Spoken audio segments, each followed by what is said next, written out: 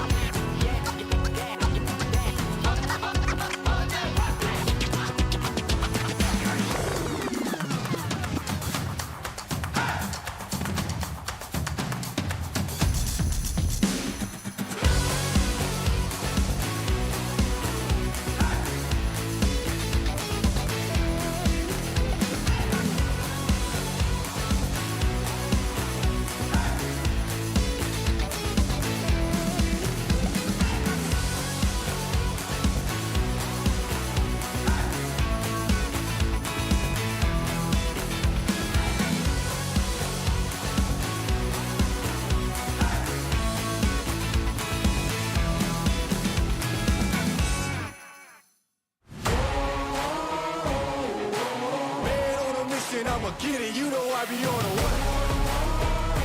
Yeah. You know I be on a what? Man on a mission, I'ma get it. You know I be on a what? Yeah. It's all hard, ain't no fear here. You ain't giving this at all, you steer clear. Never beat, I've been down and I reappear. You got some money on the line, you better put it here. Rolling in and doing that work. Check priorities, I'm doing that first. Checks big and I'm sure that hurts. But it's checkmate, we ain't selling short, no to work. Ain't nowhere to hide. You ain't gotta see me come and keep me on your mind. Cause I be on the work. Yeah. You know I be on the work. Man on a mission, I'ma get it. You know I be on the work. Yeah. Man, we coming for them things that they said I couldn't have. Get the team. I got a vision for the things you ain't believe. And here's the motto, hard work, this over everything. It's that comeback. I'm calling plays, hit the pass, then the run back. Yeah, I'm far ahead and gotta run laps. But we ain't letting up, we never done that. Ain't nowhere to hide. You ain't gotta see me come and keep me on your mind. Cause I be on the way. Yeah. You know I be on the way. Man on a mission, I'ma get it. You know I be on the way. Yeah. I'm on the way. On the way. Yeah. On the way. I'm on the way. I'm on the way.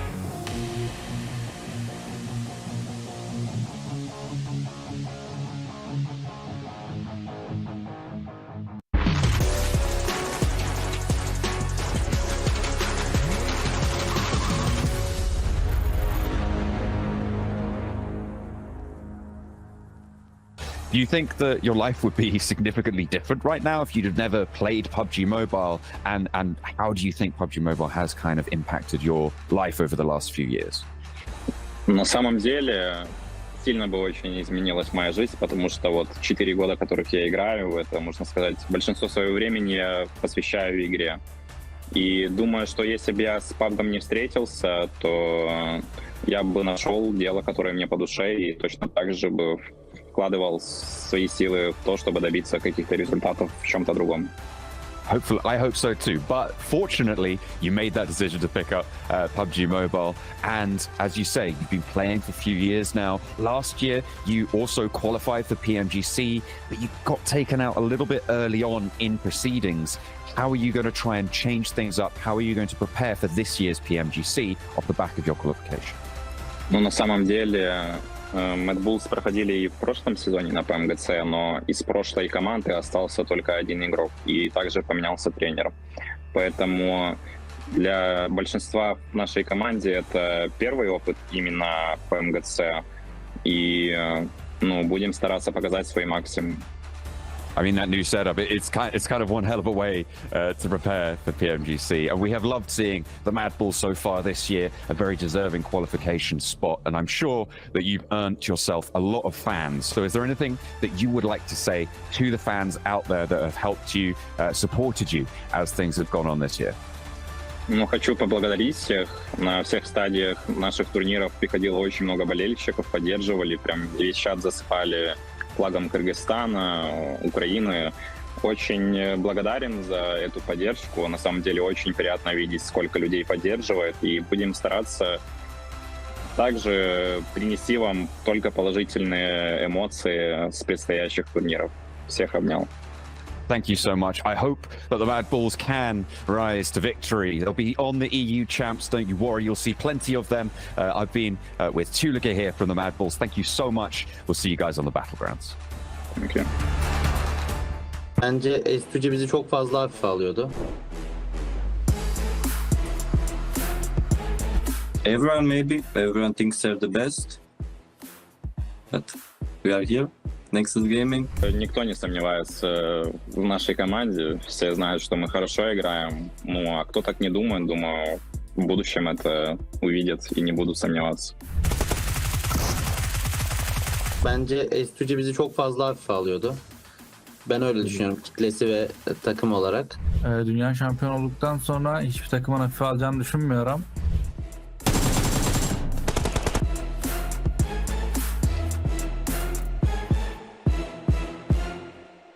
Oyun çeşitliliğimiz çok fazla.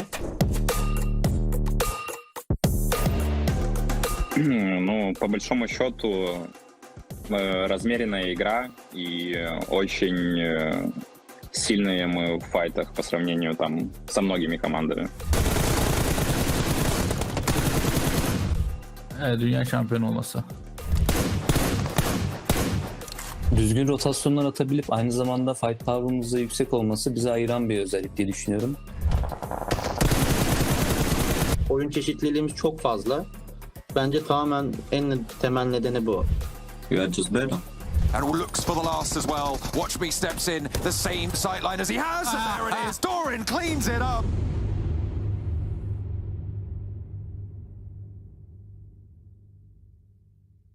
It's time to upgrade your PUBG mobile outfits. Join free daily cups for solo, duo or squads. Win Faceit points. Exchange for PUBG Mobile UC. To customize your account, join Faceit today and earn rewards. Try for free at faceit.com/PUBG Mobile.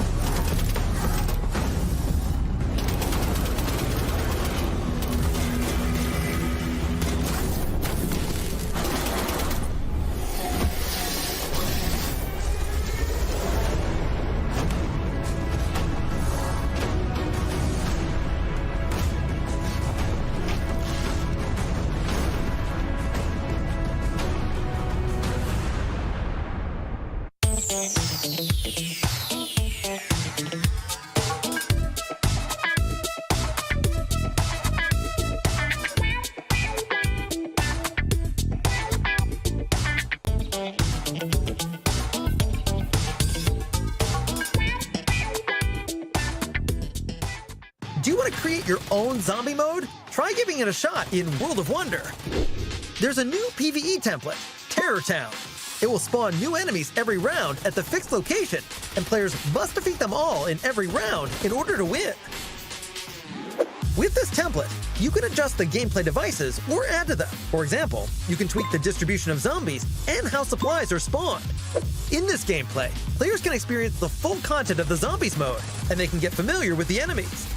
Additionally, some new enemy types have been added to the PvE enemy spawn device, including huge zombies and exploding zombies.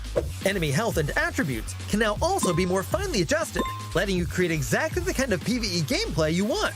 If you want to know how to quickly eliminate zombies, be sure to try out the new PvE template first.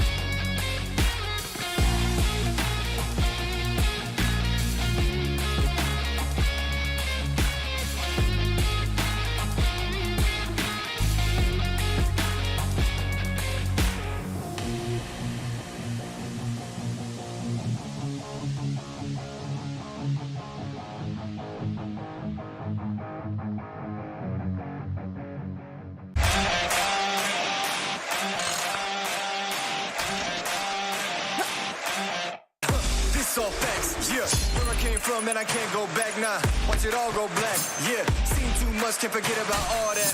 We really all bad. You don't wanna see the things that I see, man. You should know that. And it's all facts. On top, we winning. That's how I'm living. Ain't no option. I gotta go get 'em.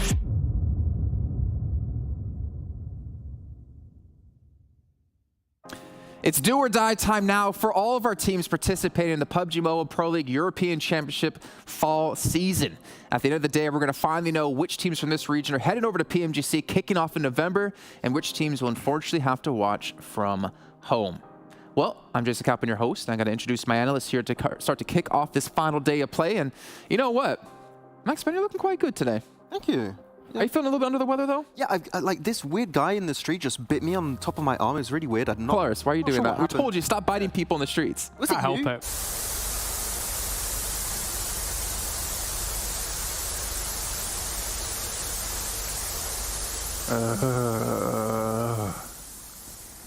Thank you, human Jason. This is Zombie Jason, joined by Zombie Man and Zombie Loris. Hey,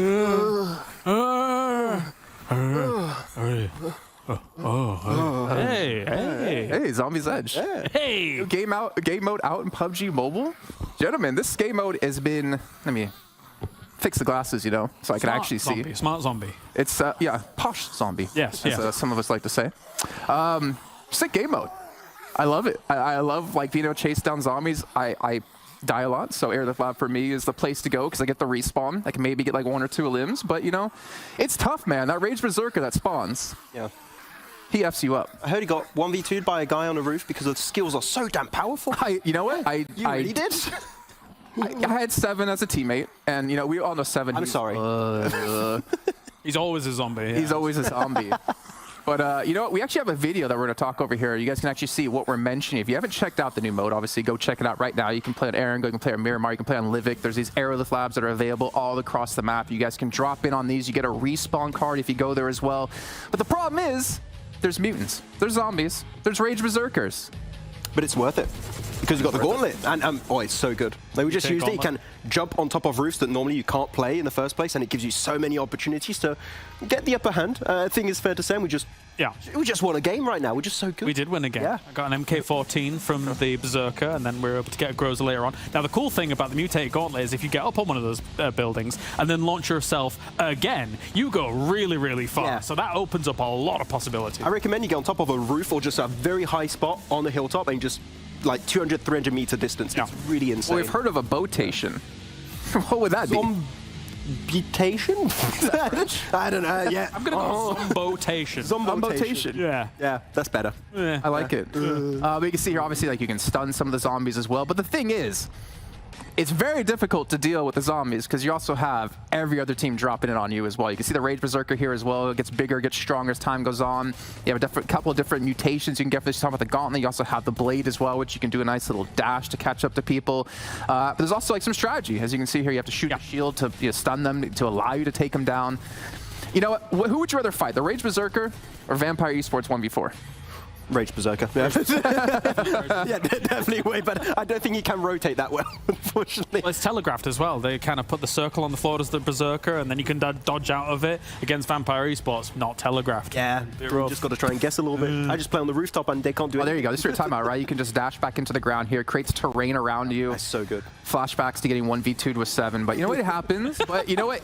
That's what I like to see. People who can use things like this to their advantage. I love modes like this. You're getting kind of in the spooky kind of season spirit and stuff like that. It's actually one of my favorite kind of times of the year, as it were, because it's just a little bit more unconventional. Yeah. And when you get into the lab too, like the atmosphere changes like really dark instantly, which I do really like the atmosphere of that game mode. So I'm gonna get some more games in and play some rooftops because it's so damn good in this mode. The thing is, when I play this, you just hear me screaming really high pitched and running away because, I mean, zombies. That's every day with you. You know, more so when we're playing Zombies Edge, obviously. And not to mention, they obviously drop a lot of items you can pick up, a lot of health items, a lot of like weapons as well. But the maglev hoverboard, man, this thing goes over water. You can just do a rotate. I mean, what would the rotate for that be? Hovertation. You know what? Let's not let Max make these. No, Cars, please save him here. No, I've got nothing. Maglevitation. Maglevitation. Still better than Max. It sounds sciencey. It sounds realistic. No brain over there for sure, yeah. We tried searching for brains, but we didn't end up finding any. No. You can see here as well a couple of different things not to mention, but we do have a special show match coming for you here. We got the teams playing on this new mode, Zombies Edge, brought to you by, I don't know, John Allen and Zombie Blake. I don't know what John Allen would be as a zombie. Zombie Allen. Erangel has been plaguing the battlegrounds, and we're going to see our teams taking on that blight across these battlefields as well. I am a lead zombie explorer, John Allen, and Blank is with me, my trusty as ever sidekick. Yeah, I'm the lead zombie victim a lot of times. I get absolutely rinsed by the Ripper in-game. It's not good for me. I'm not sure how to deal with him. No, I'm not sure how to deal with the Rage Berserker, but if you've had a look at that Elite Agent Handbook, I'm sure you figured out where the weak points are. It's pretty obvious. I didn't realise it. The big red glowing thing on his arm, that's a weak point. But now we know. We also know that a couple of our players from the PMPL EU Championships will be going against some of these zombies in-game as well. So what do you think, lead zombie expert on the Erangel lab? Obviously, you don't work there anymore because it is absolutely destroyed and barren. Yeah, it's pretty difficult. The benefits just weren't worth it in the end, but we did have to evacuate. We did leave behind quite a lot of good stuff, and I'm sure plenty of these players are going to be finding that very early on. I'm interested about the hoverboard, how these teams are going to utilize that as well. One of the best inventions that has come out of the lab. Unfortunately, though, it's going to be hard fought over. S2G right now, playing with 4, so REGNUM, KARYA, all in a very similar area in this lab. I mean, this is crazy. It doesn't feel like it's a zombie adventure. It just feels like free-for-all between all these teams going against each other in the lab itself. All these teams looking to get as much glory and pride on as possible. Got little Halloween pumpkins on display as well. You know, getting to the holiday spirit. Nice nade there from Siral. Certainly going to blow the pumpkin open there. The nade through. Trading, though, back and forth with KONINA Power already. Looking to pick these up across the way. It looks like, I think that was Dagestan taking a bit of an L as REGNUM, KARYA still try and fight on their corner. BRA moving forwards, trying to sweep around. KONINA Power still playing as 4. S2G still looking quite healthy. So they try and just challenge out. They're trying to not only fight off against these teams, but stop that Rage Berserker from charging up. Making sure they're finding those zombies, taking care of them when they can. Off Hayes moves forwards, but there is a crossfire, and S2G a little bit too quick on the draw, but look at this, trades back and forth, and there is going to be a KONINA Power presence still firing and fighting strong. Becca, the last to go, and through the smoke he finds Kelsey, pushes in, and there's some teammates to res. The spray's coming down, and the flushes are through. Becca's just doing a full 360 right now. So many knocked players in that room. There you go, you got the hoverboard on side for BRA Esports. You got Dagestan playing up on the pumpkins. There's a bit of punching action going on up there. Not sure if he's got a weapon in hand. Is Matic on top of the Erangel? I think he is. He's got the high ground. He's managed to find his way all the way up there. It looks like Matic also had that side position for the Gladiators, who are part of this scrap as well. As we head over to, I think this is the other lab. This is the second lab. It looks like Fleekay's got the top of this one, but none of the other MADBULLS are having a good time. He has been spotted. That's going to be another knock sent over to the MADBULLS. Drops down. A lot of damage. It looks like next RÜYA are going to pick themselves up a point. Yeah, I mean, next RÜYA are going absolutely ham there. 9 eliminations already is kind of crazy. Back over here with BRA Esports and Matic up on the top side. You know, he certainly has the high ground, but sort of the wrong franchise here. But this is exactly how it probably would play out in real life if there is a zombie invasion. Just full-on brawling between everyone else but the zombies. Zombies probably the most chill around during this. Look at this poor zombie. Just got caught up in the crossfire there. He was a bystander. This is like season 8 of a zombie TV show, you know, where they've done all the zombie stuff, and now it's zombies don't matter anymore. They've dealt with the zombies. They know how side to characters. Yeah, exactly. They're just sort of a vague threat, as you can see. He is vaguely threatening on the other side of that wall. Look at that. He's just chilling.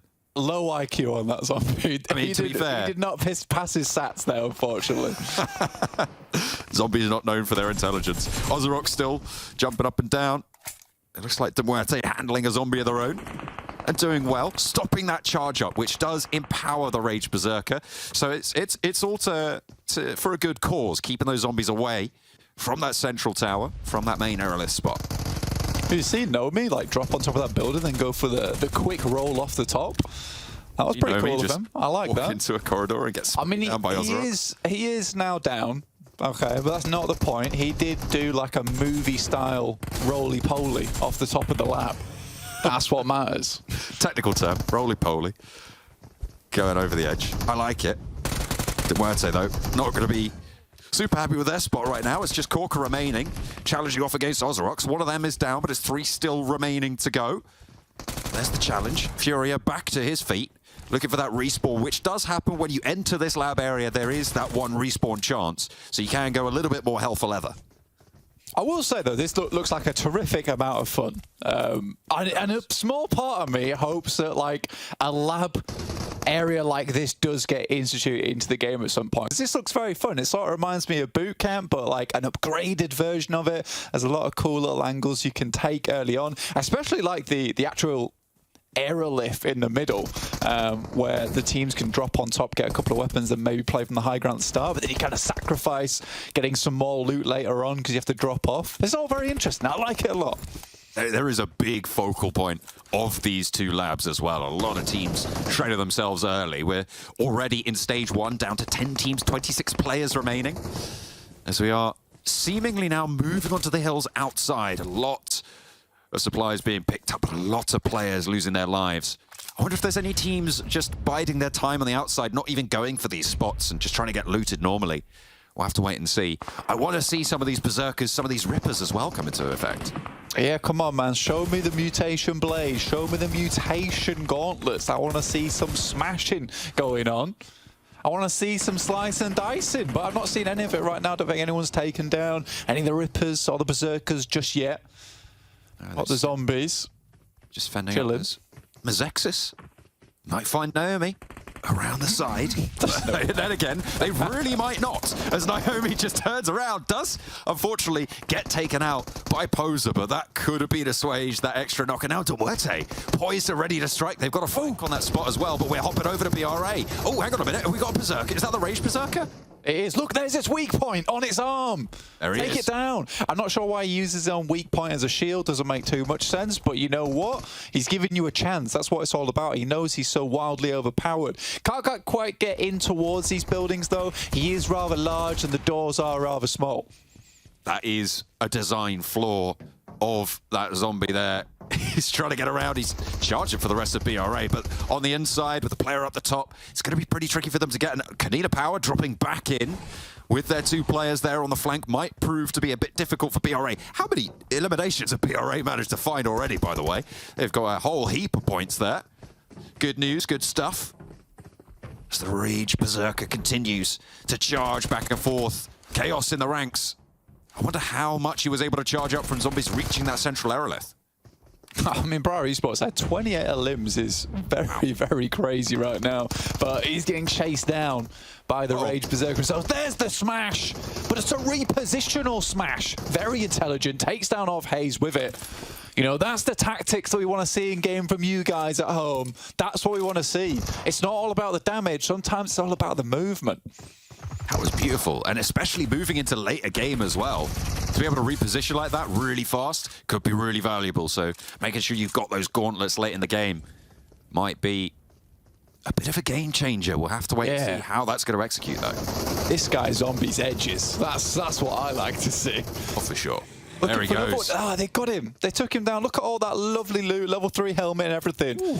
They're stacked for life, and it's Bar Esports once again on your screen. 22 eliminations. They love it. They love it in the zombieverse.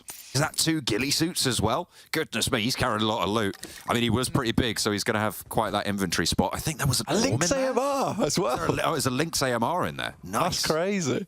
I love that. Really big pickup. Where was he holding it all? In that big arm. That's what's behind the weak point. Must be. OZAROX. Storage. Their own Cortex. Last player to stand. Going off against KAOS, but has one more player to handle. Demon. Pretty on theme for the zombie apocalypse there, but has to get away from that blade. Look at it slashing. Oh, no. Back and forth, but Cortex too much. Yeah. You saw Lord Cedric there. He got taken down by the Rage Berserker. He was beheaded, unfortunately. Here's Cortex once again. Milky Way, no! I think that's going to be the mutation blade instead of the mutation gauntlets that we saw on the other side. That blade gives you that dash ability. Again, strong for repositioning. Yeah, it's pretty decent. I think I prefer the smash though, you know. Plus, like the gauntlets look very cool. Oh, there it is. He's getting in there, Florenzi with the hoverboard. It was no match versus the DBS though. Oh, look at all McFly as he gets punched in the face there. Elvis up to the corner though, and still Cortex doing a lot of work. I mean, he's got plenty of brains, but the zombie apocalypse will chew them down, and it is BRA in the end to take the chicken dinner in Zombies Edge Blank.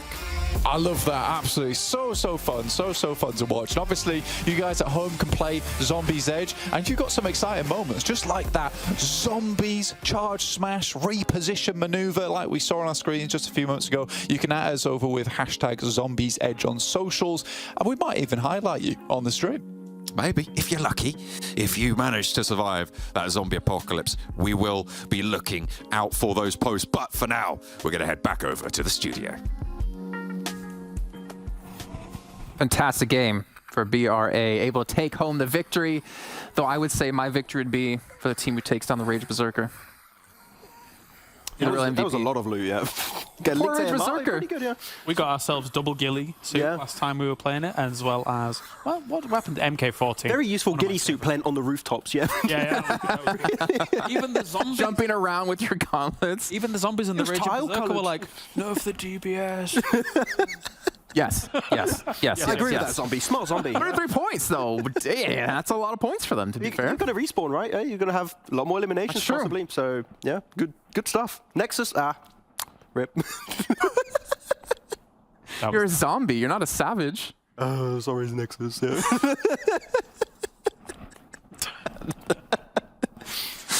How would you, in a vehicle as a zombie, confirm an elimination?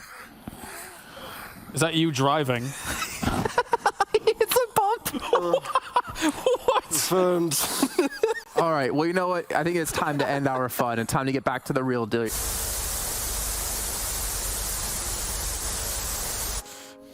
Oh, okay. That felt like a fever dream there. Welcome back, everyone, and congrats once again to Bra for getting their 33 points and continuing it, obviously, from their performance so far here in the EU Champs. I'm back to Human Jason. Thank you so much, Zombie Jason, for filling in from here.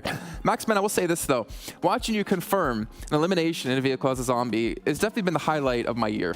Yeah, it's in my zombie car. That's how I do it. So it's a really fun time. I get a lot of eliminations that way every day in my everyday life. The zombie car, was it bitten as well? Yeah, it did. It got caught, yeah. Like Knight Rider, but it's been All right, well, we'll move on from that here and start to talk about what's to come today, right? Because it is a very serious day besides the Zombies Edge, which honestly, phenomenal. We've played tons of games together, had a great time. Our predictions, obviously, as we get into more serious things, very serious things we're going to discuss here, that currently John Allen's winning. Where's the baby Max, man? Come on. Where's half of the points that Blank was supposed to give me? He did promise you, though. Yeah, I was promised for casting that game to get half of his points, so I should be way higher than that. Can we get Blink's hair like that once again? That'd be fantastic.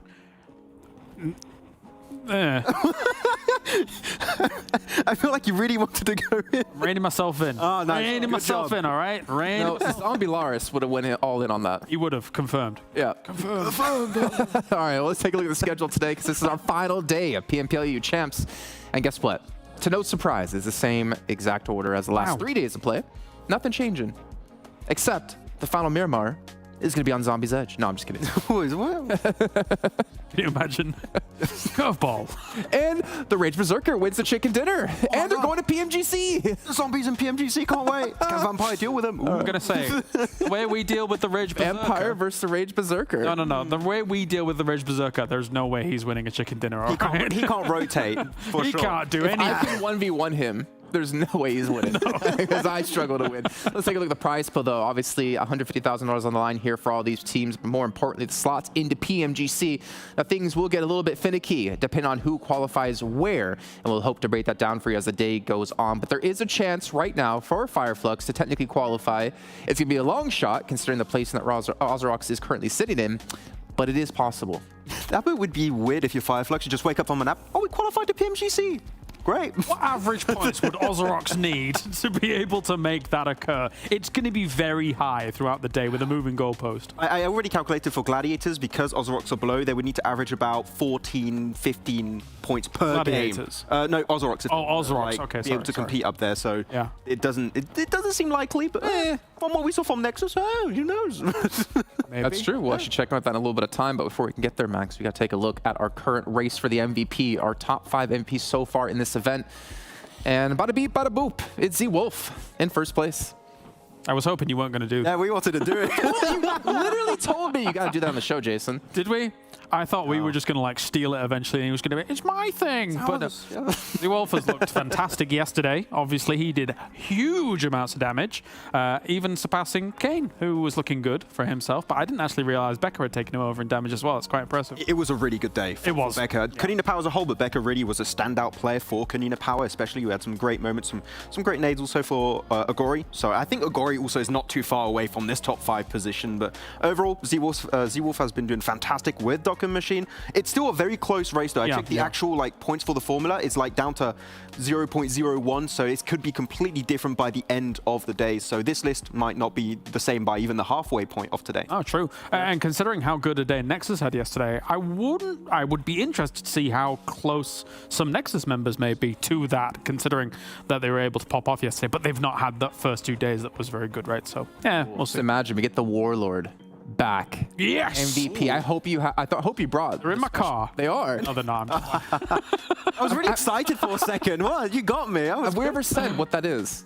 No. Okay, and this was planned like 2 years ago. Actually, no, I think one of the casters did one time, but nobody remembers. It's fine. Go and listen to the casters. No, no. Yeah, let's take a look at our overalls, get an idea where the teams are currently standing here. And obviously, Nexus is going to be the big surprise here on the front page with 7th place, currently at 113 points. A phenomenal day out of them, to be perfectly honest. And S2G falling down to 8th, but we've also had, how many of those teams in the top 5 are EU, boys? Well, yesterday coming in, it wasn't many. It was 1. But now at least we've got ourselves 3 who have been able to strike out against it. To be fair, though, with MUERTE and Nexus sat in 6th and 7th here as well. And look at how finite the points are up to that position. Yeah. Now that I look at that, they're probably just going to knock each other out of that top 5 because of where BRA and RÜYA are. But you never know. You never know. I think we touched upon this yesterday on the end of show. It's RÜYA Bright Esport. I think it's very, very unlikely to see them fall off of, maybe from their position, but outside of top 5. Unlikely. Seems very unlikely. Yeah. So right now, I'd say when it comes to their spot, top 3 other spots currently are going to be contested for those PMGC positions. So you're looking at Major Pride, looking at MADBULLS, looking at KONINA Power, and as you said, MUERTE and Nexus getting really close. It's going to be a European showdown happening on this top Well, the page. thing is as well, right? You talk about how close this currently is, but keep in mind, since you have MADBULLS and RÜYA in the top 5, this means, if I'm not mistaken, go down lower. You would have 6th and 7th then qualify. So technically, right now, with how our standings currently stand, MUERTE and Nexus would be in the PMGC. Exactly, but MADBULLS had a pretty rough day yesterday. They were not too present. They have fallen out a little bit, so the point gap currently is really small. One game, MADBULLS, they could be on the lower side of this page, almost out of the first page. So sure, if MADBULLS remain up there, that would be the case, but Nexus, I think that with how they played, they don't want to just hope MADBULLS do well. They should try and get the best performance possible to make it into PMGC. Of course. Just as a tangent, I will say RÜYA across the year has been phenomenally successful in terms of consistency. I mean, look at how many points they were able to accrue in a very, very strong region. Never mind being #1 here on the standings so far against 3 days compared to the 4 that we're finishing things up with. So it's been very, very impressive from them. I'm big thumbs up. I remember during spring season, I was doing the social media also for Turkey. It was every time like, it's a player from this team. RÜYA, always Docker Machine, MVP, Z-Wolf, MVP, every time from spring to fall season. So the fact they are doing so well this tournament doesn't really surprise me that much. Don't brush over this as well, Max, because Kalaris, that's one of the first times I've ever heard him give the Kalaris thumbs up of approval.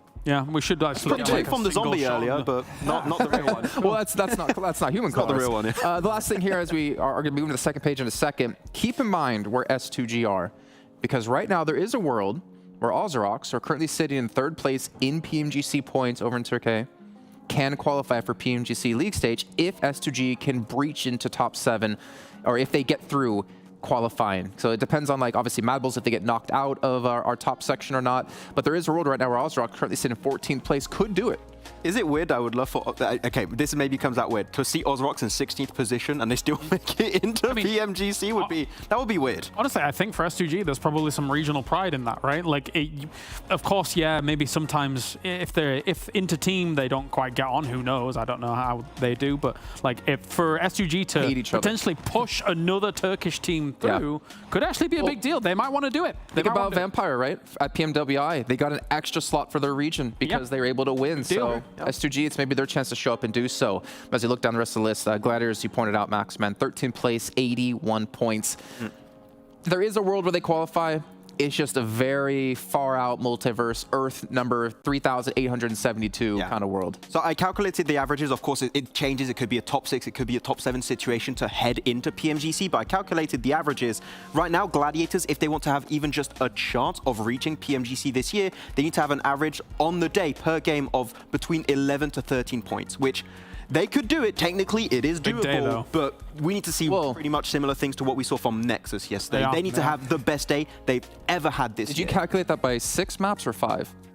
6. Cool. Yeah, I mean, we got to throw Sanhok out the window, right? Because what's going to happen on Sanhok. Okay. So maybe that average is going to go up a bit here for them.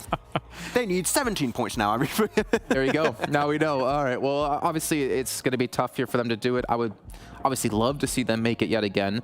But considering like the points they have and obviously the points above them and how they've been performing, not realistic. MELISE, there is a world where they qualify as well. Again, like they don't need that many points. Like if you have a decent day here as any of these teams maybe 10th or higher, you could see yourself getting into the biggest event of the year. But have they proved that they're able to play edge and kind of sweep into some of these circles against what I would say is a stronger lobby than Turkey overall, where they were able to get the championship? I don't think they have proved that just yet, right? There have been moments where they've got themselves to like a second place, kind of south of prison against MUERTE, who ended up taking the first place. But again, for MELISE to try and breach into that top 5, I do think they maybe need some compound luck here. Yeah, they do have some decent elimination. They get themselves a few eliminations here and there, but you need to see more placement points. If they just get and bank on eliminations alone, unless you're a Brat esport that's got a ton of eliminations, it is not going to cut it. But yeah, MELISE, there's still a chance. There's still, as you said, a very small point gap. So these teams on the second page still have a very high chance of being able to compete for one of those slots heading into PMGC. Well, speaking of that in particular, one team who has really been able to rise up and something that we always mention when it comes to tournaments is peaking at the right moment. One of these teams, as we're going to take a look at their performance over the last 3 days, is NEXUS. Yesterday, I don't know how to explain what kind of team they were yesterday. Maybe they were zombie NEXUS and they were looking to eat the brains out of every team out there because they were a completely different team, slaughtering all their opponents and looking like the NEXUS you would think of going back to PMPL Europe. They were Rage Berserker NEXUS on a maglev hoverboard. That's what they were doing. Oh, that's scary. That is what they were doing yesterday. Doing kickflips on the mag hoverboard. Yeah. You don't even have to do it. I do it all the time. It's cool. But it's insane what NEXUS have been able to do. Whoa! Whoa! You said to the moon, James. The roller coaster to the moon is in full effect for NEXUS. I mean, this might not exactly be extremely accurate, but it's pretty accurate about how yesterday looked. It was insane, Max. 86 points to PMGC and beyond, clearly, with this kind of graphic. 86 points on the day, from 16th position to 7th, and now they're at less than 10-point difference to reach a position in top 5, where they should be really comfortable heading into PMGC. If they can just even slightly maintain this kind of average points per game, there is a high chance they could go into PMGC. I think we found a realistic way to how to get to Alpha Centauri, is just let NEXUS play like this, and you're going to get there real fast, man. But obviously, like, we've talked a lot about this team, and I remember you guys were mentioning before coming into this event, EXO, and the impact on the team that he's been able to have, thinking about Phase 3 and PMPL. Funny enough, EXO hasn't been performing super well within the team. It's been like Kapahala, it's been Redux stepping up massively, it's been Doran as well, who's been really that like linchpin for the team. I mean, just to frame how insane, aside from the 86 points that we just saw from them on the day, a third with 15 eliminations. Then they had a kind of mad game. Then they got themselves a second, a first, a second, and then a third, with plenty of eliminations to boot across every single game. We said between days 1 and 2, they're a very capable team, but what's going on internally? Sometimes when the stars align for a NEXUS, it looks absolutely magical, and that's what we saw yesterday. I think they understood we're in 15th position right now. We need to send everything we have in our arsenal if we want to have even just the slightest of chances of reaching the biggest event in the year. And right now, if they keep that mentality heading into today, which I am really hoping that is going to be the case, I'm telling you, they're going to go into PMGC. That's going to be tougher. Of course, the caliber of teams there is going to be pretty tough for them to deal with. But overall, I am so happy to see them being confident, rotating way faster too. But once again, yesterday was such a massive day. Can they replicate that today? It's fine, because PMGC group stages will be totally okay for them. They'll do badly on the first day, badly on the second day, and then suddenly get 700 points on one day, and it'll be fine. They're the new gladiators, right? There you go. They start slow in a tournament, and then they really push off towards the end. They really go. Yeah, well, another team, to be fair, as well, having that kind of similar roller coaster for them was KONINA Power, and we'll actually dive into something very similar for them. Not quite the 86-point day, but again, the fact that they had a solid enough day 1 and 2 compared to Nexus. 68 points is nothing to scoff at, and it's put them in a position right now to qualify for PMGC. But for them, it's about keeping steady, keeping that pace up here today, and that pressure. It's very tough. Like if you're like in MADBULLS, if you're next to not MADBULLS, if you're next to in first place or Brawl, you feel very comfortable today because you don't have too much pressure on you. But a team on that verge of qualifying for the biggest event, I wouldn't want to be in their position because that's tough to play from. This will be an insane story for KONINA Power because let's not forget, to qualify in this event, they qualified in the last game thanks to Becca. 1v2 clutch versus to get 2 more points than Titan to actually qualify, and they could, if it continues like this, barely qualify into PMGC. That would be an insane story for them. We'll see if they can barely qualify in the grand finals after, we don't know. But so far, this is one of the most insane stories for them this season. And I'm really hyped to see how it's going to end in this event for them. I have a few more question marks around KONINA Power's potential success in this tournament compared to Nexus, because for me, KONINA Power, they're less proven for me in my mind compared to some of the players on Nexus on a stage like this. So, I mean, we'll see throughout the day. Okay, well, that day is going to kick off right here, right now. We're going to hop into our first match of the day, but not before I remind you again once about Monster Energy, our official energy drink partner here at PMPL. You know, every team out there has been able to pick one up here and get ready for their games because we're ready to kick off that first match. And John and Blank, I hope you guys are ready as well. And they absolutely will need to be as ready as possible for today's matches. Blank, it is the last chance to put in that entry. Can the Gladiators make that miracle run? We all have our doubts. It's looking more likely that the teams already hovering towards those top spots are going to be able to take it. Yeah, it's a difficult run, but I think that Max highlighted it. It's not as difficult as maybe some people think it might be.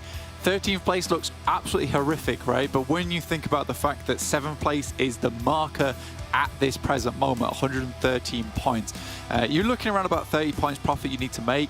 And we also have to highlight exactly what the desk said as well, which is, can Nexus and MUERTE, as well as KONINA Power, continue that kind of performance coming through from yesterday? Because that, in my mind, was sort of anomalous from at least 2 of those teams. MUERTE right now, I think it was anomalous that they didn't do so great yesterday. Maybe they'll speed things up today. But at this moment, they've also qualified into PMGC. If we ended things right here, right now.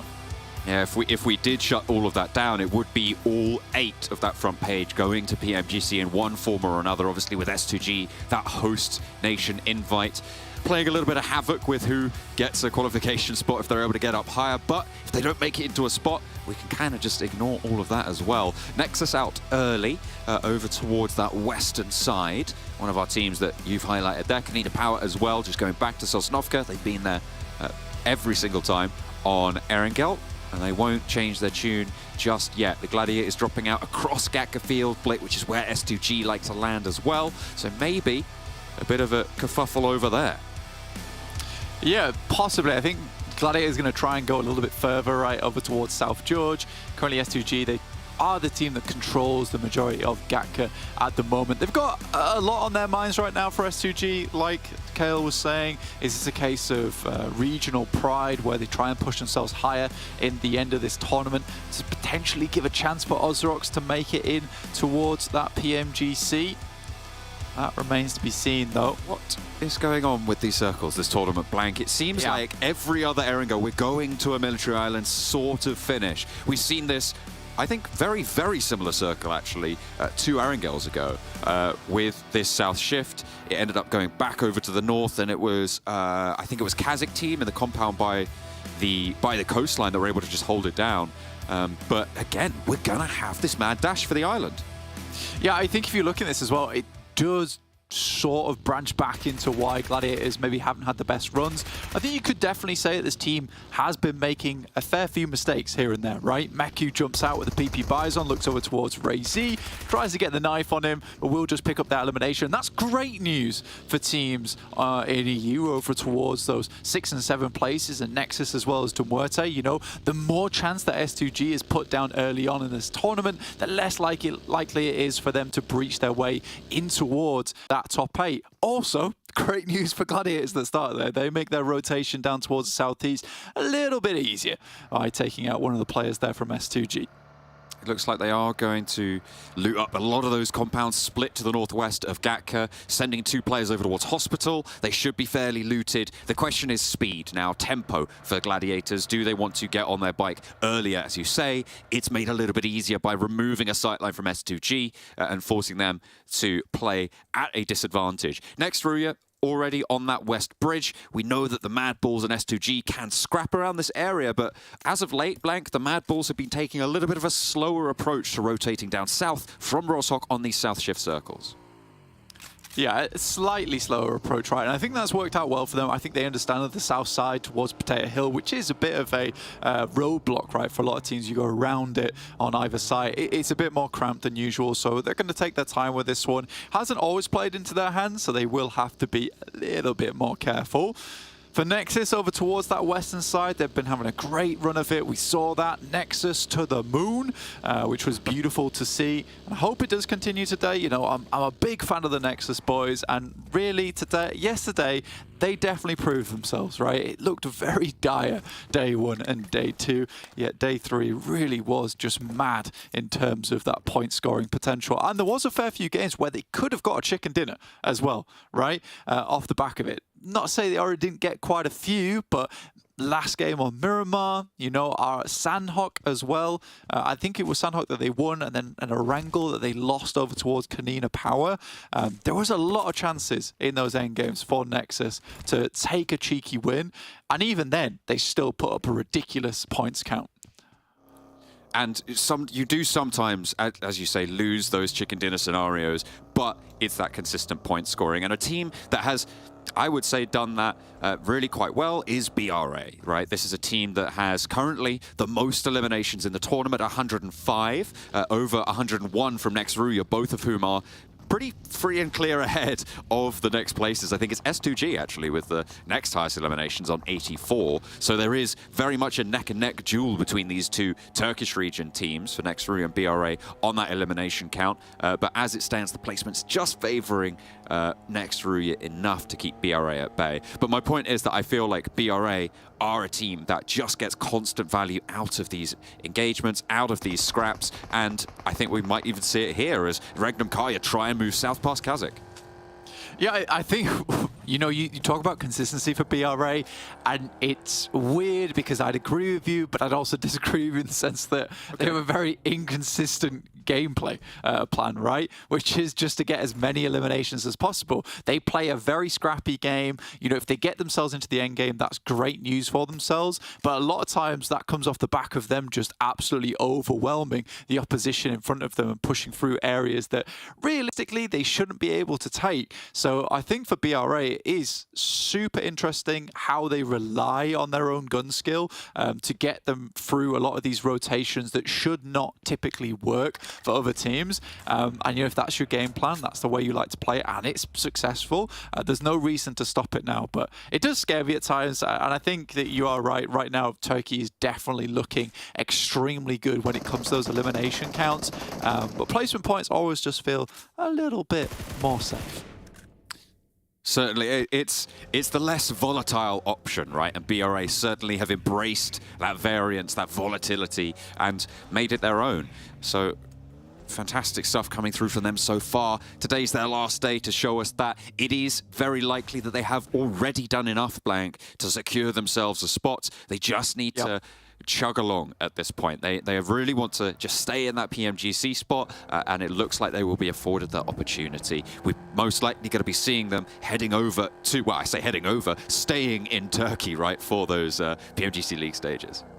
It's really quite impressive to me right now for next RÜYA, right at the top of the leaderboard at the moment. They have already technically qualified to PMGC via those PMGC points. They didn't come first. However, S2G already have that host invite right over towards Türkiye. So for next RÜYA, they'll be picking up I would say a gifted PMGC slot, but their team and region did extremely well over in the PMGC, so it's fair enough, it's fair play. But for them to be playing in this tournament, being first place as well, despite them being no real pressure to perform extremely well in this tournament, it's really nice to see. If we go a little bit further than that as well, I would say they're playing the play style that is the most difficult when we look at this lobby as well, which does really have a heavy focus towards that central side of the arena. I would say that Edge is much more difficult to play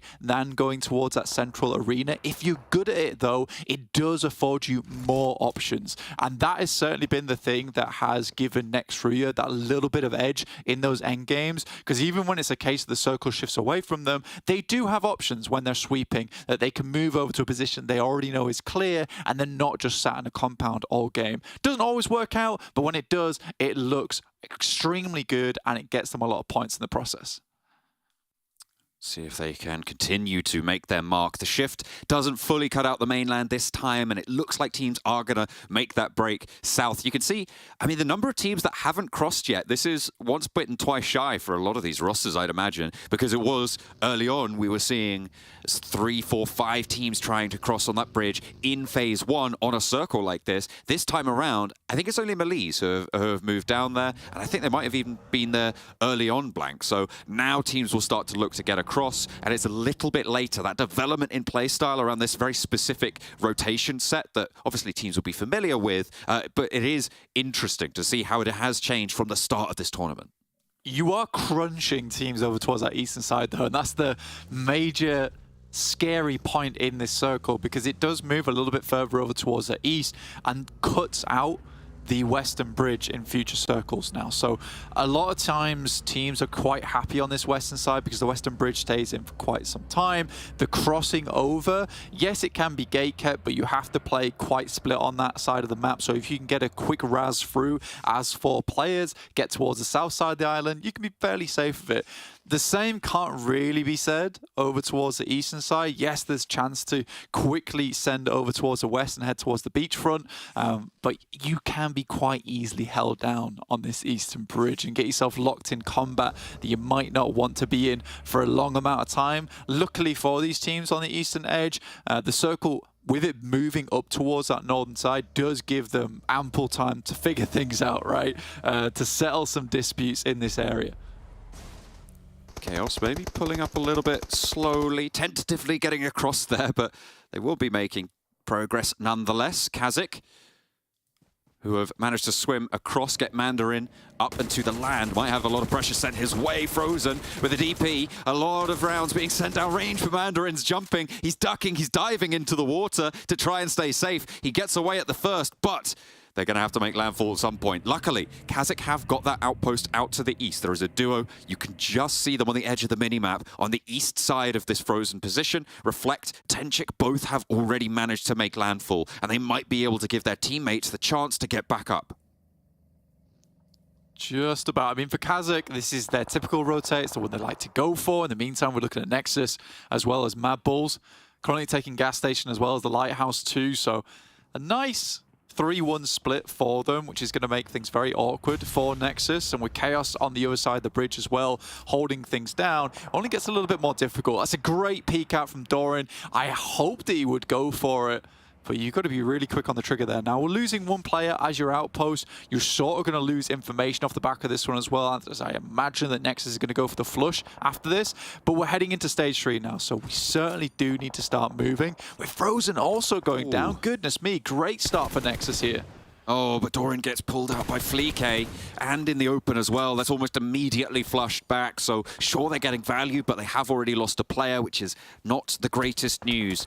Gladiators have not opted to go for that west bridge, certainly not just yet. But Fleek is low. Is he going to go down to the zone here? He is.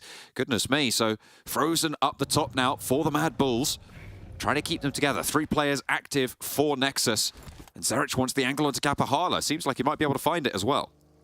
Yeah, right now, I think for Kapahala, his main role is to provide this off angle over towards the side. I don't know how likely it's going to be for him to regroup with the team, but I imagine for Nexus, this is sort of just about trying to get over towards this top edge of the lighthouse, clear out the remaining players here, and then you're likely going to be playing as 2 after that. But first, they have to live through these nades. Right on top of him, Redox goes down there in a really unfortunate position. They can keep bombarding and Redox will fall. Nexus being taken down. 2 players now. MADBULLS are able to hold them out towards the bridge side, with the MADBULLS playing as 2 as well. It's really gone badly for both of these 2 rosters, and the Gladiators might make an appearance now. You can see them starting to encroach on this position. MUERTE have taken heavy casualties in the meantime, and Furia will have the last player remaining banner flying behind him as MUERTE try and survive. The Gladiators are all as 4, but we've seen them misstep before. Will it happen again?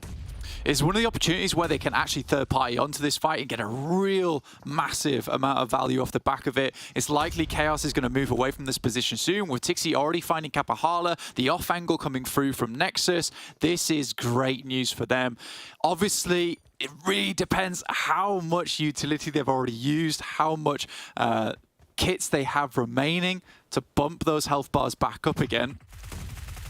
Frozen. Getting taken down very, very low there. Exo with the UMP spray. Zerich behind the vehicle. Exo doesn't want to peek just yet. The Gladiators might just try and send off into the water, try and swim ahead of this one, but the MADBULLS find Nexus, and that is not a good start to what is a crucial day for this Nexus roster. Yeah, Nexus going down here does make things a little bit more awkward in the future. It has been a lot of these Sosnovka finishes that have been making the game majorly awkward. It's sort of what's been giving KONINA Power quite a good time as well, because they're a team that starts over towards Sosnovka, so they've been having a lot of opportunity to play this side of the map and play down the hill up towards the beachfront. It's really nice. We have seen Nexus get towards this position before, but awkward the way that both these teams rocked up at the same time. Neither was able to find a foothold. Luckily, with that elevation, MADBULLS were able to hold things out. Gladiators are just going to send across the bridge, and KAOS haven't moved just yet. But you imagine, as we get into Zone 4, that's where you decide to get back together as a team. The shift goes all the way over to next RÜYA's position. The Gladiators still making their dash. Can KAOS pull them down a peg or 2? They are still out in the blue for it. They've been there for a little bit now. So Gladiators slowing down. They will need some healing to get done. As the play zone takes care of Frozen, they will go for the push across the bridge. Now, can they break through? KAOS is there. They've been waiting for so long, and they finally are able to spring the trap, but Kitsune hops out. The Gladiators have their revenge on this forwards position. Can Lord Cedric get an answer? Kitsune and Meku both being lit up, but there is, again, another shot threaded through the trees as TixI keeps them alive, keeps them going. 2 players are there. They're late into this zone. I don't know if they're going to be able to make it. They have to crawl forwards.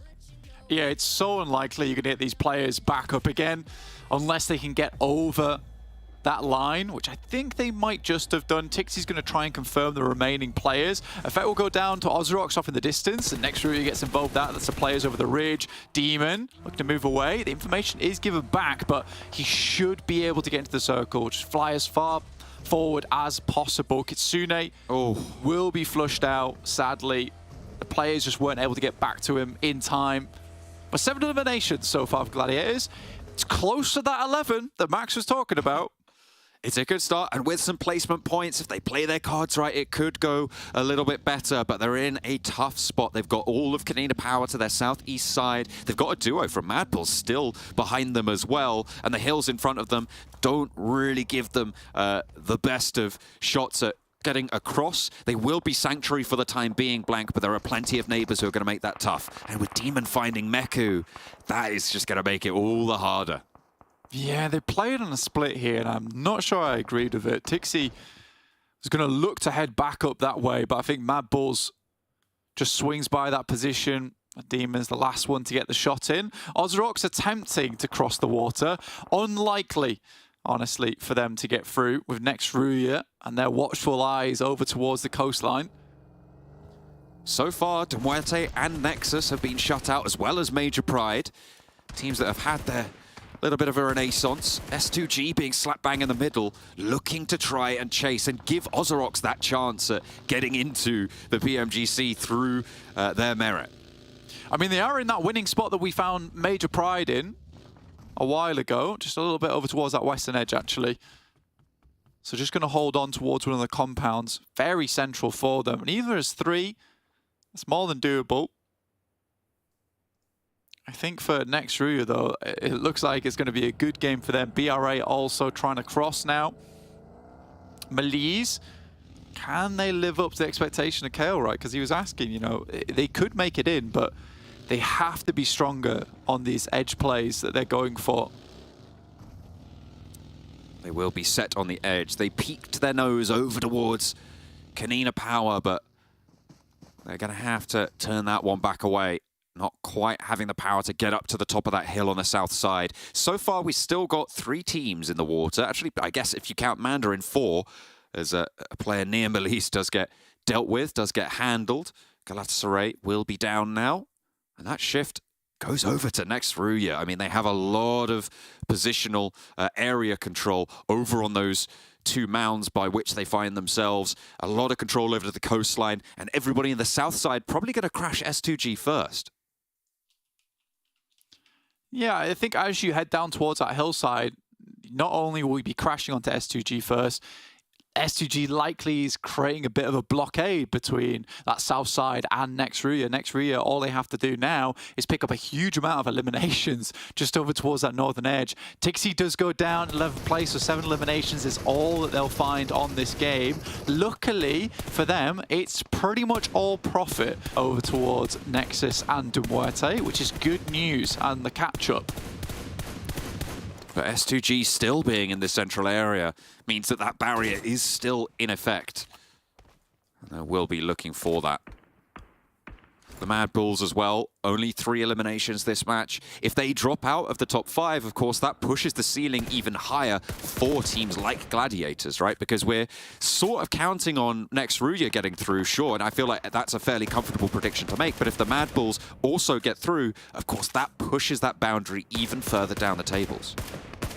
Yeah, 2 qualification spots already given over to both those teams, so we'd essentially be looking at top 7 to go through into PMGC, not including S2G if they finished in 8th place, in which case everyone from the front page would be going through towards PMGC, which is quite funny to think about.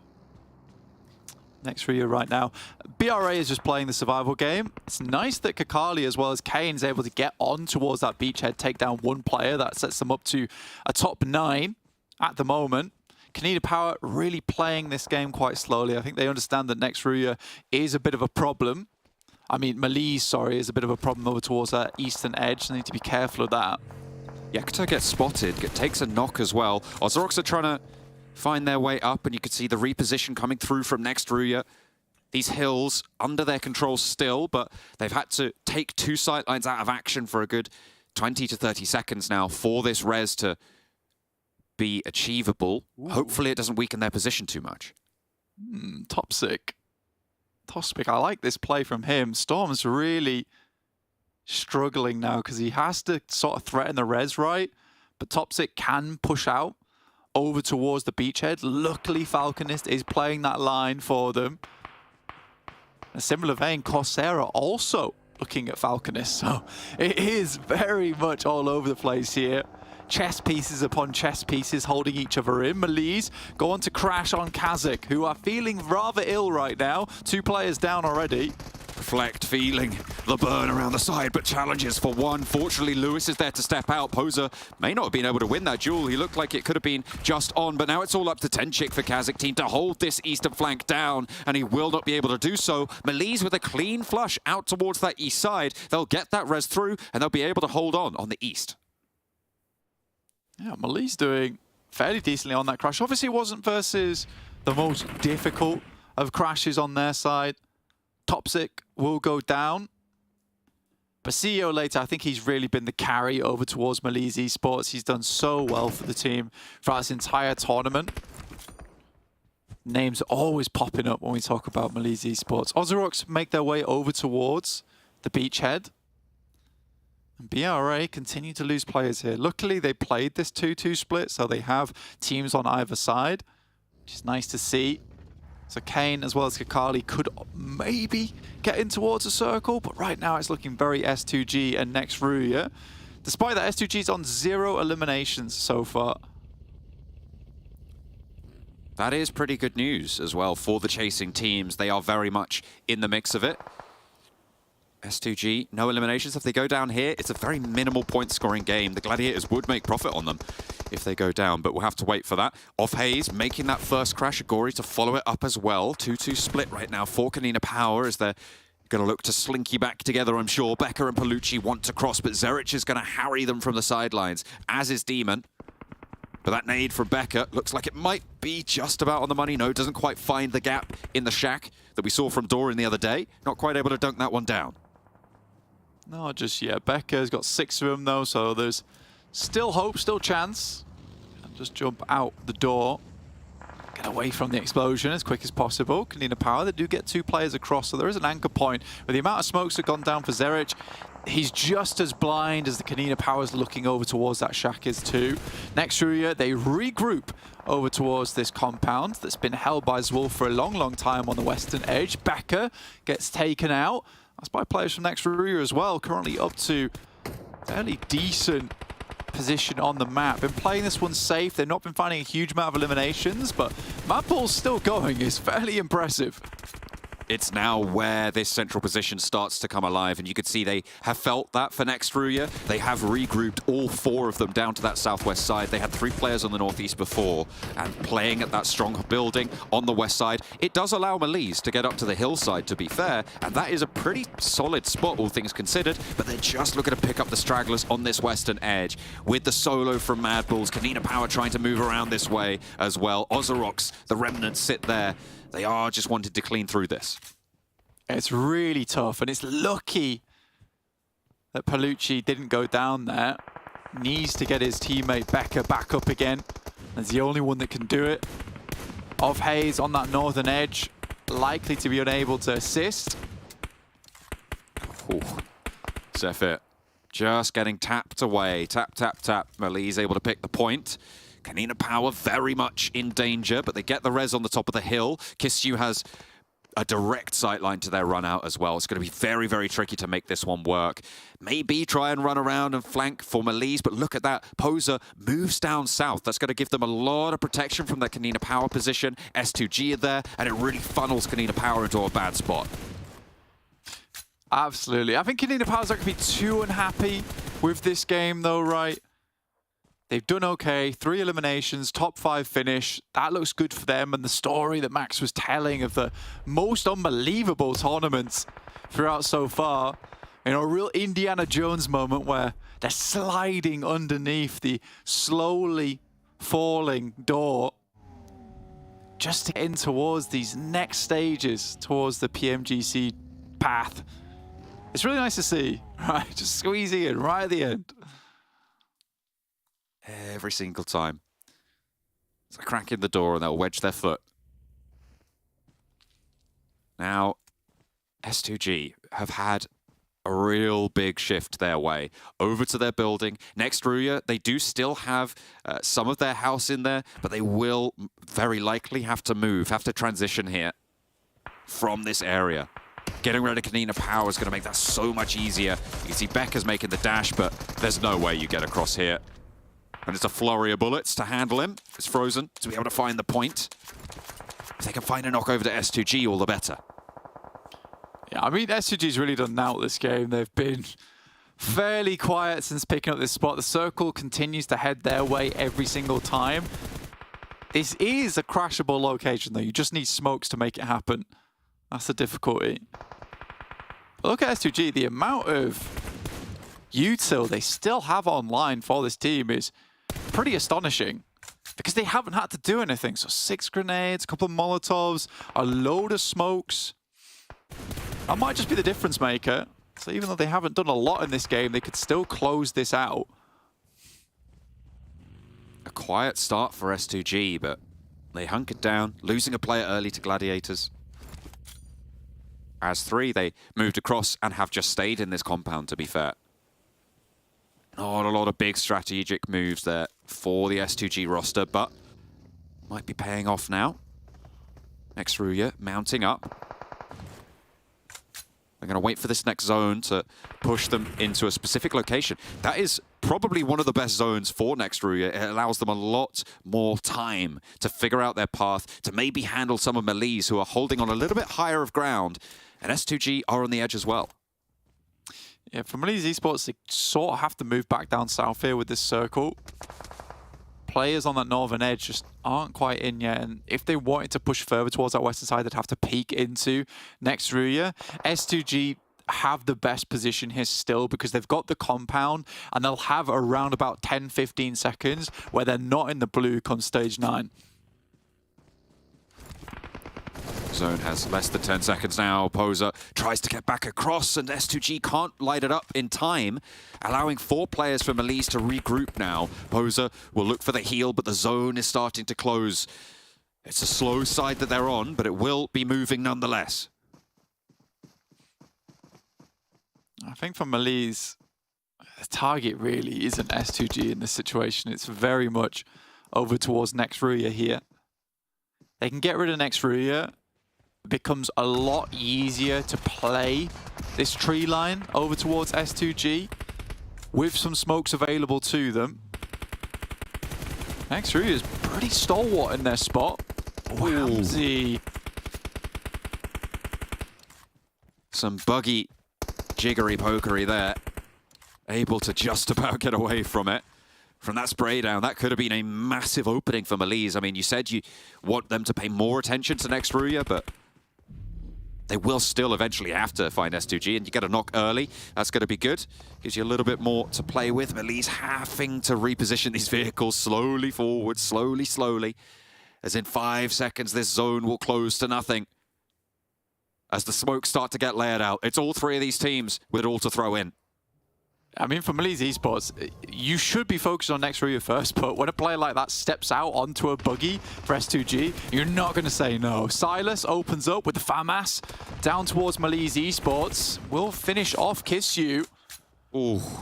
And another knock being sent over towards next RÜYA. I don't know if they're going to have the time to get that player back up, but the smokes are still continuing to bloom. Lewis and CEO later both lowered a nade. Over from S2G finds Token Machine and Frozen, both going down again. It's going to leave next RÜYA just on the 1 player now left standing, and Z-Wolf is going to get taken down next. A 3rd place finish for next RÜYA. MELISE now with the outside track. S2G penned in on the building. MELISE can flow out to the side.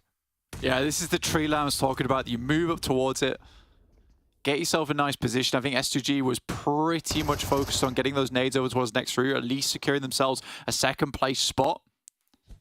These nades are going to be dangerous. They don't really have to cook them at all. You just need to send them out on the outside, over towards the doorways. CEO later's playing a dangerous game, though.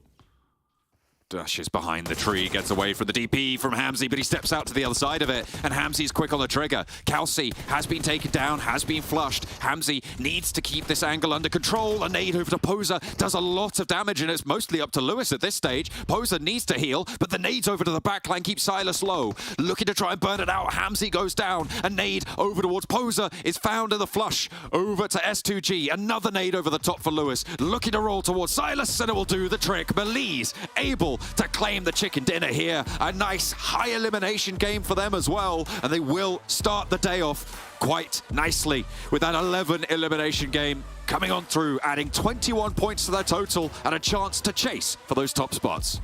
Yeah, this is MELISE's chance now. It's a really good first game for them. I think they played around that tree line very, very well. The circle was not kind to a lot of teams there. S2G feeling the most of the warmth coming through from that location. But I do like the way MELISE finished out that end game. Again, like I said, you don't really have to cook these grenades too much. Just send them over towards the doorways, towards the exits. That's exactly what they do. CEO later plays quite the scary position on that top side, but it was pretty much over as soon as we saw that nade go over towards Silas. As soon as he started healing, it was just a case of putting that nade in the same position again, so pretty easy to clean that one out. But for MELISE Esports, very, very good start for them. For S2G, a much needed amount of points for themselves to keep themselves in the running, in the conversation, potentially getting some of their teammates over in Turkey into PMGC. Yeah, if OZAROX want a spot, most likely it's going to come from S2G getting into those qualification spots here and then passing that torch down through the PMGC points tables. So if S2G do well, OZAROX do well, right? They're essentially playing as a placeholder team for OZAROX in this tournament at this stage. So looking to try and add those points on where they can. They will get some, but not quite as many as MELISE. Well, you know, one of our analysts here has been very vocal about wanting to see more about a particular team. Not only be able to play when you do get the zone, but being able to play when you get the edges of the zone. And right now, MELISE, I have to go to you, Kalaris, to say, was that kind of convincing for you? Me? Yeah, you. It's you, Kalaris. It's me. It's me, Kalaris. Yeah, no, I've got... You have your own jingle. Yeah. I almost did my Pokemon, like, Kalaris. Anyway, no, never mind. We've got, MELISE. I've got to say, it was an excellent play from them. They played it kind of patient on that side. They were able to find themselves what is effectively one of the better hills on the north side of Sosnovka Island and, you know, play out from there. And holding out S2G the way that they were there, again, all you have to do is make sure that they don't have too much breathing room coming out of those buildings. Yeah, especially very patient over to the eastern side. They saw NEXUS had a 2-2 split. Yeah. They saw them regroup. Okay, there's currently no one in that position. It is left vacant.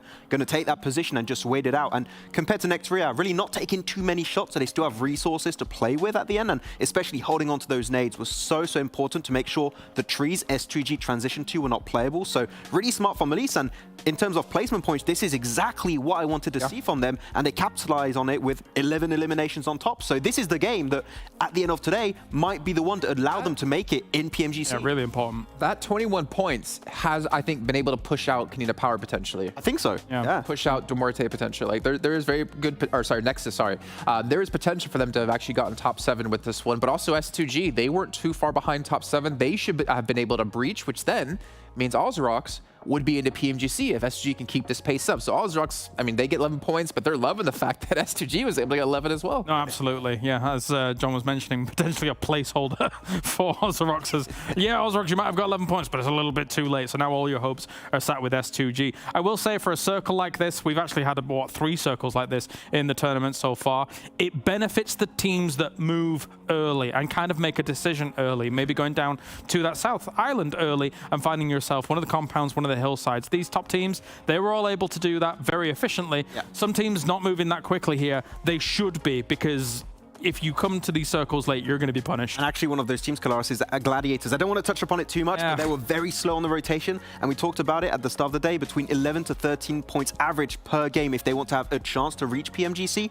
They got 7 here. 7 elims though. Like 7 elims, sure, but it's still not the average, which means the average they need to reach per game is increasing again. Right now, they're about 15 points per game they need to get.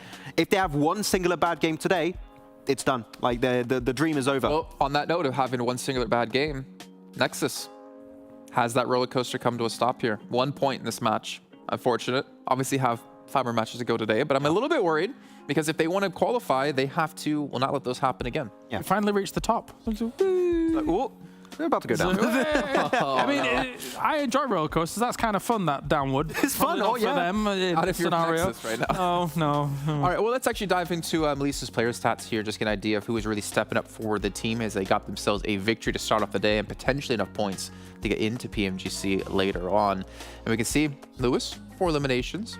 CO later, 2 eliminations. Poser, 3. And Kiss you 2.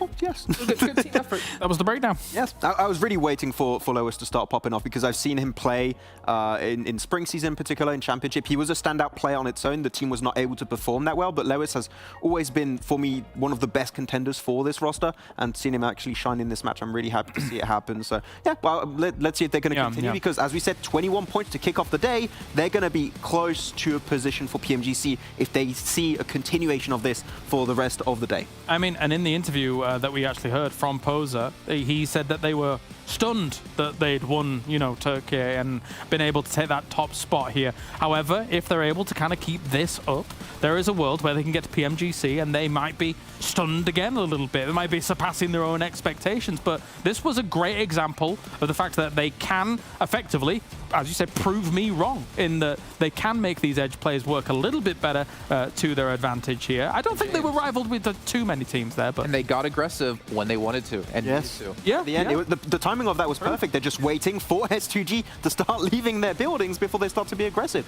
Good job. Love it. We see a couple of final moments as it obviously looks to finish off. One thing I will say, though, about this Erangel, and not just this Erangel, to be fair, the last 2 days, including today, or 3 days, including today, of Erangels have been so rough. We've had these like southern, southeastern zones time and time again, and for a team like Gladiators, you gotta be kind of annoyed because you're not getting anything towards the middle of the map, you're not getting anything towards the north of the map, nothing that will facilitate the area that you're playing in. No, exactly what you're saying. Like normally Erangel, when it gets rough in the sense that it's a field ending or it's an ending kind of southeast of Severny in the area where Junkyard is, which is kind of that bowl which has got really no terrain that you're going to work with. The endings that we've had in terms of the island, these 50-50 circles between South Africa and the mainland, that's a different kind of rough that, as you say, for those northern teams, it is difficult to adapt to, and you need to be moving earlier, 100%. Well, they didn't, and they unfortunately paid the price. But Max, while we're watching the game, you pointed out something about next RÜYA in particular. Yeah. Very low on ammo. Yeah, they were shooting actively when they were holding that 2-2 split, and which is good. You want to zone teams away, especially the teams coming out from the riverside. They're coming onto the beaches. If you don't clear those teams, snakes could be a major issue. So you want to take shots pretty actively throughout the entirety of this game. Though damage is a little bit on the lower side, it does seem for them, but not really too surprised. There was a lot of solos that they were trying to get. They did like 1,500 damage, just quick as a whole squad, yeah, but like individual eliminations, right? Yeah. So they're able to put down a lot of damage, but obviously with the compound they have, they're not going to push out to confirm those either. Yeah, it was not about mainly getting eliminations, just creating space, making sure those northern threats are not going to come and bite you in the back later on down the line. And you could see at one point, I think some of the players were down to single digits on their clips, especially on the mini 14s. Yeah. They started shooting early, calmed it down a bit because they knew they needed that ammo to try and fight for the late game, to try and get the win. Unfortunately, it's a very nadeable position as you try and exit from that. I think that we had some double nades from S2G, but leaving that spot when you have 2 full teams looking at you, it's pretty much impossible. I mean, you were talking about, Jason, whilst we were watching the game, right? That compound, the kind of terrain that is around that compound, it's kind of a blessing and a curse at the same time. Yes, you have a spot where, okay, maybe it's a little bit hard for people to push onto, but also your line of sight towards other teams isn't that great whilst everybody's kind of milling around, maybe over on the beach, maybe up on that hill, maybe down where S2G is. So there's not many shots to be taken, to be honest, in terms of like confirming eliminations and being able to constantly roll with it and get lots on the board. Well, we don't have too much time here, as you can see on the top right-hand side of your screen, but I do want to get our overalls in. This is going to be very important throughout the entirety of today. And MELISE have been able to push themselves into top 5. MADBULLS and NEXUS is still top 5, which means S2G will technically be qualified through in the league stage, which means OZAROX right now are safe into PMGC. Whether it continues to be that is going to be another question. As you pointed out, Claris, only a 2-point difference right now between S2G and MUERTE. I mean, I'm more looking at the kind of 4th, 5th, 6th, right? 1, 2, 5, 1, 2, 4, 1, 2, 3. All of these teams here trying to fight for what effectively would kind of be, in inverted commas, their barrier to 5th. But as you say, with kind of MADBULLS there and RÜYA and all that stuff, it moves down a little bit. Yeah, and NEXUS not having a great game here, down onto the 2nd page. They can still catch up, of course, but I have no idea who's going to be able to get in those 3rd, 4th, 5th position at the end of the day. It could be different, but there you go. It's tied up between 8th and 9th position right now. There is a world where, for OZAROX, it kind of is in their hands as well, their own destiny, right? Like 88 points, if they were able to get, I don't know, 11 points every single game and try and bump up, and the other teams above them didn't do that well, like it's not completely out of the total realms of possibility. I thought you were going to say REGNUM CARYA because they're technically only like 20 points out from being into top 5. I mean, technically, yeah, they're also one, but I don't want to about them, Max. Exactly. What team? This is the problem, okay? Unreal. REGNUM CARYA, I don't know who it is. You see a team that starts with a letter R, do you think rejects? Yeah, right here. That's entirely different. They're on the other side of the world. All right, well, I believe it is time to head into our 2nd match of the day over on Miramar. And honestly, right now, things are heating up quite drastically. And John Allen and Blank, you need to dive us into map 2 to see what's going to come out on the other side. I'm glad it's getting chillier in England, Blank, because he's right. It is heating up in the PMPL European Championship. We are at a point where it is so volatile for those spots going over towards PMGC. And as they were highlighting, there is still a world where anybody down in 14th place with Dagestan on 87 points could basically make it. And that is a little bit of shade at Galatasaray and KAOS in 15th or 16th, but there is no way they make it. Yeah, it's a little bit silly, right? And I think the big change for here is the fact that you have a point sponge at the top and then a points vacuum down at the bottom in terms of 52 points and 47. There really isn't a lot going on there. So you suddenly have this situation where up to 3rd place from 14th, it's very close. It's very close. And then you go and think about the fact that RÜYA has already qualified, MADBULLS have already qualified, that gets further down, so the barrier of entry is even closer for some of these teams lower on the tables. It's all up in the air, and we really are, you'll have to bear with us at home, we really are juggling a lot of different qualifiers in towards the PMGC right now. It's a little bit difficult, but we'll see what happens. Again, S2G get a little bit lucky on that last game. They lost a player right at the start. I don't particularly think that should have happened. It's a nice pickup from Gladiators, but they get a lot of points off the back of that compound pick where the circle kept centering over towards them. Same could be said for Nexus yesterday. It just is the way the game goes. I think Kale mentioned something quite interesting there as well, is like MADBULLS could drop out, but more than that, he was talking about circles on these maps, which do really play into these game modes massively. For the amount of Sosnovka finishes, island finishes we've had, it has been really out of the ordinary over Erangel, and it kind of makes the game really hard for Gladiators. Getting down there is tough. It's not somewhere they usually play, right? Over in the league phase for PMPL EU, I think we saw maybe 2 or 3 Sosnovka finishes. That was over the many weeks, right? Many weeks. So for Gladiators, this is just not something they typically go for. But there is a simple fix, and Kyle mentioned it. Just got to rotate quicker.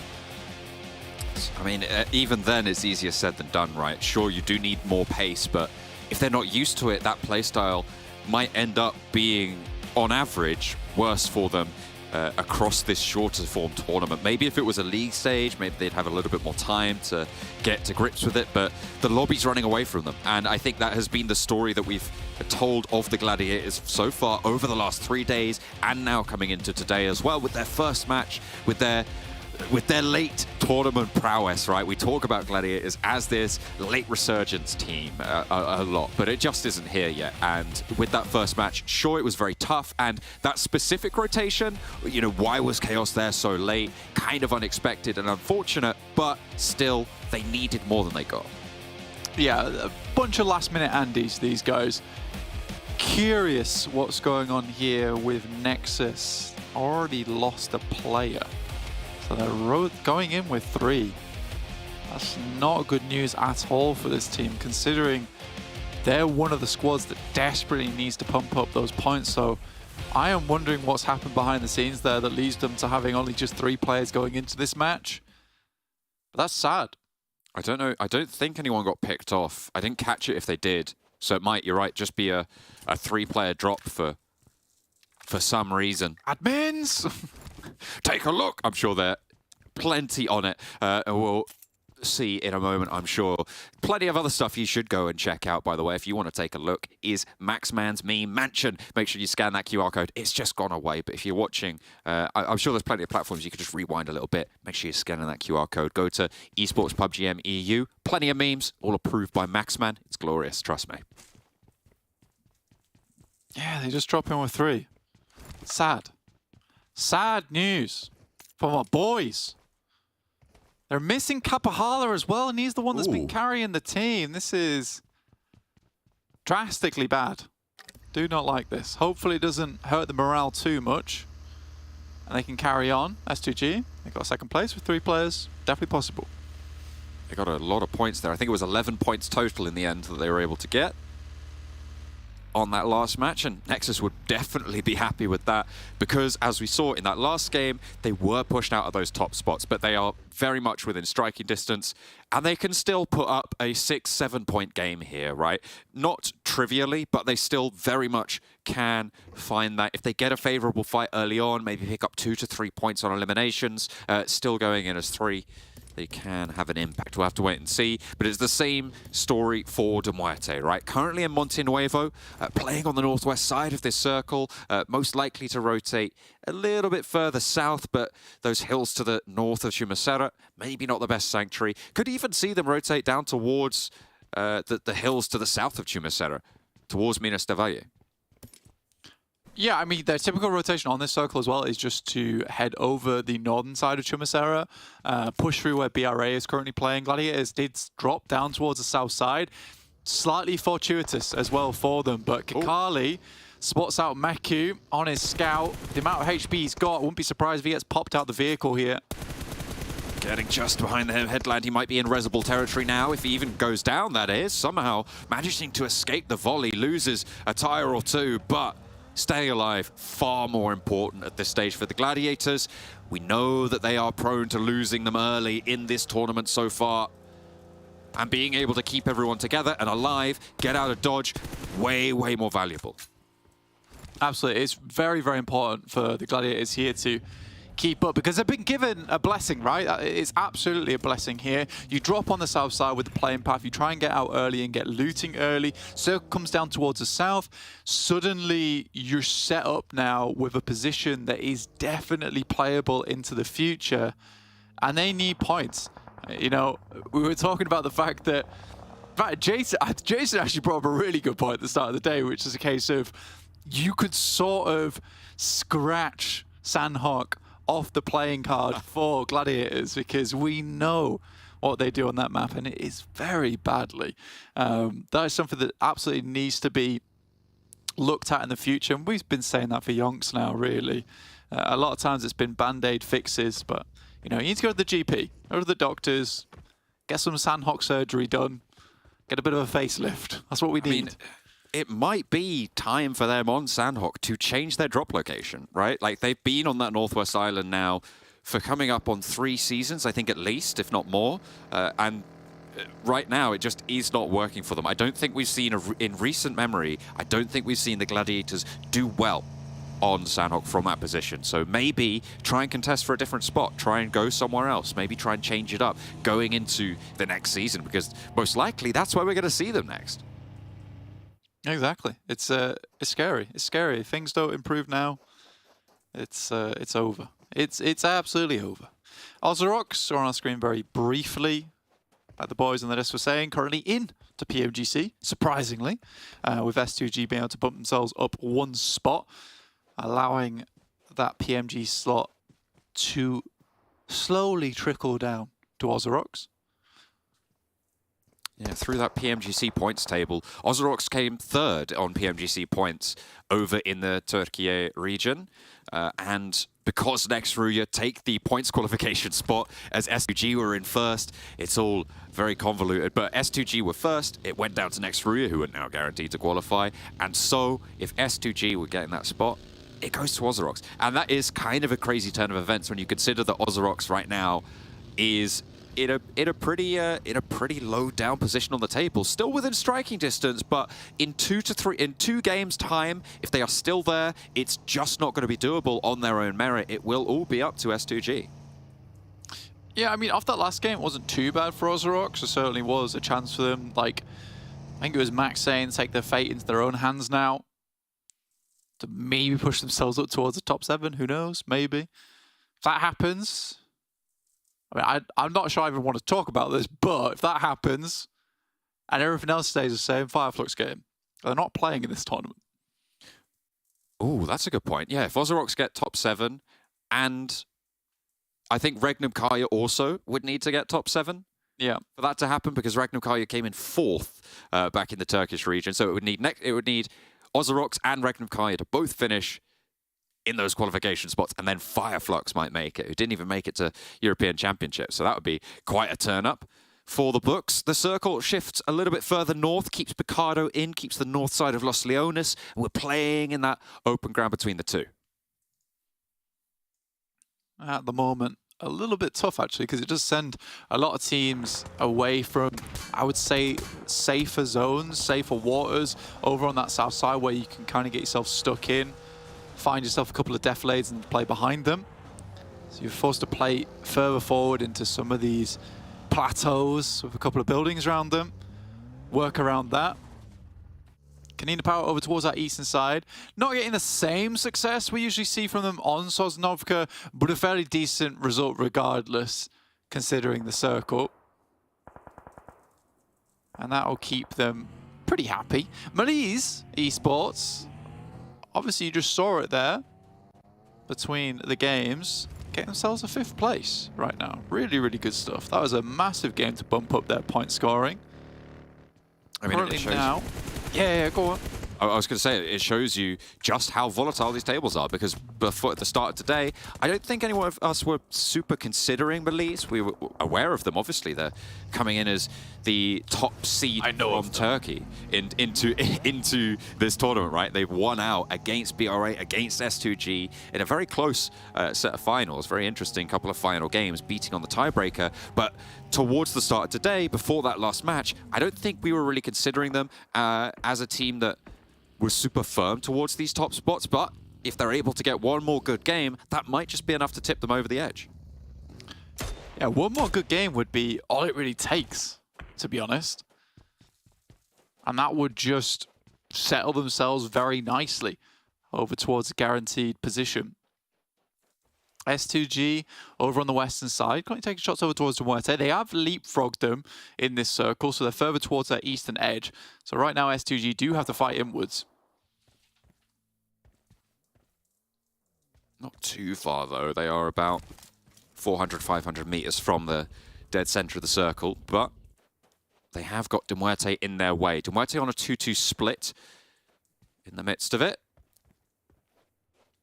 So we are over with BRA, playing right on the west buildings of Los Leones, just outside the city limits, and playing on the south of this next shift.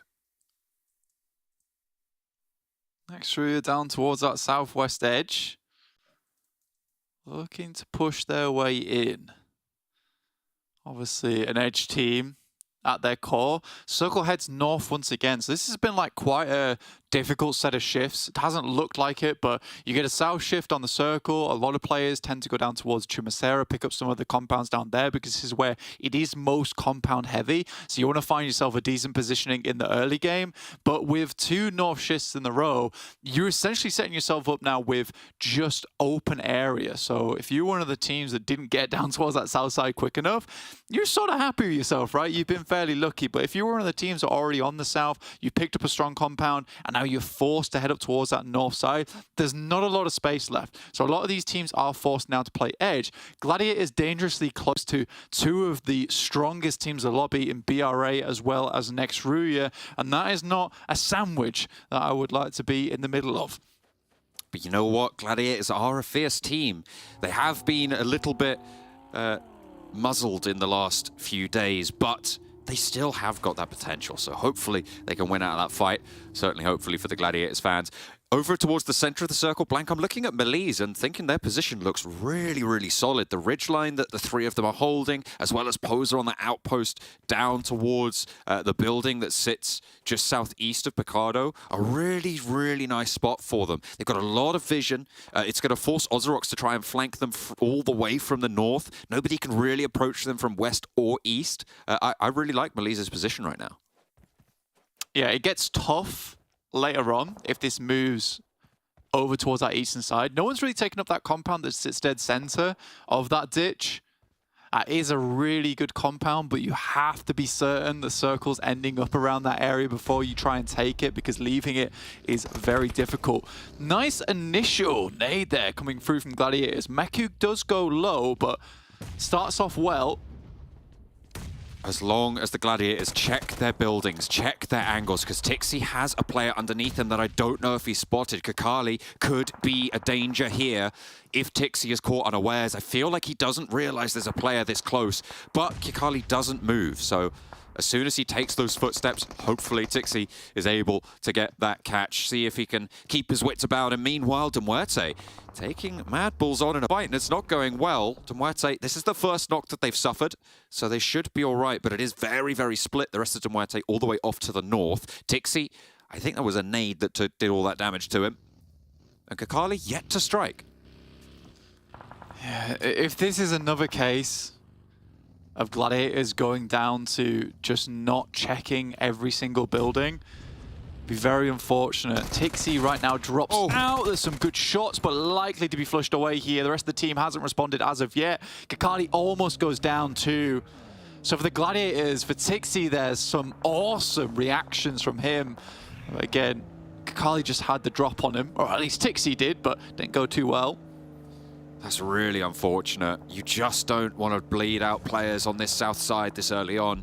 It's a real tough spot for them, but they're playing on as 3. They are now going to have to push in behind KONINA Power, and they're not in the zone. Did Meku just got taken down as well? Was that the zone, or was that a shot coming on through? Not entirely sure, but it's 2 players now, and this is real bad news. I feel like this might be burying the Gladiators right here and now. Yeah, zone again hits Meku. Zone seems to be one of the biggest enemies of Gladiators at the moment. He's going to try and crawl his way in, but I think that might just be Dunzo for him. So Meku out. Yeah, I think that might just be the final foot in the grave for the Gladiators. Again, it's just not clearing their angles, honestly. I think its confidence has been absolutely shot. Shred to pieces during this tournament. Salvage game, we know how good they are at it. That's not something you want to be good at, considering that's something that you do become proficient at by doing multiple times, and that's what has happened for this team. So they'll try and get themselves into a top 5, but in this lobby, it's just not as easy. It's real tough stuff coming on through. Champions in their own right, the Gladiators, but not today, and not at this tournament. Not at this stage. S2G, speaking of champions, world champions right now, scrapping it out with MADBULLS. The shots over towards Fleeke. KAOS steps to the side of the buggy, but Fleeke hasn't gone down. Tuluka has, and he takes a second turn. How on earth did Fleeke just slowly turn around that rock and able to find that tire on? I have no idea how he was able to get away with that, but it looked pretty cool. I mean, I respect the commit, right? I really do respect the commit. This could be an absolutely amazing grenade over the top side. And it is. Razy goes down. 2 more players to deal with. If he just throws it a little bit further, might be able to find Silas as well. A nade in response from Silas could be all it's going to take, and it will find Fleeke on that west flank. But S2G, they've lost a player. They'll need to slow down for these reses, and Major Pride are in their way for their progress forwards. Speaking of progress forwards, Nexus trying to push across. Remember, this is a 3-player team. They only dropped in with 3, not fielding Kapahala this time around, which is unfortunate stuff, and they are jammed in on the edge here. There really is no good path for them. Look at that. They've got Galatasaray right next to them. KONINA Power on the south side. They are pincered. Yeah, you're crunched. If you're Nexus, I think this is a case of just trying to send over towards somewhere else. But there really isn't anywhere else to go at this point in time, John. Palucci sending more grenades up towards that top side. Doesn't have any left remaining. So Nexus have weathered that for the time being. But the circle continues to push them further over towards Galatasaray. These nades have to be perfect from Nexus. Comes Lovazin trying to get that side swipe, but Doran goes down. Exo is already low. And Nexus flagging. Last player now standing for them. They only have that 1 shot, and it's really difficult stuff, and will not be able to push through. Nexus again with an early fallout. MUERTE on that western side. Sure, they have 3 players still alive, but they have to get further forwards. S2G have lost a player as well. A lot of these teams in the central area are going down. This is qualification spots starting to open up for teams like REGNUM CARYA. MELISE Esports dead in the center. So again, we talked about that one good game that could push them over the edge into a secured position, and this might just be it, right? If they set themselves up another 20-point match, it's around about 150 points towards that top side, and they'll just look absolutely clean. Gladiators go down, and I genuinely think that that is it. That is it for the Gladiators now. There is very little in the barrel for them. A deep dig would be necessary, but we're talking about a miracle run here if the Gladiators want to make it. Less so for OZAROX. If they can find value on this northern side, if they can extract more points from this lobby, they are also with a shot, given the teams that have gone down so far. Much less pressure on OZAROX, though, to get in towards that top side of the tables. KONINA Power looking over towards Galatasaray off Hayes. Makes a bit of a mistake there. Peeks up for just too long. Tries to swing wide to get out of sightline, but not able to do it. Becker, who had a massive step up yesterday, looks to go for it again. That's a nice nade. Putting out early, has to switch round, but it's not enough. Needed to get that nade to find the knocks and turn over to Loverzen. That was pretty much the only way he wins that scrap, and I think that was the right decision. However, it just wasn't quite enough, unfortunately, for KONINA Power. They have been slowly going along as well. In that first match, they were able to get in quite late to the circles. A good result from them. And again, they get 2 points on board. Survival now for Agori. Looking pretty shoddy, though, so 2 points so far is likely to be all that they find, as BRA are also eliminated towards the top spots. You can see just MELISE right in the middle of that compound. OZAROX to the hills to their north have got that angle down the hill. Zagori steps out near the fire, not getting burnt away, seemingly wearing those fireproof boots here, Blank, as round pushes forwards. That'll be it. They had to clean him out eventually. 4 eliminations now found for the lads in Galatasaray, but it's Dagestan who look to take the ridge side and take shots down towards them. REGNUM KARYA also looking for points here, but they are firmly out on the outer edges of the map. 2 MELISE picks, 2 OZAROX's picks, and the outlier, the next RÜYA. You liked that position, that compound in the center of the ditch where next RÜYA currently sit. They can push up to the ridge to their southwest where Frozen currently sits, but OZAROX might give them a challenge there. Galatasaray or Dagestan, depending on who wins on this southeast, might also be able to spot out that direction, but they're safe for the time being. REGNUM KARYA rolling up to KASIK, trying to make them feel unsafe as possible. And they will start to put the nades in towards the Sheepa and reflect the 2 players ready to face for KASIK team. They only have 3 alive, as Tenchik is all the way off on an off angle there. Maybe looking to regroup, but he's playing on that northwest building. The circle goes on top of MELISE. REGNUM KARYA, troublesome team, honestly. Haven't got too far into a lot of these games, but they certainly are sticky when it gets into these situations where they're not 1v1. Their team versus another. Drag these kind of engagements out for a long time. I like that compound on the northeast side. If it went further towards the east, I am mainly picking next RÜYA just because it's next RÜYA, and I feel like maybe they can beat out versus OZAROX on that ridge line. They have been able to get Frozen up towards that southern edge. Potential. There's potential. But MELISE Esports with this circle, it's going to be a fun game. Let's put it that way for them. It'll be interesting, and coming off of the back of that previous chicken dinner as well, putting 2 back-to-backs on at this stage could be great news. I mean, with BRA going down as early as they have, MELISE could really ladder up quite something here. 124 points at the start of the match to BRA's 150. That's 26 points behind. A massive dent could be felt in the lead at this stage, even this late in the tournament, Blank. On day 4, this spot is still being contested, and MUERTE just opening up with Furia, the last player to stand for them, over towards REGNUM KARYA. And now that forward position is lost, REGNUM KARYA going to have to play on us too. Yeah, they'd have to run over to get it back up again, but I think Furia might be concerned with getting Corker back into the game. And MUERTE understands how important it is for them to get these placement points, to get these elimination points. And as too, there's a bit more chance to actually fight these engagements out, you know, because you can have that refrag potential.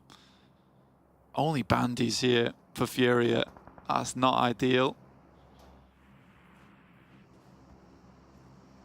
Dagestan looking to try and leave their ridges, their hillsides on that south side, that they're really solid, Blank. They have got a lot of power in Dagestan's position, but having to leave it, it's a downhill struggle into a lot of established teams. Furia will be sprayed down. Tron and Erangel able to just light up on a 2v1. It's a real tough time. MELISE have lost a player in the meantime. Hang on a minute. It could be pretty dangerous. It was just a knock over to CEO later. KASIK were able to put those nades in and find that opener. But they want that res, and it looks like MELISE will be allowed to do so. Yeah, are able to get themselves underneath on this side. It was a two-man push-up, one in either vehicle. Getting a knock is nice, but not quite enough. And to take over Longhouse here, you'd need a lot more than just the two players. You have to get some really, really strong nades over towards this position. Next over coming in soon, that will be stage 7. 2 zones away from the closer. REGNUM KARYA still in the game, 5 eliminations, not doing too badly at all. This feels like a very Turkish-dominated day so far. I mean, EU's day was yesterday, seemingly, with KONINA Power, with NEXUS, even Major Pride as well, stepping up quite significantly. Turkey had to have an answer. And so far in the first 2 matches, you're right, it has changed its tune. Shifu trying to take down the party bus. Symphony from Galatasaray trying to hold on as Dagestan are shimmying to that east side, but the descent from the ridge that I highlighted earlier is just so tough. And with this circle going slap bang on the MELISE compound yet again, Blank, I feel like it's only OZAROX really who can reasonably take this one away from them. You know, there is potential for a crash here coming through from next RÜYA if they play their cards right. They know they need to deal with OZAROX first, though. It's kind of the same story for both teams. It's not as easy as it seems to hold on to this location that MELISE Esports currently have, right? I think a lot of times what you'll see is one of this team like giving up space on one side of the compound. You either give up space on the warehouse or you give up space on the longhouse, and you play as a 4-man either side. Most of the time it is the team giving up space on the warehouse. You play longhouse because it's so much more open in the warehouse itself. You allow teams to come in there and then you just take shots, you send grenades over. That's kind of like the win condition. Right now, MELISE Esports haven't opted for that. They've still got a lot of players just darted all around this location, which could open up some frags inwards, which is the only thing that worries me here. KASIK team, the duo that has been sat there for a while, giving a bit of jip over towards MELISE, probably has only about 30 to 40 seconds before REGNUM KARYA crest this ridgeline or before those nades find them. Maybe even less than that, with Wild already as far forwards as he is. KAOS are looking to move now, and teams are starting to get shredded. That south side eliminated. Dagestan are away, so everybody now on the north side of that road crossing that sat in front of them. MELISE still spread on this 2-2 split across both sides of the compound. They haven't given up that ground that you said is a much more regular way of fighting, but both RÜYA and OZAROX are moving across these hills to clash with one another. REGNUM KARYA on the roll-up. Poser needs to spray it down, but another duo right up onto the ridge. Erangel first down. Tron's in, tries to get a spray, but the double peek there coming from MELISE Esports keeps them very, very safe. They still have a player over towards the warehouse, but they are looking to confirm further over towards Longhouse now. But another knock comes through over towards one of the players from MELISE Esports. There's a lot of players sending on this way now. Realistically, it's going to be hard for KISU to get across without being spotted at this point in time. So it is just the 3 players. They go for the res. They get one up. KAOS currently removing the final members from KASIK. Tenchik has a big task ahead of him. Without KASIK there, it would have been KAOS rolling straight on into this compound, Blank, so they are going to thank KASIK for the hold on the south side. MELISE back to full force. And speaking of full force, a scrap on the northern mountains here as OZAROX and next RÜYA have still yet to fully commit to this engagement. I mean, fair enough. You don't really want to go for this just yet. You don't want to take that risk. Storm for nade, though. You wait for them to get towards nade range first.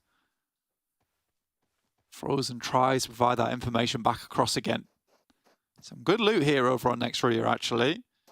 They've been waiting this game out fairly patiently. 2 eliminations, so not too many fights taken, which means that they are very kitted for this endgame. I mean, Yekta, he seems very low on ammo there. Only 1 magazine at the back, only 1 first aid as well.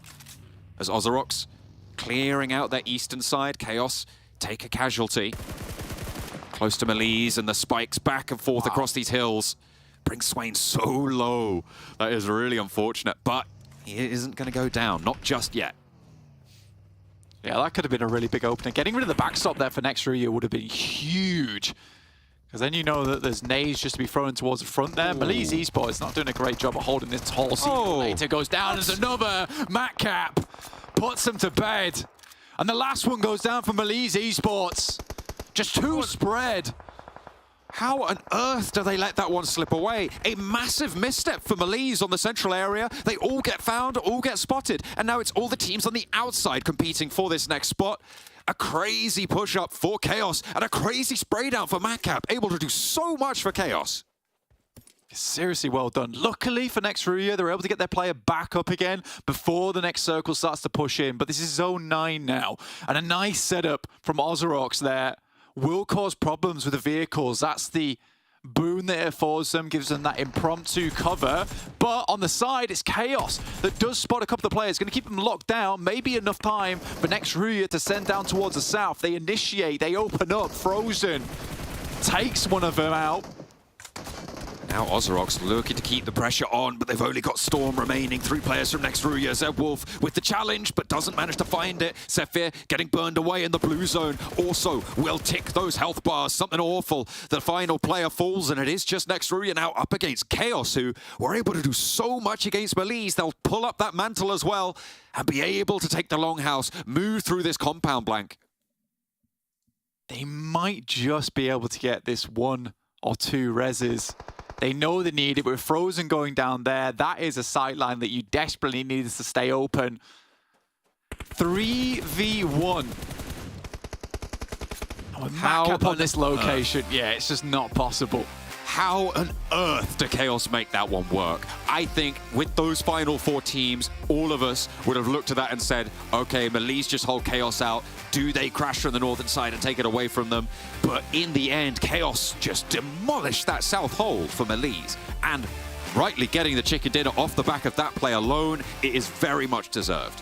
Yeah, I think you're just too greedy there as MELISE, honestly. You're trying to hold out towards that ridge side, and I think you've got to fully focus onto one location. You give up warehouse. You give up warehouse in that situation 100 times out of 100, essentially. And by the time they started setting up towards longhouse as well, getting Lewis on towards the high ground, KAOS had already got themselves into a really, really strong location. Yes, Matcap performed massively well there, but the setup on longhouse just came in way, way too late.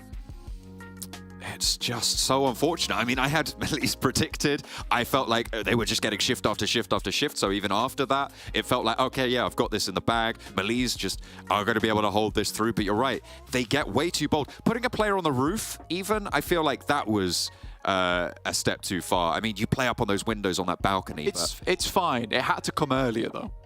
I mean, sure. Yeah, and they had to regroup it in later on as well. And that just didn't happen like you highlighted. So, a massive misstep for MELISE. The teams on those northern high grounds couldn't get past one another either. They couldn't navigate that treacherous terrain and get through to take on KAOS out full force. In the end, it was KAOS, who we've discounted for most of this tournament, able to take down everybody in their path.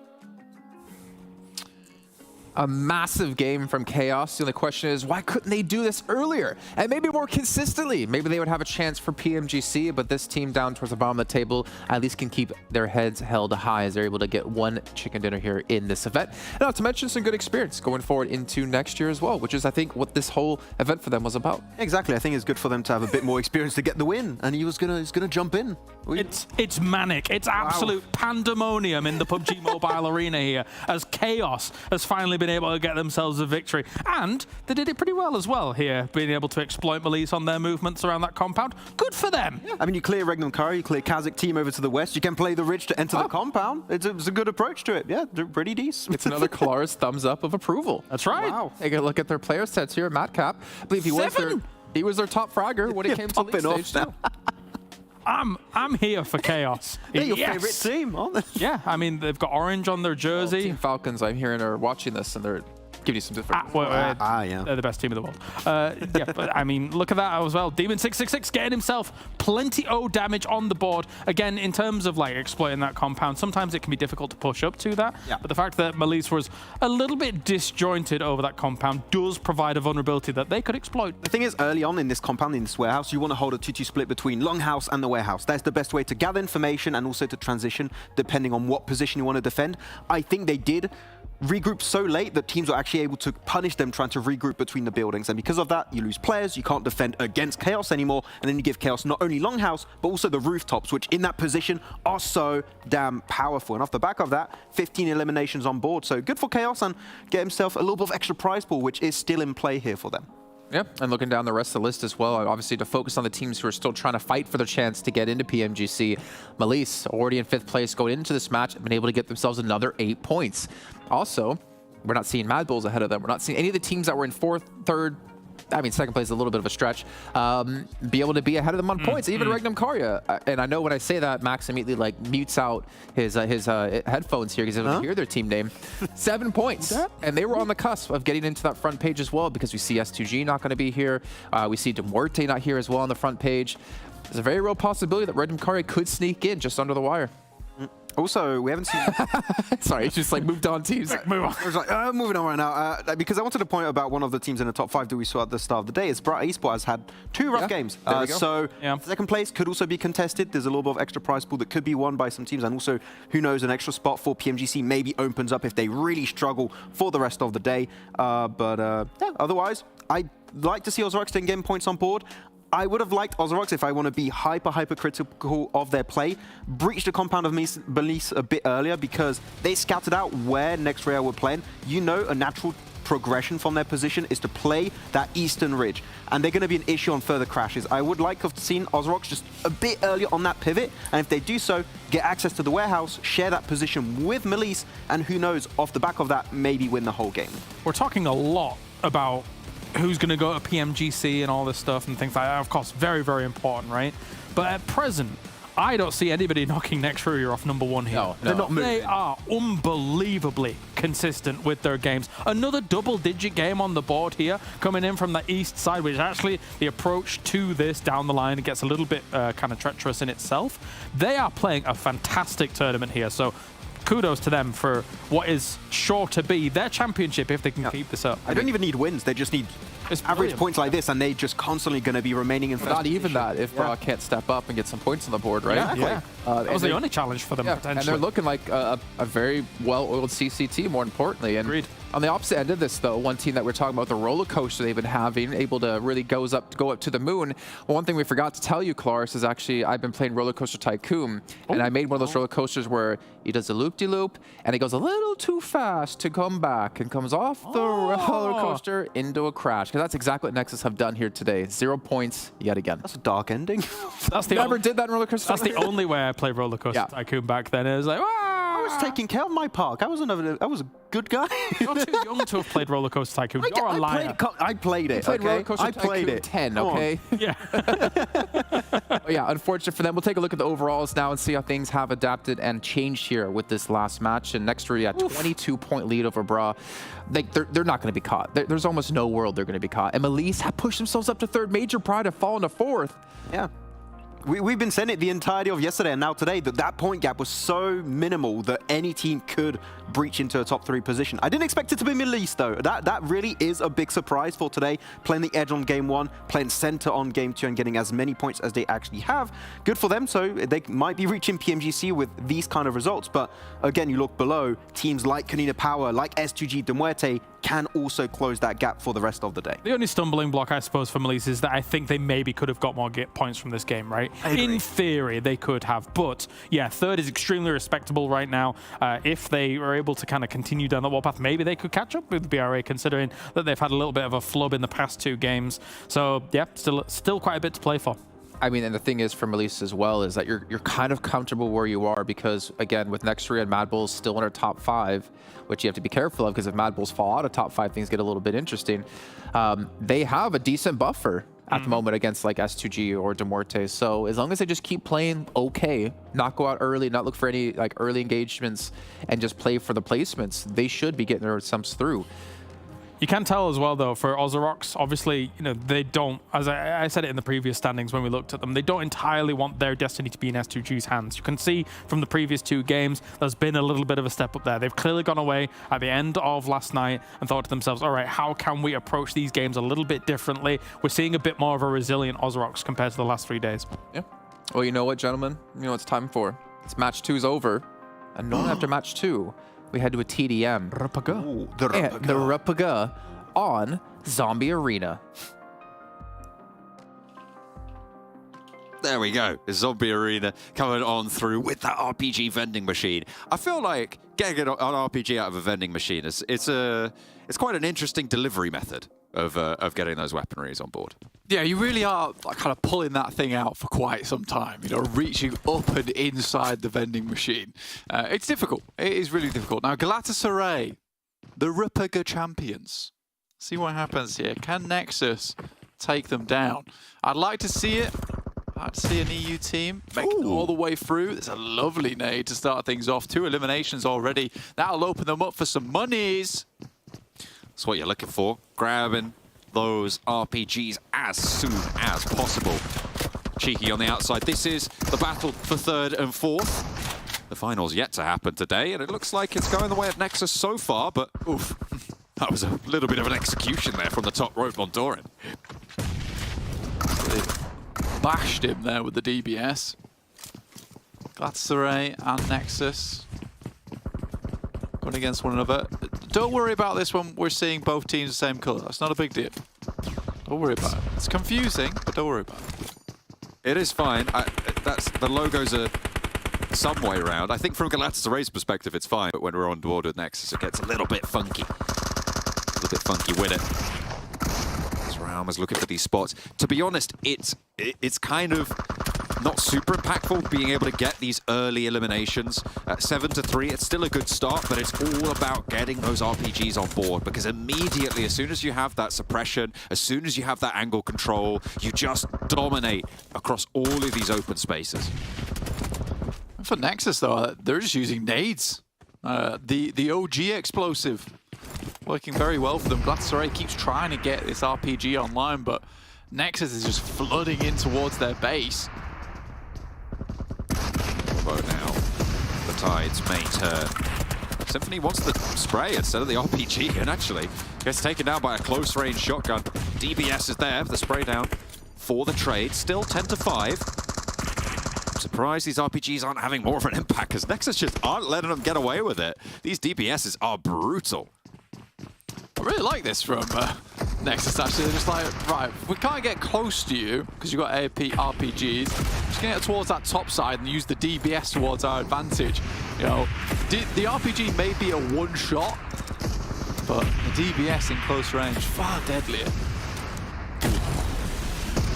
They are trading now, and Nexus have started to get the RPGs on board for themselves, but a direct hit comes through from Zafox.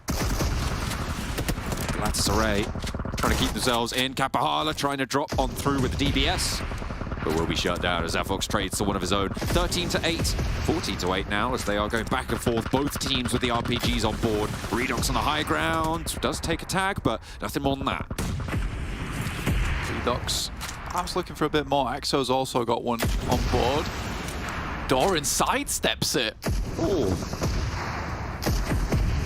Towards those backlines, they continue to ring through. A nade over, looks pretty well placed. You don't need a rocket on the back of that grenade to propel it. It's going to work wonders either way. Doran able to find another point for Nexus.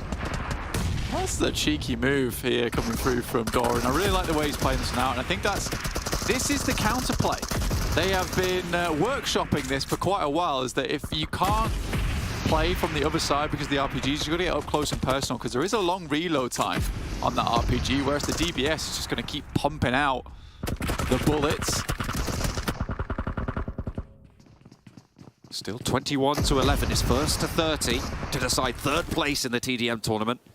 And 8 points needed for Nexus. They have been, you're right, kind of playing this hybrid RPG DBS style, with the backlines being held down by the rest of the roster, but this forwards aggression from Kapahala and Doran. They're making it work with these DBSs. 24 points now on the board, only 6 needed. That's very smart. I like it, you know. Wish they'd have this much strategy when it came to the actual tour. Oh, why'd you have to do it to them? They got 2 points to win. And you've just put a downer on that. This whole affair. Doran jumps on out, giving a point over to Galatasaray. The shots from underneath blast up through the rafters. And Kapahala finds the final blow. Doran with 12 eliminations out of the 30 that Nexus were able to find there. A nice, swift victory. A hybrid RPG DBS playstyle coming through from Nexus to take that 3rd place position. But we still have yet to crown our champions blank. That'll happen later today after this next match. Yeah, Galatasaray thought they had it in the bag there as soon as they got those RPGs online. However, Nexus, they've got a little trick up their sleeve, so I really like that from them. But we're heading back over towards their main tournament now. Back to what counts. But it's been an interesting run so far. You know, MELISE Esports, I think they definitely dropped the ball on that last game. Could definitely got a lot more points, as the boys were saying. And that could have really set themselves up for a very indomitable position towards the top side of the lobby. As it stands, you know, there still can be a jump up, a leap over MELISE by the end of the day, because we've still got 4 matches to play so far, which is quite a bit, right? It's like 80 points, give or take, difference if you've got one team winning all of them. Unlikely to happen, but again, I think MELISE, they're not safe yet. No, certainly not. But they have managed to get themselves a pretty decent chunk, and I think they are one of the teams that is least at risk, specifically 3rd least at risk, right? Because they're in 3rd place right now from dropping down out of those top spots. So we'll have to wait and see if they're able to just get, you know, I would say if they can get 20 points in the rest of these 4 matches, it's gonna be fairly safe for them. If they can get more than that, it's gonna be a bonus. That is purely based off the vibe though right now, so I haven't actually run the numbers. But 20 points, it sounds nice. It sounds nice for them. And the number of teams beneath them that would need to gain in excess of that, I feel like there just isn't the potential there. So we'll see if they're able to hold on to that spot. Yeah, I have a good feeling that Gladiators are gonna win this game. Okay, all right. Yeah. Because a really good feeling, actually. You know, it's the vibe is right. You know, like you said, the vibe is not off. Okay. This is a Gladiators game. I think it's going to head up towards the northwest. There's only so many times it can head down towards the south. Okay. Gladiators are going to play it slow, and they're going to get themselves a win. And that win will bring them the confidence they need to perhaps push up to 9th place, but not make it into PMGC. Oh, that would be unfortunate. That would be unfortunate. If they mount their resurgence now and they just fall short, it would be so devastating. I think for morale. For a roster that's been together for so long as well and hasn't been able to adapt to this lobby. That's real tough stuff. The plane path leans from Severny down towards Novo, so it cuts out that west side a little bit more than maybe a few of these teams are comfortable with. OZAROX over towards Stalba. Next, RÜYA dropping potentially over to Zaki or North George, depending on where they grab those vehicles. Who else drops in that area as well? Could potentially see some hot drops around that sunken area, around Rozhok. Looks like Major Pride are going to stay in Severny this time, so not going to split around sunken. No, just chill on that area. They have lost a player, Naomi, on the drop, which is sort of interesting. They also did lose a player to a flush. That's from the Gladiators. Starting things off strong there. I feel it. Feel it in my bones. They did it to S2G previously over on Gaka, and then got taken out by KAOS on a bridge crossing, but we don't have to talk about that. It's a hard southwest shift, Blank. It still cuts a bit of military base in. Of course, it's a circle on Erangel in the PUBG Mobile European Championships, Blank. Of course, there has to be some military base in it. Of course. But Primos, you know, technically open right now. Nexus is usually the team to drop there, so a team could wide wrap on the western roads, pick up that position for themselves. KAOS Esports, I think that's losing to S2G there around box compound. Gladiators still have to wrap on that northern side. I thought they found themselves another elimination, which would have been pretty insane. Next, RÜYA also on their northern edge. Ooh, interesting. A lot of crazy and weird little drops coming through from a lot of separate teams. I mean, it is kind of a funky plane path, right? A lot of teams would like to be in that southwest area, but it weren't afforded it by the plane path. And Now we'll have to see how they coalesce, how they regroup towards these areas. S2G rotating very close to the Gladiators here. And could be a little bit dangerous, but the Gladiators loathed to step out of their vehicles. It feels like they have put themselves in these scenarios a few times and been pulled out of it. So hopefully this is a sign that they've adjusted to it. Are S2G going to chase this? No, they're just going to divert to the east side of Everest and swing down through Gatka, their normal drop spot. Yeah, take the time with it. I mean, that's fair enough. You know this is open, so you may as well take somewhere in the circle that has decent rotational paths out of it that you know for sure is free at this point in time, that you can get yourself some decent loot off the back of it. South George for the Gladiators can start to move down towards on that west side, circumvent around Everest, eliminate some sightlines on their rotate. A lot of teams on the eastern edge will need to move. Demon, try to get up close and personal with a knife there, just not possible. Yeah, when you have the vehicle pressuring you from that side of the tree, you have to peek into a scar. There's really nothing you can do about it. And that will be a pickup for S2G. A very important team in terms of those overall standings. As we've highlighted a few times, if we closed off the tournament right now, S2G's spot would be going over to OZAROX because they would qualify for that league stage, but they've already been invited. So that would drop down those PMGC points tables on Turkey to give OZAROX a chance in PMGC, which would be quite the turn-up for OZAROX, who have not been performing so far this tournament. They've had a good game today. They were able to get, obviously, very deep into that Miramar that we just saw from them, but weren't quite able to finish it out.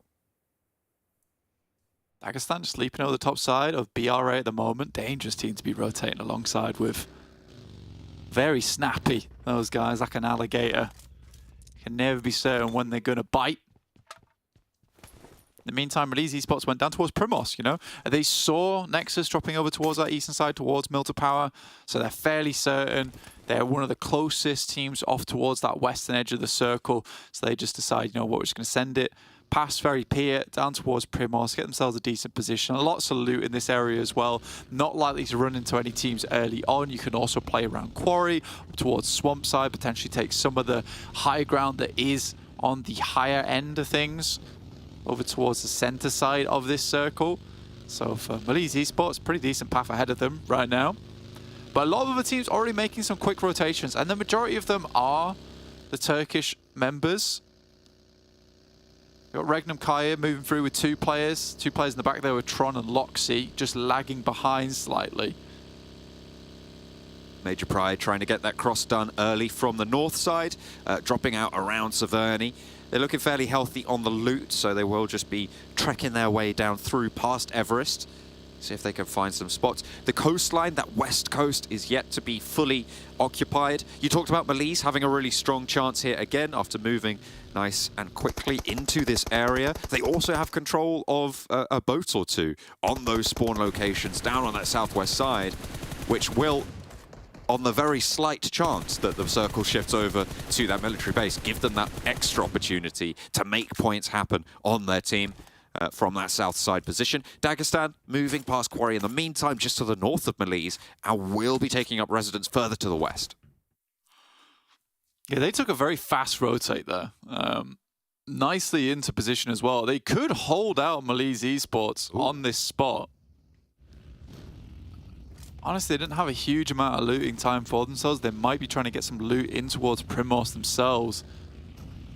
I don't think they were privy to the rotation that MELISE Esports made, though I think if you are Dagestan, the experience that they have into this game, they'll assume that someone's already made this rotate, someone's already around this area. With one player split off from the rest of MELISE Esports in Kissu, this is effectively a 4v3 if they run into this head first. But again, MELISE Esports, if Dagestan are unaware, have the drop.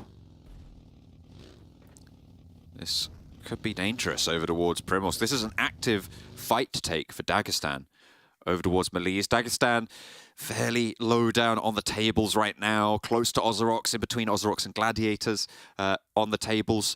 They would need a gangbusters game to be able to come out on top and to be able to get a qualification spot. So maybe they're just hunting for these eliminations, and they're pushing quite aggressively with Shifu in towards Primorsk. Potential to be a sneaky snake on the inside, but Shifu pulls back his influence, jumps back in the buggy, and will fold back into the team. Yeah, Zadira actually took some shots early on, so I think we can be pretty much confident to say that MELISE Esports spotted these players as they made their approach in. I think they took the smart choice, though. You know, they headed up towards the hill on the northern side. Quick getaway if necessary. Major Pride very close to them, and Gladiators looking to shunt all these teams down towards that southern edge. They'll attach the plow to the front and force all these fights to happen. They didn't really force that one, though, as Nomi sails straight on in. Dagestan were already there. A little bit of a lack of information for Major Pride, and they will fall prey to it. Deliver a buggy straight to Dagestan as well. KASIK team and BRA. BRA has actually lost a player. You can never count this team out. They play these engagements phenomenally well. Fleck doesn't know there's a player above him. They like to be silent, these guys. It's sort of terrifying when you get an engagement with them because they are happy just to wait things out. And for KASIK team, I think they make the optimal move, which is just to send away, but Toxic does send out. Oh, get the flush on him just as he flies over the top of the edge onto his knees. Luckily, he brought the knee pads with him. We've just had a circle shift that keeps so much water. It's about 50% playable terrain. If you exclude the military island, it is about 50% playable terrain in this next circle, which shrinks it by half. A massive, massive difference. We're talking about a stage 4 circle, in effect, for stage 2. The hills that line just above Ferry Pier with those forests could be really important. BRA and KASIK, this fight guards one end of access to those hills, so being able to hold it down would be beautiful. And KASIK team able to just hop on through and find another player from BRA. Kane falls. Coursera and Tospic. Last players up here and alive. Let's wait this one out. Kane providing that information back across. Tospic with a nade sends it over towards the top of the building. Won't find any damage though, so now it is just down to these two players. KASIK, full control of the ground floor now. And an aid onto the outside, onto Tospic. Leaves Coursera, the last player to stand. He's got the PPP zone. Is he going to be able to find anyone on the ground floor? You like that rhyme? I think you do. He's only the last player to stand, though. And with that nade bouncing over on up to the top, the rest of KASIK will follow it up, but they are getting cut down, and the Bison is actually doing work. He swaps to the M4. A little bit of a misstep here for KASIK as two of their players fall. They don't get an answer. Reflect trying to regroup here, and he might just look for the drop down. Gets the reload on the Bison, drops through. Can he find an angle? Not quite, and it's going to allow Mandarin up to the top side. Coursera wants to take KASIK down all on his lonesome. Pushes in the staircase, a threat. They're looking for both the reses, the flush, the step out wide, a reflect in the challenge, and will be able to keep KASIK there. Both reses stuck, and KASIK will stay alive as 4. Damn, that is absolutely crazy. They're able to get both of those back up again. Dagestan ripping Gladiators to shreds. Just Matic. My prediction was wrong. This is... Yeah, you didn't lock it in though, so... I mean, honestly... Probably why. I just feel bad for the Gladiators at this point in time because... Yeah. These circles just haven't been kind to them whatsoever. And I think they tried to play the best game they could here, heading over on that western side, trying to hit up some of these compounds on the northern edge. It's just cruel circle after cruel circle for this team. On the rotation pass that they take, it sounds like an excuse. And I think that, you know what, they haven't played amazingly. But I do think when you get these kind of circles, game after game after game after game, it really does start to play on the mental after a while. It's got to. And I mean, they're making the right decisions, right? But the execution just isn't there. And as you say, it is that confidence. It is that mental game that keeps those executions together. And it has crumbled. The dynasty that Gladiators have built up over the last 3 years of being together as a roster, it seems to be falling short of the mark here this season. And that is a really unfortunate turn of events for them. A roster that has had such an impact across the global PUBG Mobile scene as well. To have this fall from grace, it's not great to watch. It's not that much fun, I'll tell you that, Blank. Next on the event, though, coming in from that eastern side. Slowly pushing it in. It's the team that likes to play on the outside edge of the circle. interesting play style that they do have. Very brute force, I would say, from this squad. Some of the best nades in Europe on this team. EXO as well as Doran. Really hitting some crazy numbers. And EXO grab his first there drop as well. It is a slightly weird rotation on that western side as well, John, right? You know, with Gladiators heading down that western side, Dagestan getting pushed away from where currently MELISE was playing in Primorsk, Major Pride getting caught up in that too. Doesn't make much sense. There is a lot of chaos being thrown around in this lobby. KAOS themselves might be getting thrown around by next RÜYA on this hilltop. On the east of Quarry. Madcap, Slay, both in a position to challenge Frozen. But they've already lost Demon, so they're playing on as 3. Next RÜYA, they have that line, but it's west to east as opposed to lining up against KAOS. So baseline of fire not quite as efficacious as maybe it could be, but Frozen will crawl forwards nonetheless. 5 nades in his pocket to send over towards Madcap, or maybe even Slay on the long shot. Lord Cedric further south on the off angle there, but he's over the ridgeline and doesn't quite have an angle on that approach from Frozen, not just yet. Cedric just creeping his way over the top side. Falconist will go down to Dagestan. Just been sweeping really on this western edge. Keep stays out of the action. He just wants to regroup the rest of his team, try and get ahead. Let's pick up some of these eliminations. At stage 3, heading into stage 4, you don't really want to be out in the blue for much longer. Nexus understand that, Dagestan understand that too.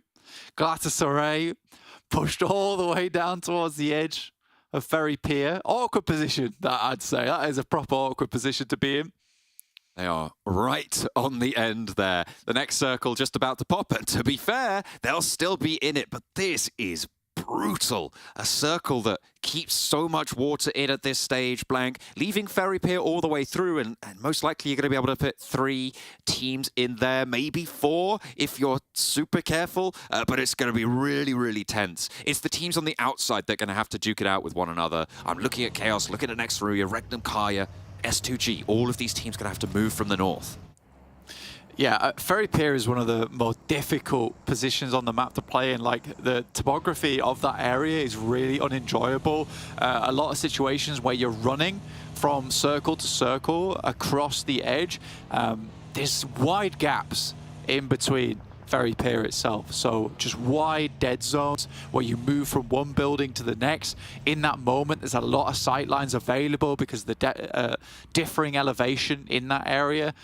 It's not fun, I'd say, to be playing in here. I think if anyone can do it, though, probably would be to MUERTE. I think they really do enjoy these types of chaotic endings. Oh, a straight up rundown coming on through towards OZAROX, but there is a trade, and Dagestan are losing as many players as they're throwing at this situation. OZAROX able to keep a hold of some of this beach at least. They might even be able to get this res, but Zadira pops the nade over the top. It looks like it could be on the money. Did that res come through? No, it's Swain to go very low, but Sefir can still stick this res. Zadira, 2 more nades, and that one will be on the target that he was looking for. Gets the flush, gets the knock. KAOS now going to try and assault onto the beach here from the western point. Storm for OZAROX, holding it down on the flank though, forcing them to hit the deck, forcing them to cower under his rain of bullets. And Zadira on the outside. That backplate upon which Storm will keep that crunch pressing. It's really well done, actually. I didn't think Dagestan would live this long, but I think it's the amount of sightlines around this area which is causing problems. REGNUM, KARYA try and make their way in to pick off a cheeky position to play alongside some of the teams that is within Ferry Pier itself.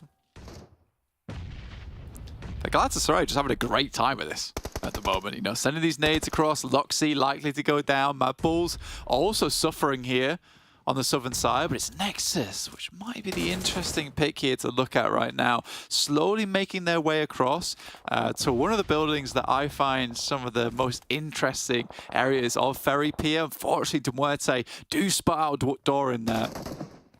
Furia up on that small bit of elevation there, kind of opposed to Redox right now for Nexus. Nexus being on the inside of these buildings, can just look for these reses if MUERTE don't go for that full push. And most likely MUERTE wouldn't want to push out this far. They just want to stop Nexus from moving on in. So getting these picks, just reducing that armor value, reducing the meds available to Nexus is still a good turn up, but they shouldn't be able to get these flushes unless Nexus get a little bit of a misstep going into their gate. And they will hope to keep that one going forwards. S2G on the northern side. In the meantime, with next RÜYA, their neighbors, KASIK Team Beyond. Indeed, KASIK Team over towards that northern edge. As well as S2G and next RÜYA. Real slobber knocker of an engagement on this top side at the moment. Really one team's getting away from it, John. A crossfire from over the top of next RÜYA, but two of them are going to get out. Doka Machine left a little bit high and dry, but to be fair, KASIK and S2G are suppressing one another. 2 knocks over to S2G, and the cross is necessary. With the shift as it sits, they will need to get away from this one. A real tough circle for, I think, everyone involved. To call this one, I think this is probably one of the tougher predictions we're going to have to make here, Blank. It is really tricky stuff, and this tournament in general has been full of just crazy circles in these final stages. We've had a Central Island finish over on the river. We've had that the Sanhok Island finish with the MADBULLS. We've had military islands. We've had so many coastal positions. It has been nasty for everybody involved. Yeah, it's not easy at all. I think that this is a little bit easier to call though, right? Because I think some of the teams that we should at least be focusing on are MUERTE, Nexus, MADBULLS, as well as GALATASARAY. Because even if this does move away from this area, it's likely that a lot of these teams on the outside edge are going to be starting to take many shots against one another. Gladiators, it's Matic all on his own, so might be able to take down S2G here. It'd be lovely if he's able to claim himself a couple more points in the process, but even so, just being able to hold on to this position is absolutely massive. Could be able to find control of this crossing that he's looking for. See if he can stay on that eastern side. Sorry, on that northern side, in that shack. For S2G not to be able to cross here, they were in such a solid position, but they are being cut on this movement. KASIK have managed to get through and onto the northern side of MUERTE. A really nice maneuver. Obviously, KASIK were engaged before on that scrap on the north side with next RÜYA, so to be able to extricate themselves, highly valuable. MUERTE making the right choice here.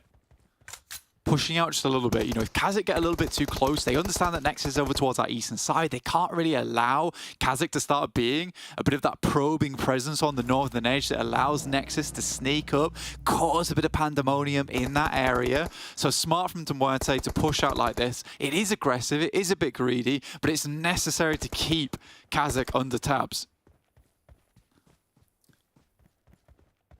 The exodus from Ferry Pier is going to be really, really tough. Only one of us, I think, has gone for a prediction. No, there's two. So Kale's gone for MELISE over on the western side. Max has gone for next RÜYA in the center of all of this on the beachhead. So they predict on the outside of Ferry Pier. The rest of us have gone on the inside. MUERTE feeling the pressure from KASIK, who have been sweeping through fairly effectively from this north. And now 2 players remain, Malloy and Milky Way. Yeah, only down to 2 players now. It's not good at all. And Nexus might be able to take advantage of this going forward. MADBULLS also very pleased. I mean, it's been a bit of a difficult turn of events for the MADBULLS, holding on that south side because they've been taking shots from many different teams. But as this slowly gets closer and closer towards the end of the game, you know, MADBULLS are kept safe now because KASIK is pushing into MUERTE. Nexus pushing over towards KASIK and MUERTE too. A lot of these teams on the outer edges starting to take shots at one another. So MADBULLS have had to weather the storm quite a bit in this early game, John, but have managed to be able to keep themselves going. REGNUM, KARYA also just chilling in their little spot. And it's funny to me that Gladiators still have Matic in this game. 9 teams remaining, John, and he's still going, but he needs way, way more than this to actually get this done at this point in time. MELISE Esports also on that western edge. I mean, that's tough. That's tough. But if we know anything, MELISE Esports could get this done. 4 players alive on the outside. Redox gets spotted on the move forwards. Malloy able to hold down the angle. Unfortunate. That's going to leave Nexus at 2 as well on the east side. KASIK have managed to navigate through along these ridges that sit on the north. You can see them playing terrain on the outside, but they are going to have to swing through. Matic potentially a problem for them in this area. MELISE on the outside too. Could be a difficulty that they shall face, but MUERTE try and run out, and they are straight into the firing line of KASIK. That is going to go fairly poorly for them, but now KASIK can try and push through Ferry Pier itself, maybe take a front-to-back fight with the MADBULLS, giving KaPaHALA and EXO a chance to move in as well. For NEXUS, it's looking a little bit more difficult, but they understand more than anyone they need points today. And despite them losing a couple of players, they have to go a little bit further here. Getting across to the next building, like I said, the problem with Ferry Pier is the wide gaps that happen between the buildings and the rough terrain that you have to pass through. KaPaHALA peeks out the side. They were missing him on that last game, but provides a little bit of support here on Erangel. That nade's going to be nasty, though. KASIK also getting involved. And MADBULLS remain at 4. That's true, actually, yeah. Türkiye does go down, but that should be resable. Next, RÜYA in this bunker position. I mean, they have been here for quite a while. MELISE are now having to push in from the west side. The teams around Ferry Pier unlikely to push out, but they will have sightlines over this way. So next, RÜYA just needing to keep their heads down. This is a prediction coming through from Max, so he might be on the money with this one. That bunker position gives a lot of cover from teams trying to peek you. Yeah, it's good. I mean, for MADBULLS in particular, this is where things start to get a little bit more tricky. They really do now have to deal with KASIK team, who have played a pretty decent game, honestly, from that northern edge. It's not easy getting down from that tree line towards this position, but they managed to do it. Tenshik, one of their more aggressive players on the team, will be sending grenades out over towards MADBULLS now, hoping to get a pick off. We haven't spoken about them a lot. We said a little bit earlier it was awkward, their position, but GALATASARAY on Ferry Pier, on the west line, they've got a pretty decent set of cover from a lot of these teams looking to try and hold from the main settlements, and they have a chance to push in and stop anyone from moving out. It's actually not a terrible position for them, but they're going to really struggle once they have to regroup along this pier. You can see just the openness of that aggression. Poser spotted in the meantime, and that actually comes from Graxy across the way.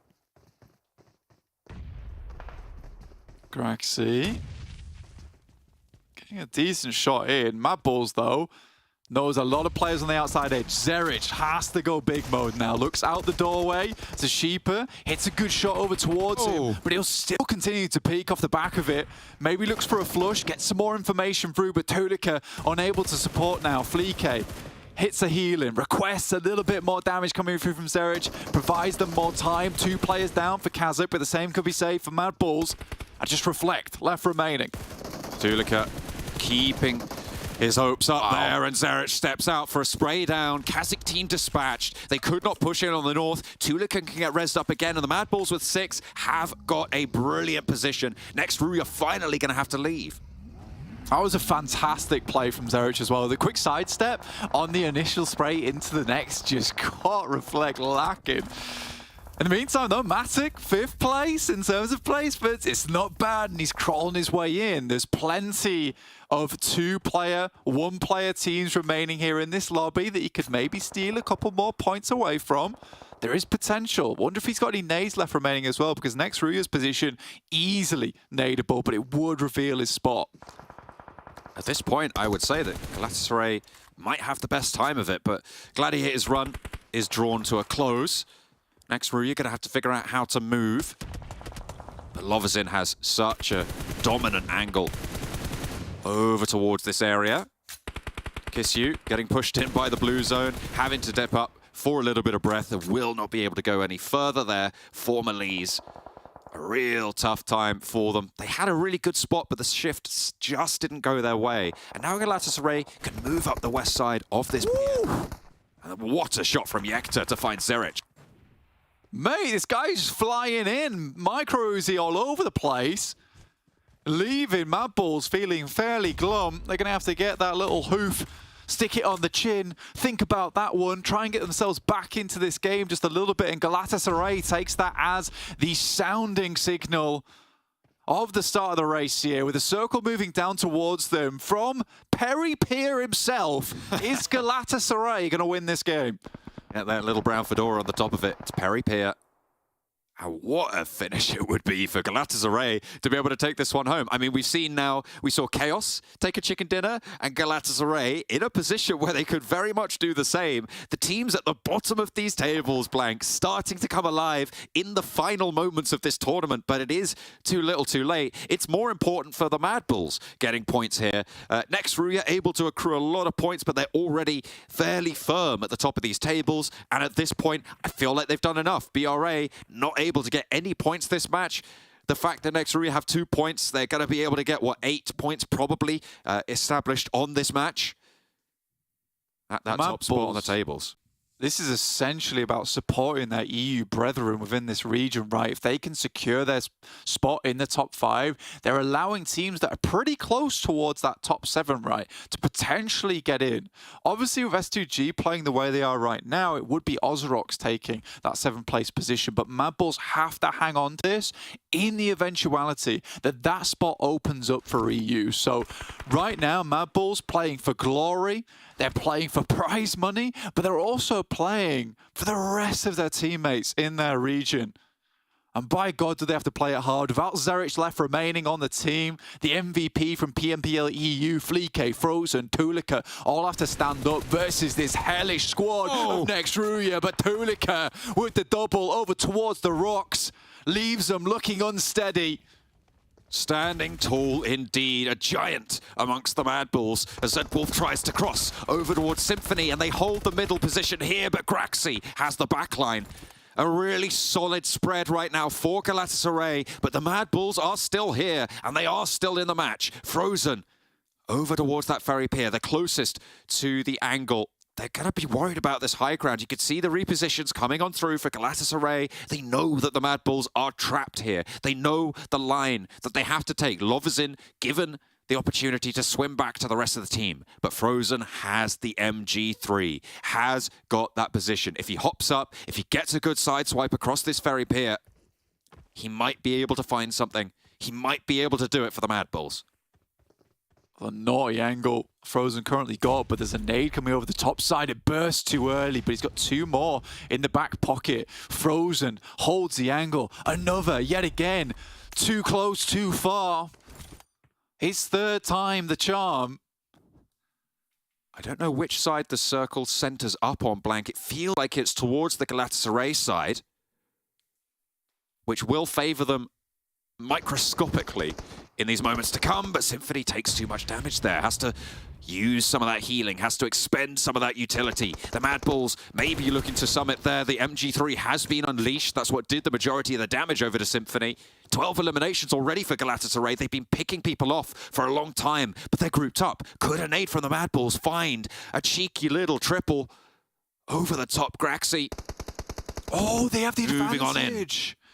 This was so smart from the MADBULLS to completely take control over this area. Play this out slow because this is going to force them out into the water. This has been a perfect guard out from them. I'm surprised I didn't see this one coming sooner. And into the water they go, forced to dip their toes. And it's more than water they'll find, it's a hail of bullets flying on through. The DBS unleashing its power, but Lovazin answers from the depths. Digs deep and finds the knock onto Frozen. There's the blue zone taking its toll, and the blue zone will continue to close, but the spray down is there. They just need to find one more. Symphony is in the water, and they are opening the cannons now from that top rope, from that top bar. Graxi goes down next. Tulika just needs to stay alive, just needs to heal a little bit more, but they're stepping out. If Fleeke drops down and Symphony has the stims to go for it, they might go down, but the MADBULLS are in the middle. Let Fleeke live. Symphony falls, and it is MADBULLS to be able to take the chicken dinner. It's a really smart game plan as well, because no matter what happened there, MADBULLS shouldn't lose that game. I think it was really, really well done. They had to play a pretty dangerous 1-1 split, right, across the edge of those rocks to prevent Galatasaray from pushing up. It's just a lack of aggressiveness from Galatasaray until it was too late, right? And the second part of that game plan is keeping Fleeke at full HP. So they put some meds towards him. They gave him the stims. He sat way back on the edge and only started getting involved towards that end game because both Frozen and Tulika, they were both 70% HP. So they were kind of relying on that end game, going over towards the top side of the bridge, spraying as much down into the water, allowing Felique to win out the game based on HP alone. So they had sort of 2 safety guards against that game. But the holdout over towards the rocky edge is just so well played. I'm kind of annoyed that I didn't spot it sooner, but again, very proud of my boys from EU on MADBULLS. And there you go, it's the hoof on the chin, because they're thinkers. They are having a real ponder about that one because they have put up some fairly decent numbers on that game. So did Galatasaray. And again, it's like KAOS did previously. Sure, we don't get to see them get the chicken dinner, but they got a lot of eliminations there. I think they were up to 12 towards the end. So a really decent chunk of points. But again, it's just not going to be enough. They are still going to be right towards the bottom of the tables, which is unfortunate. But the MADBULLS, they've climbed a little bit closer towards the top. No, production, no. Get the camera off me. Give me a solo shot of Kalaris because I think he's got a couple of words to say here about this last match.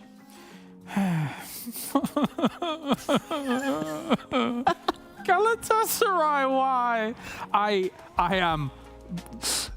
Where do we begin? They had it in the back. All right, firstly, I've never ever seen a Ferry Pier ending, and Galatasaray was there the whole game. All right? And they didn't win. All the teams are coming their way too. It's like we're just waiting for them to arrive. And then they don't even go on top and they just get in the water. The funniest part is, like, while we're watching this, before it centers up over there, you guys were both saying, like, Galatasaray, they're dead. Like, how are they to get away from Pier? Well, they were... And then the circle comes to them. Like, aren't freest to wins. They got to a late game. Yeah, that is true. That is the farthest they they've are. got in a match. I'll put my glasses back on so I can read. Lavison and Graxi able to get themselves to 12 eliminations. RÜYA unfortunately going down early before they did swim over to the pier. But it's the bottom of the leaderboards day. We got a KAOS win, we got a Galatasaray win. Well, Galatasaray didn't win. I mean, they got to win for themselves. But it's so improbable. I'm thinking, like, in my head, oh yeah, they should have won it. Yeah. All right. It's how weird it was. I was baited. They were baited. We were all baited, right? Here's what happened. I thought, all right, we're done. They're trying to seize control of the central position in the circle.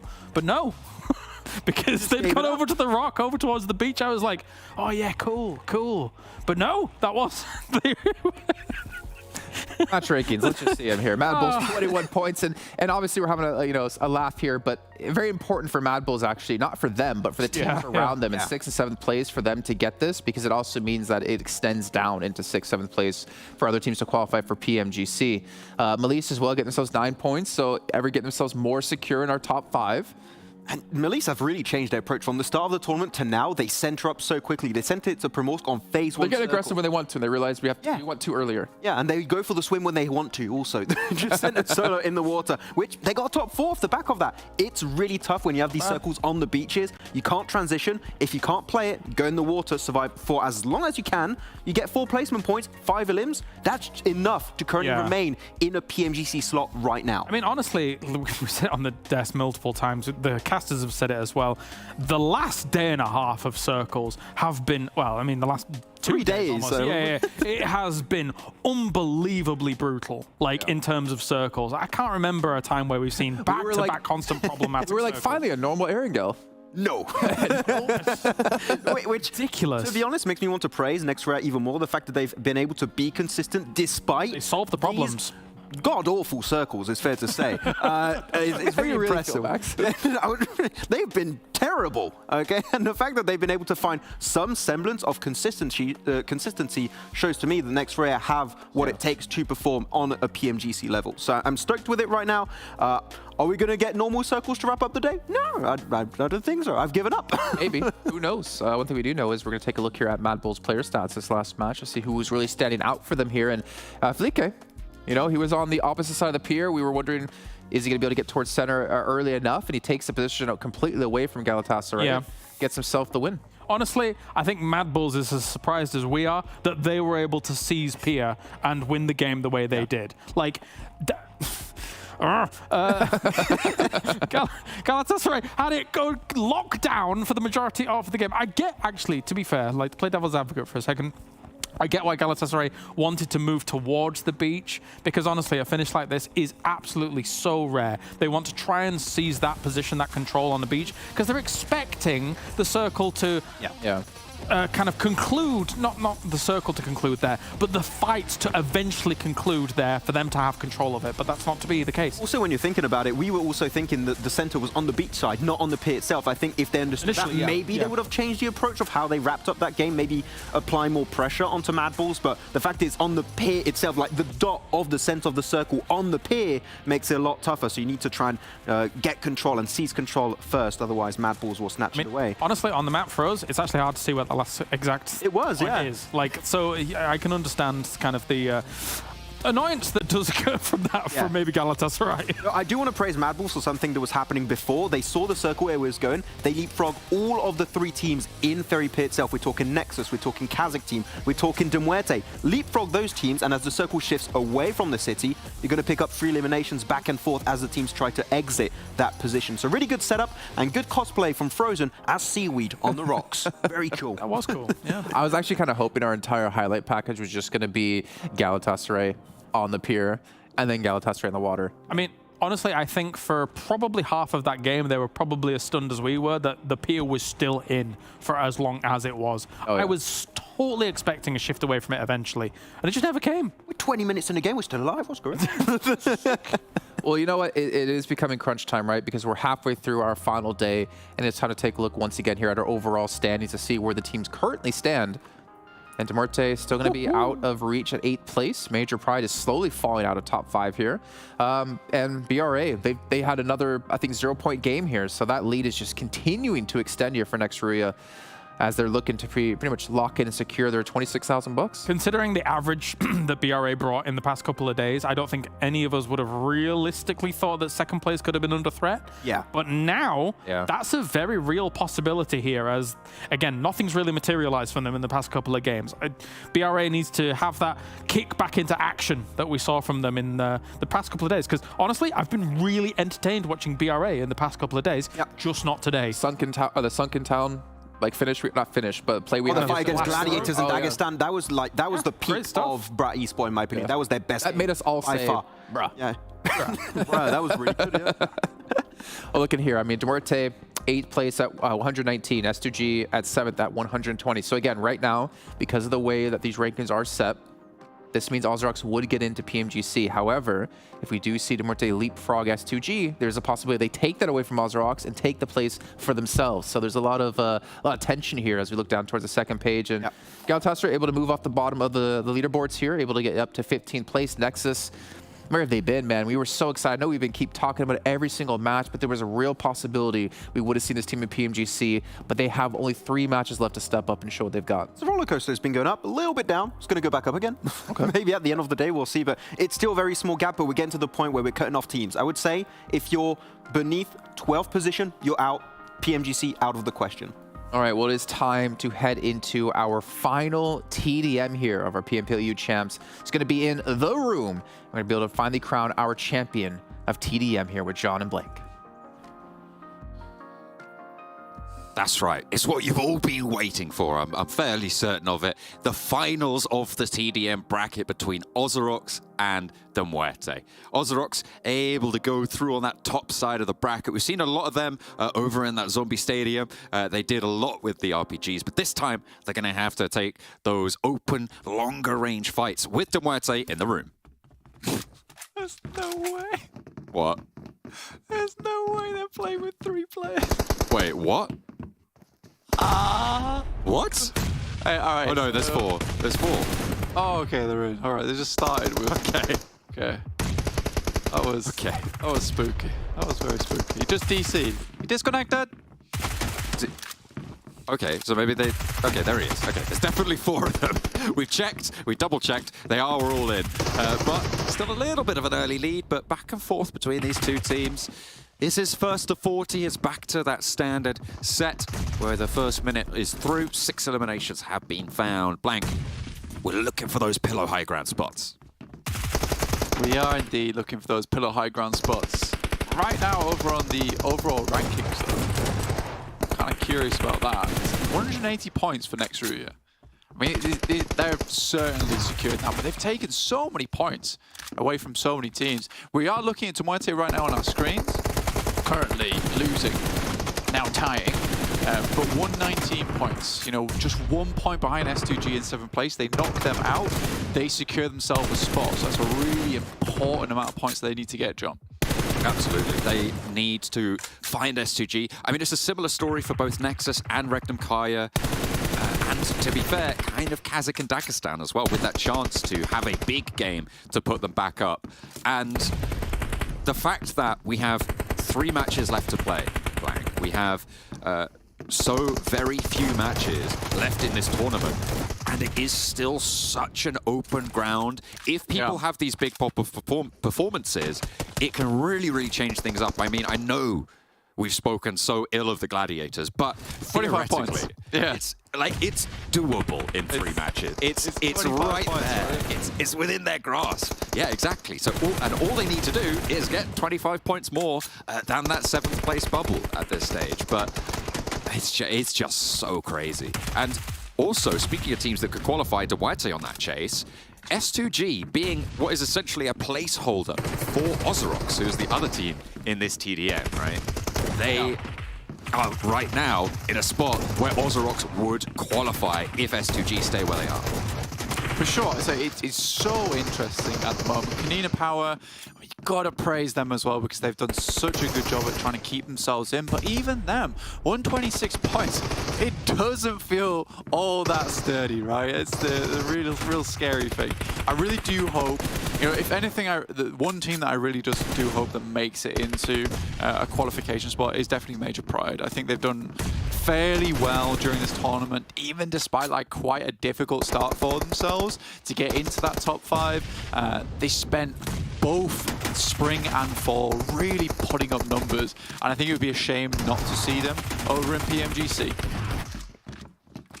Would be real tough stuff.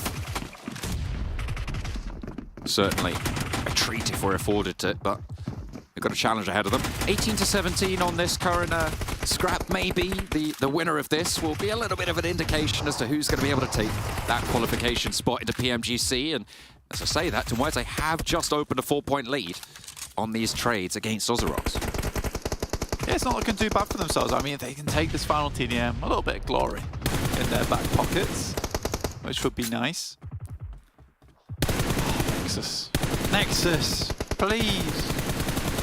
9th place, 116 points. I believe this could be a big difference changer as well. On Miramar, they didn't have 3 players. You know, that could have all changed. True.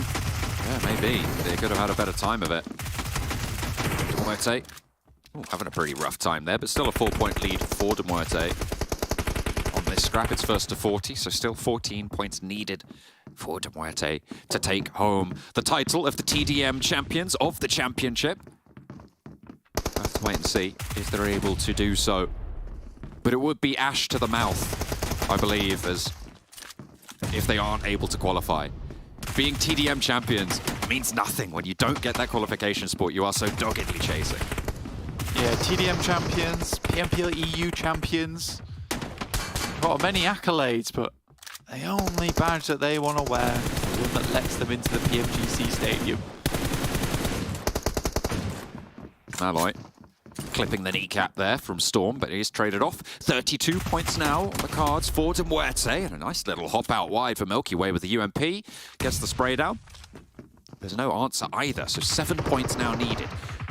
Alchemist moves forwards, hops high. Milky Way doesn't spot him before it's too late. The auto shotgun shot down, and there's a teammate there ready for the trade. 6 eliminations needed now. Yeah, pretty much just going to be trades now coming through from MUERTE. Over and over. They initiate with the nades, see if they can find themselves a pick-off. Over towards his high ground positions. Swain's able to get a good shot off, but Cortex falls to the nades. That's what I'm talking about. With 4 points necessary, Corker and Furia both line up for Storm. They pull him back, they bait him in, take him down when they need to. And OZAROX now holding out right back at their spawn. The shots from Milky Way can spray on through, but the nade was cooked to perfection there. 39 points, however, and these trades are all it's going to take. It is MUERTE in the end to be our TDM champions. Will that give them the power they need? Will it spur them on to be able to take a spot in the PMGC qualification? Yeah, it's a question. I don't know. I don't know. I don't know if it's going to be able to push them any further, but there's the bracket as it ends. All tidied up. All loose ends in a little ribbon, in a little bow. There we go. We get back to the championship now. As Max would say, ça c'est suffit. We are all done. That is sufficient. That's all we need. We're going onwards now. You do realize Max also speaks English, right? You sure? Yeah. Oh, okay. Take your word for it. Yeah. I have to double check on that one. Can we get a fact check, please? But we are going. Absolutely. After this game ends. He might say it. He speaks French sometimes. I've heard him. Can't believe you stereotype him like that. It's just rude. What do you mean, stereotype? Because he's French. Yeah, that's true. That's true. I've heard that. You're saying he speaks French because he's French. But he's also half English. That's true. Yeah. That's so, oh man. No idea what you're getting at here. But having a terrible time. But stop that. Stop that. Bantai as Napoleon would say, c'est la vie. As Joan of Arc would say, ferme ta bouche. We are going to be going over to Sanhok this time around. From the south to the north, fairly easy cut along the plane path. Gladiators! You can win one Sanhok. Please! I'm not allowed to be biased, but I am! We really want you just this one time. You can do it. Oh, we believe so much. Batik, Katsune, Tixi, and Baku. I'll put it this way, I don't think they deserve it at this point. I think they have been extremely unlucky. That sounds mean, I'm not trying to be harsh, but there have been some careless mistakes in the past. I'd like to see them pop off though. We always do call them the last minute Andes. So, I don't know, 3 matches. It's tough, but we were saying during that TDM, 25 points currently sits between them and 7th place. It's not that far away. It is sort of crazy. And you love to see it. It is a real tight standings at the moment in terms of point scoring from every single one of these teams.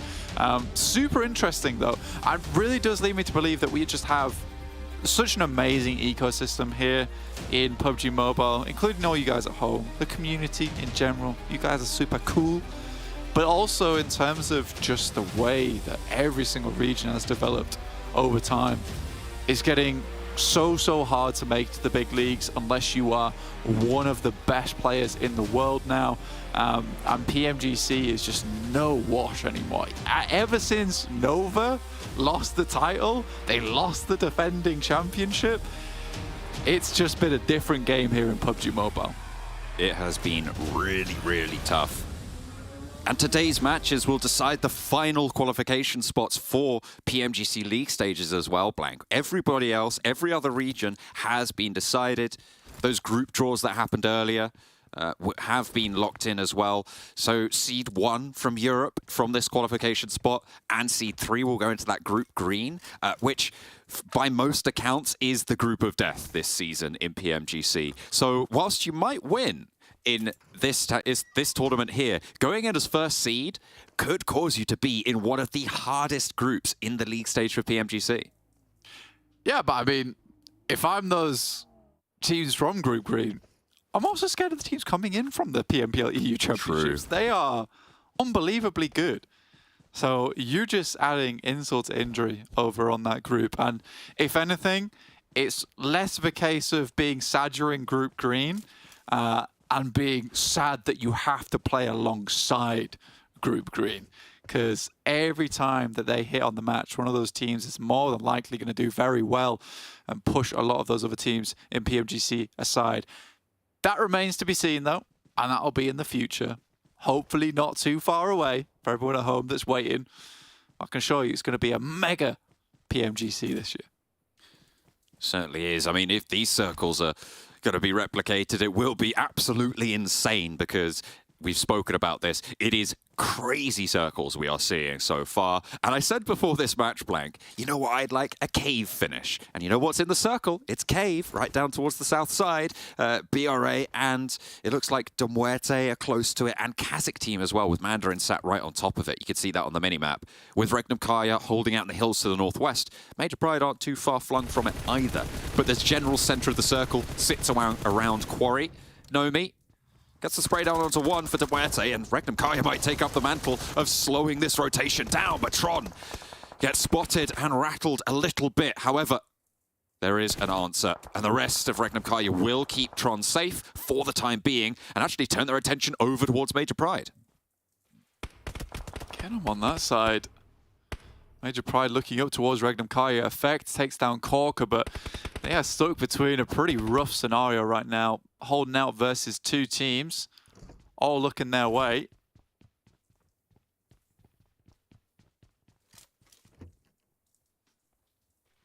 And everybody slows down a little bit. Major Pride are currently, Blank, in a qualification spot. They are in 5th place as it stands. They are holding on to it. They can fall down. I think they can afford to fall down 1 position before they get... Oh, no, 2 positions, I suppose, before they get pushed out of the running. But if they go below S2G by dropping those 2 positions, they would actually be taken out, and that spot would be given to OZAROX from S2G's position. So they really can't afford too much of a misstep here. So keeping all 4 players alive for Major Pride, very important. Very, very important indeed. Because they know that they do need to do a little bit more into this tournament, right? You know, 131 points is not exactly in the best position. You're ahead of a few other teams, but only by a touch, right?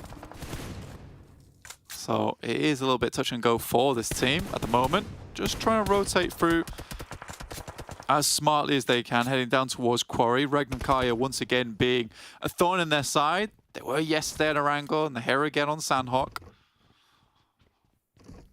Playing on the walled compound to the west of Quarry.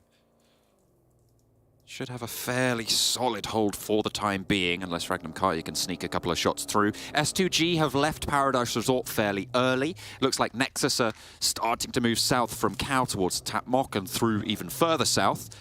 Blank, I like what Tixi has done. They've done it again. They've put him back on that scout towards the Trifecta compound. My qualm with the rest of the team is that they are so far west on the island. If he gets spotted, if the MADBULLS have decided to go further north, that's curtains for Tixi, and the Gladiators' rotation path is cut off. Their info gathering is removed.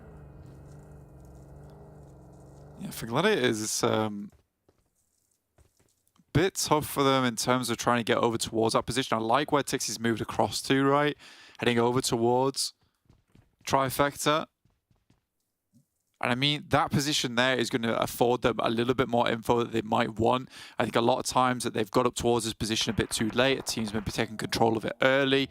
For a lot of teams with this type of circle, more preoccupied with trying to get towards these compounds around Quarry. Gives you a little bit better of it in terms of rotational path. But again, I don't mind this from Tixi.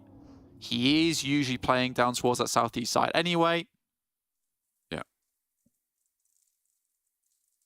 Just trying to control that compound. It's actually, I think it's MUERTE, right, who normally drop split on that eastern side of the Northwest Island, and they dropped over on a split down towards Cave and Docks this time around for some reason. The playing path would have allowed them to go for that usual drop spot, but this is actually probably what has allowed Gladiators to do what they've done. This circle is a little bit treacherous now, though. Our team's going to go to the south side here. A lot of ground is taken up by Quarry on the northern side of this river, but it's likely to end up on the north shore. It still keeps caving. Yeah, it could be anywhere, honestly. Tudika getting knocked out and flushed by REGNUM KARYA. MUERTE have dropped here in the past quite a few times, not at least in this tournament, but also over in PMPL League stage. They also dropped down towards Camp Bravo, or at least tried to a lot. And I think this is them figuring things out. MELISE Esports versus OZAROX. And for OZAROX, this is bad news.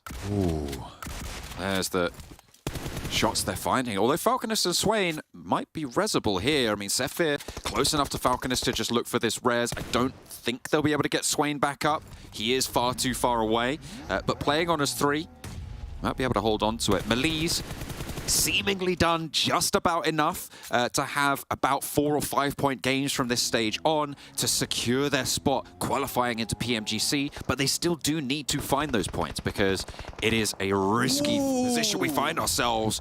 Next, RÜYA and REGNUM KARYA both taking their pound of flesh from S2G on this push. This is great news for some of the EU teams. S2G going down early here with little to no points. Similarly with our last game, once again out in 16th. Next, RÜYA definitely not doing their brothers any favors here. Certainly not. It's not going to return the favor of giving them the PMGC point spot qualification to those league stages that S2G gave over to next RÜYA, given their hosted country invite spot. As you say, that favor not repaid in kind. Brutal. It's very cutthroat here in PUBG Mobile, and that's what we love to see. REGNUM KARYA turning their attention to the MADBULLS. This is closer to Painan than the scrap with S2G. Yeah, MADBULLS starting out there, actually, quite early on. That's a lovely lineup of vehicles, well parked. Good job. REGNUM KARYA certainly giving them a bit of trouble. Gladiators hear this, though, and they've got the high ground. Currently, Wild and Erangel fairly exposed to that angle. You've got to be worried about this. Never mind.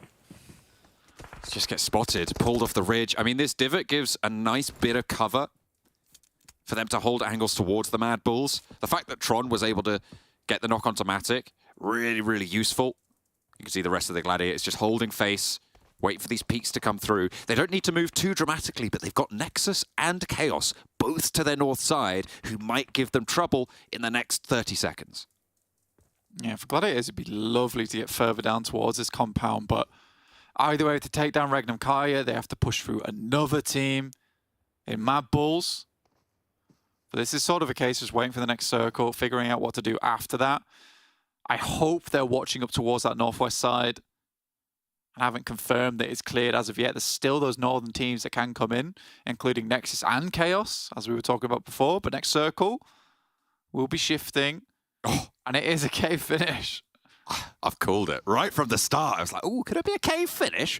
Looks like we might be going. And that is a really tricky spot. Obviously, Blank, there's 2 elevations, which could cause an isolation between 2 final circle teams. A team could also just slide into cave and play low down and survive very, very late, which for teams around that bubble position could be a very viable strategy. It's a grim position to make your way towards as well. For NEXUS, I think they're the luckiest team in this location because they get to swing on that northern edge pretty quickly. Most of the time, because this circuit wouldn't allow you to do something like this, because they're right on the edge there, they do get the time to do it. Fantastic. And they might be able to get some to the high ground that sits just the eastern side of Quarry. In the meantime, Kitsune has to hit these shots. This is a little bold for my liking for Kitsune. Meku needs to find this answer. We'll be able to get that first knock. There's a second player, and the nades come back on through. Kitsune peaked without the backup. It was just a straight-up fight. The MADBULLS capitalize. They resurge from the compound and push up, crushing REGNUM KARYA in the process. But Gladiators have lost Kitsune. Meki is irretrievable, and the MADBULLS somehow come out at the better end of all of this fighting. Yeah, I think you've got to assume that there is 2 teams in this location. Again, that's just a nice play coming from MADBULLS as they just instantly go for this play. Fleek has to now deal with KAOS, and they're doing a great job at holding down on this compound. The MADBULLS made us sterner stuff today. Able to take down GALATASARAY over on Perry Pier. In a spot where they really shouldn't have been allowed to. And now they're going to move in from this west side, sweeping through. KAOS, their next hurdle. Lord Cedric wants to try and shut them down, but they are just rolling forwards, and they're going to take a little bit more than that to pump the brakes. Some nice shots from him. He's just holding the angle right now. And there's Loxy. Actually, it's BRA with these shots out towards MADBULLS, and they will take another MADBULL head. That's going to mean they are down on 2, but they've got 6 points on the match blank, and for the MADBULLS, in the position that they sit, that might be enough to secure them. If they can just keep up these averages, that's what they'll be looking for. They are currently in 3rd place, a similar sort of spot to MELISE, where they just need middling games, and they have already been able to achieve that on this match. You'd be so frustrated if you're Gladiators here, though. Leaving that engagement with 0 eliminations after you put in so much hard work to push down towards REGNUM KARYA, and you lose a player in the process. That is a horrible experience to move into. RÜYA also in front of them over the ridge.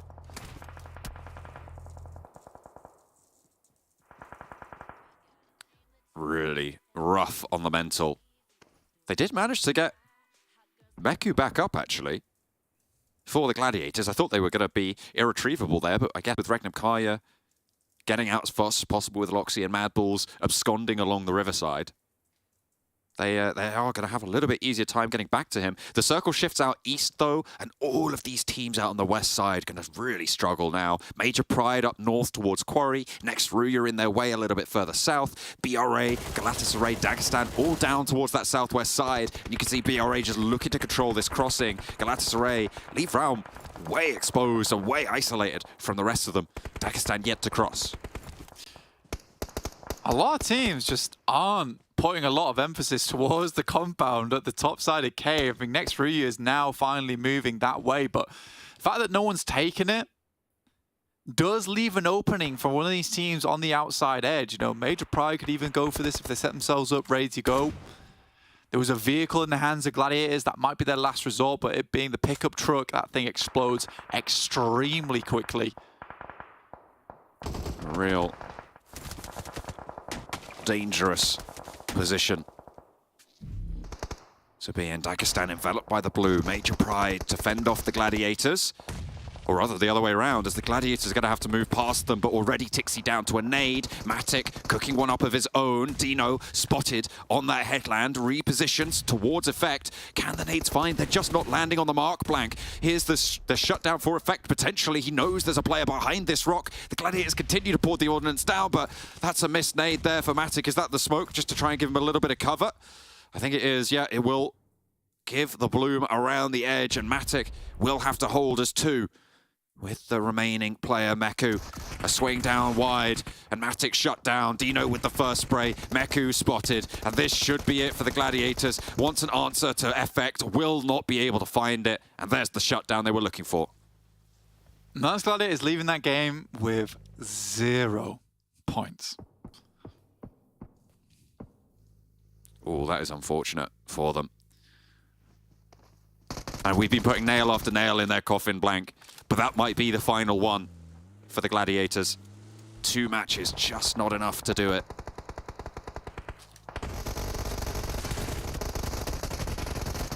Not this time around, unfortunately. Major Pride rolling up onto the MADBULLS. A strong, stalwart team sweeping down that west coast, but Major Pride roll in and take one down. Zerich, the last to stand, with a nade in hand, tries to cook it, pop it through that window, post it home, but Major Pride avoid the damage for the time being. And they will have to try and stay alive on this northwest side. Zerich does have another nade, but I don't think he's going to put it in just yet. KASIK team doing a good job down towards Galatasaray, who seem to love their coastal areas. Over towards the pier side, Keep goes down, but it's Nexus on this north side, which is kind of the outlier here. It's difficult to get across this road, to have a shout into this match, but they absolutely need to now because they've had a pretty shocking day so far.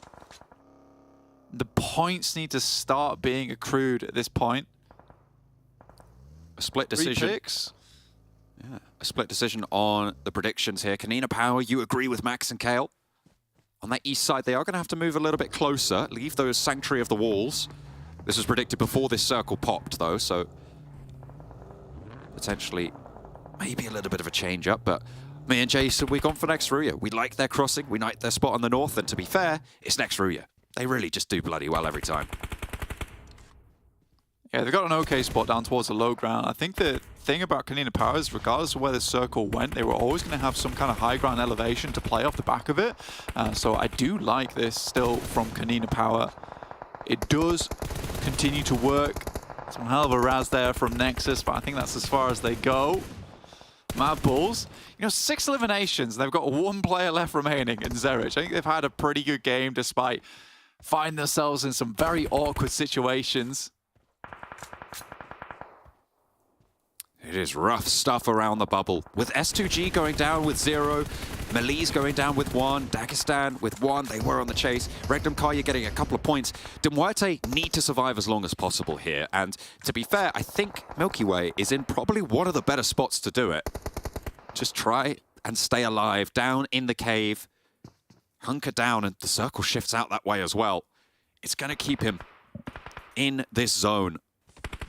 I could give MUERTE some incredibly important points here, Blank. It could all come down to Milky Way's survival in this one Sanhok. The funny thing for me is that, again, it's just going to be next RÜYA as well as BRA sucking up those points towards that top side. And we haven't had too much of a change, honestly, at this point in time. For Major Pride, it's been an important match for them. 8 eliminations, making it to the top 7. Still a chance to get at least 2 reses off the back of this, but lovely sprays from Topspic. Doesn't have a nade, so can't lob one down. He's very low on armor, look at that. The level 1 helmet, the only thing protecting him, and that is very, very shabby at this point. Next RÜYA, trying to extend their influence. Frozen, creeping his way on the underbelly of this rock. Making his way around, trying to establish some control over the summit towards the top of cave. I don't know if anybody else has joined Milky Way in cave. Yeah, there we go. You can see Graxi from Galatasaray in that cave with him. So potentially a duel in the middle. Milky Way draws first blood, finds a second shot as well, and those shots will be heard. So teams will know that there's some players in here, and Graxi will be spotted from the skylight. Topspic able to get the shutdown there and keep MUERTE safe. Yeah, Milky Way will just be happy with that one. There is potential he lives in here for a very long time. And what it looked like to me is that BRA just had no meds and no nades either. Kane does go down.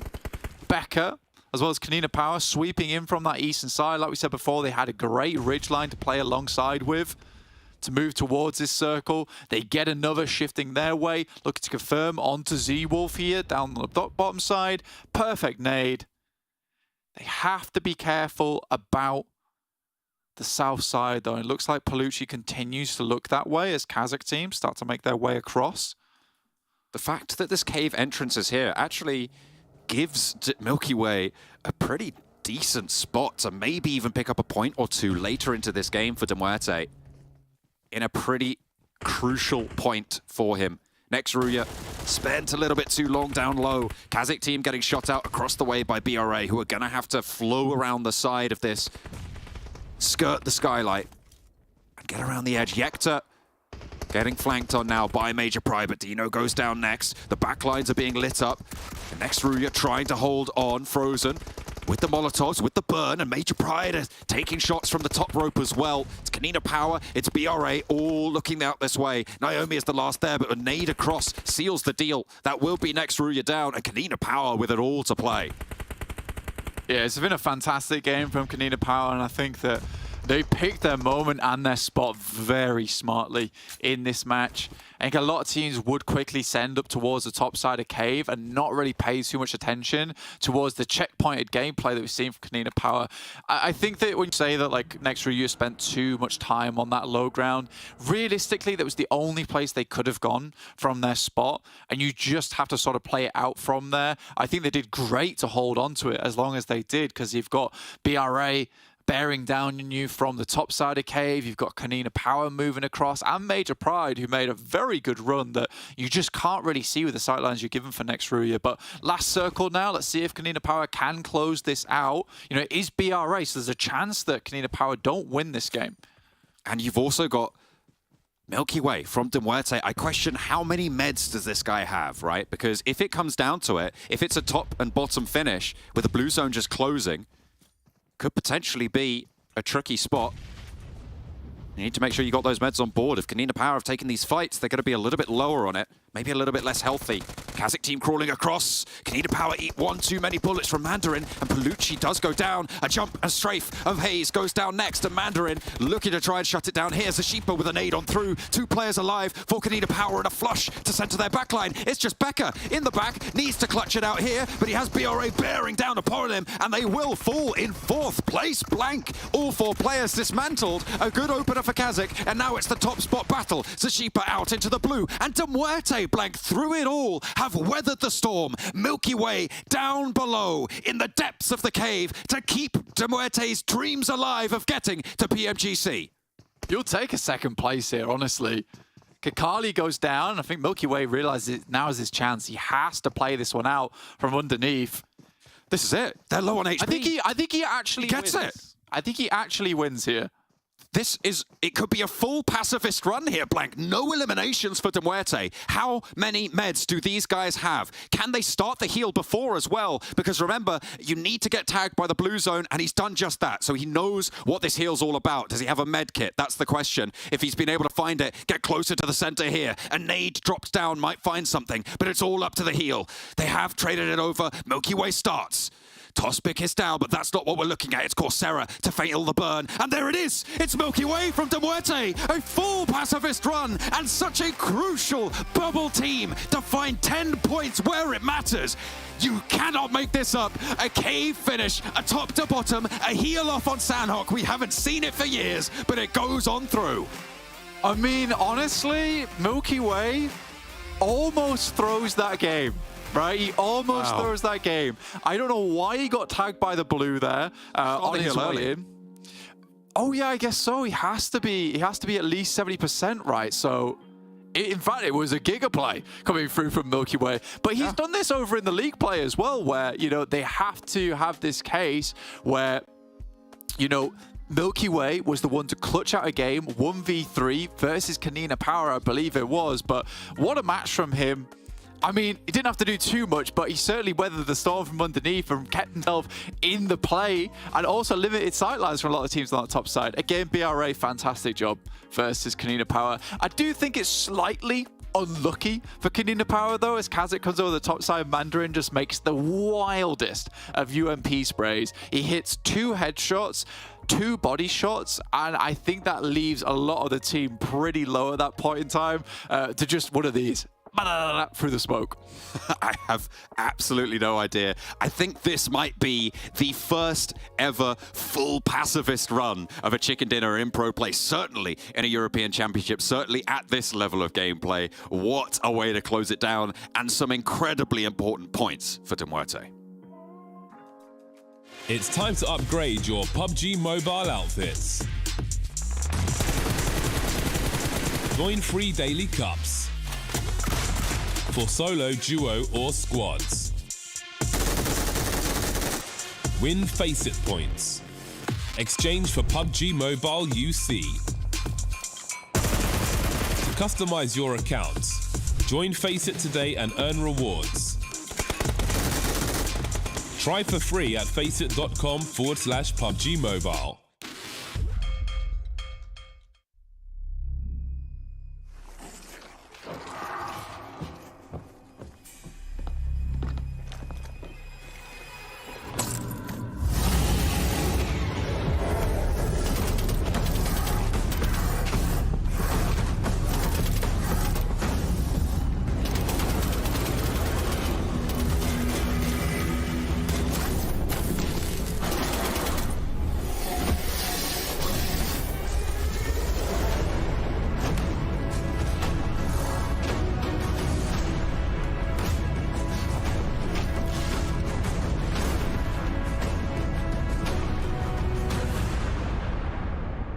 Who says you need to get any eliminations to win a chicken dinner here in PUBG Mobile? Well, probably a lot of people said it's possible, but probable? Probably not likely, especially when you get to this stage of play here. But my God, MUERTE have been able to do so, and more importantly, potentially get themselves back into the running here, back into the top 7 for a chance to get into PMGC. Just imagine a world where we end off the entire day And that play right there on the top stick is what got them into PMGC. Yeah. How did you qualify in PMGC? Oh, I got a 0 elimination chicken dinner. It was great times. That was our ticket to glory here, to the biggest event of the year. But it's insane how we had an on-pier finish. We had now a finish on cave down to the heel-off. Yeah, and as you can say here, look, this is super important. Blank identified it just at the final moments, but it's super important that down on the bottom side of this here, Milky Way takes a tick of blue damage. You cannot start that first aid kit without being underneath 75% health. See? He runs out. Walking in, it's essential. If he doesn't do this, he likely doesn't win. Or, I mean, in theory, the guy upstairs might have not, you know, he might have not been able to do that as well, and then that's how it all works out. But that won him the game, walking into the blue and then walking back in, because then he can start it before. If you get ticked down by the blue and then eventually start your first aid kit as the blue's ticking on you, it won't finish in time. So it buys you those crucial seconds. And I do also want to talk about Bra, because I thought they were also really smart in how they played it. Sure, the timing of the meds were not enough. They had 2 players. One of the players ran out in the blue to die. If you have 2 players, they're going to take blue zone damage earlier. So you have to have 1 player that's in that singular spot where you don't take damage. So it didn't quite work out, but it was also the right approach for Bra to hopefully go for the win. I find it ridiculous, this tournament. We have had the most insane circles. We just had a pier finish in Fairy Pier, and now we're in a cave heal situation. This is the only heal off on Sanhok I like. This situation... I think in the entire game, this is really one I like. It's fun, yeah. Like, this is the first 0 elimination chicken dinner I've ever seen. Same. It's an exact situation. Yeah. Absolutely. Let's take a look at the stats here. Yes, look at those numbers. Those are championship numbers right there. Sick. Milky Way. He looks unscathed by the intensity of that last match as well here for Milky Way. 50 damage done, no damage received, no eliminations, no knockouts, but 1 chicken dinner. Coca got a knock. Kalaris approved. We can see here, obviously not going to be on the top of the table, but they still get themselves forward. That's so strange to see, man. But yeah, BRA. I had to search for them, like, where are they? Oh, they're there. They're in the middle of the pack. Hey, BRA is back, right? We wanted that before this game. Obviously, they've been a little bit, I'm going to call it vacant in the first 3 games. But now being able to get these points on the board, because I was concerned for them for their 2nd place, but looks like they'll be able to defend it here so far. Yeah, we still have 2 games to go, so it's not like 100% safe, but it's at least keeping them in a position to contest for that 2nd spot. And I'm surprised they took as good a fight as they did against KONINA Power.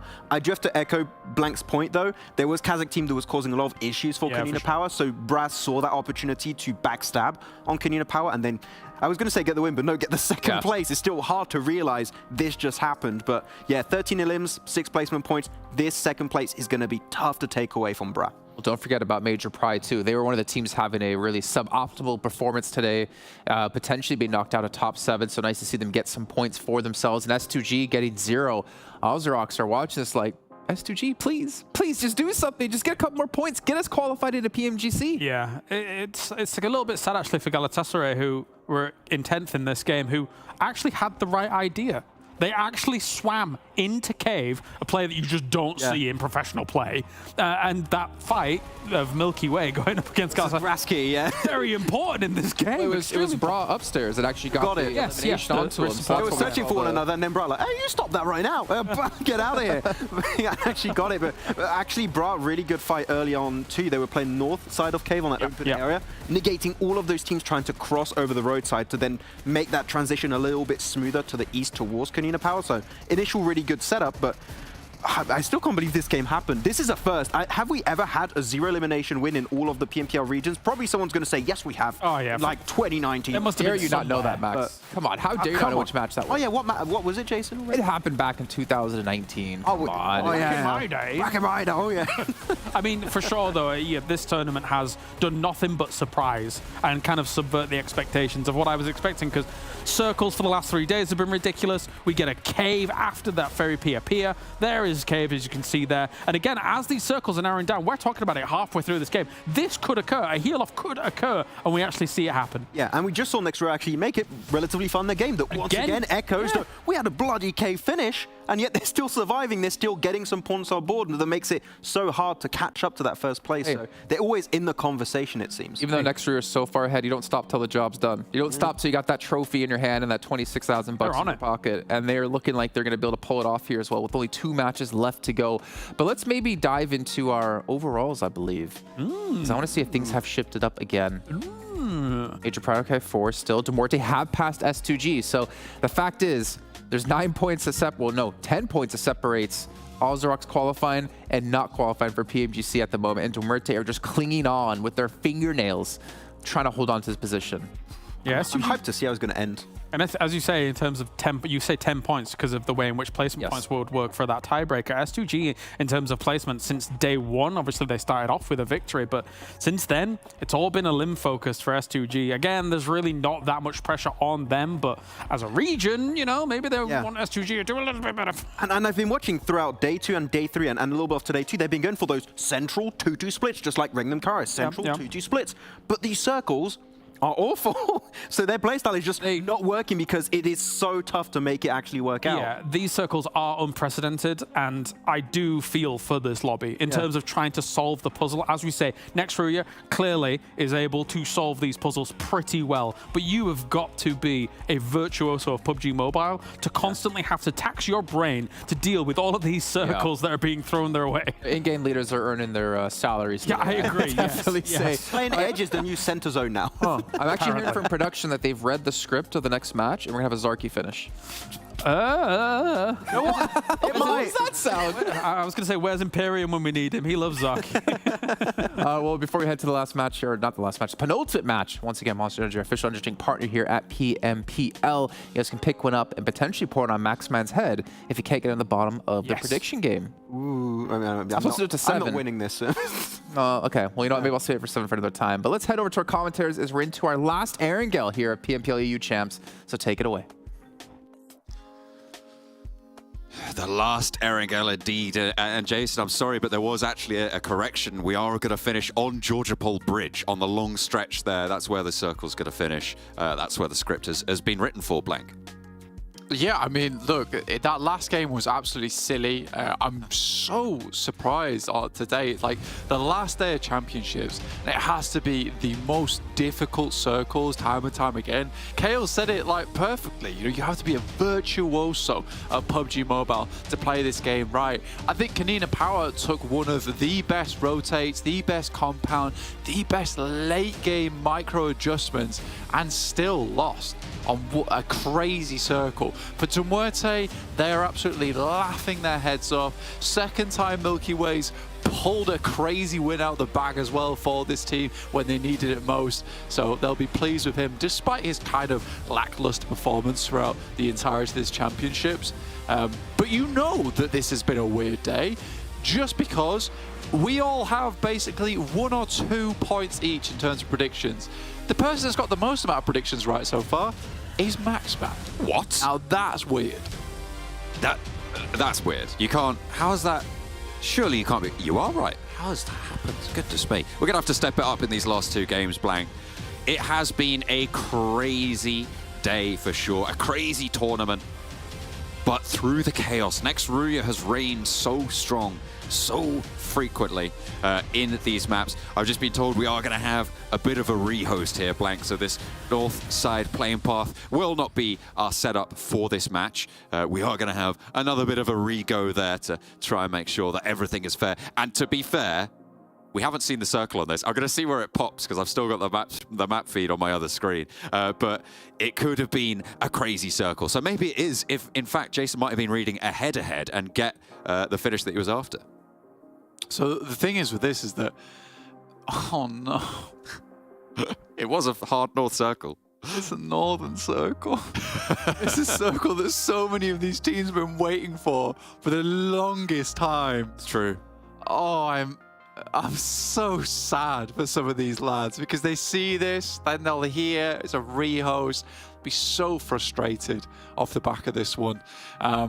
But yeah, we'll be heading back into the game shortly. No doubt it's going to be a Sosnovka finish at this point in time. But I'm very interested to see what happens going forward because there's a lot riding on this for S2G, for at least OZAROX. I mean, OZAROX are basically right now, we're good. Oh, they get the northern one. They get the northern circle. This is perfect. What a wild turn of events. My heart can't take it.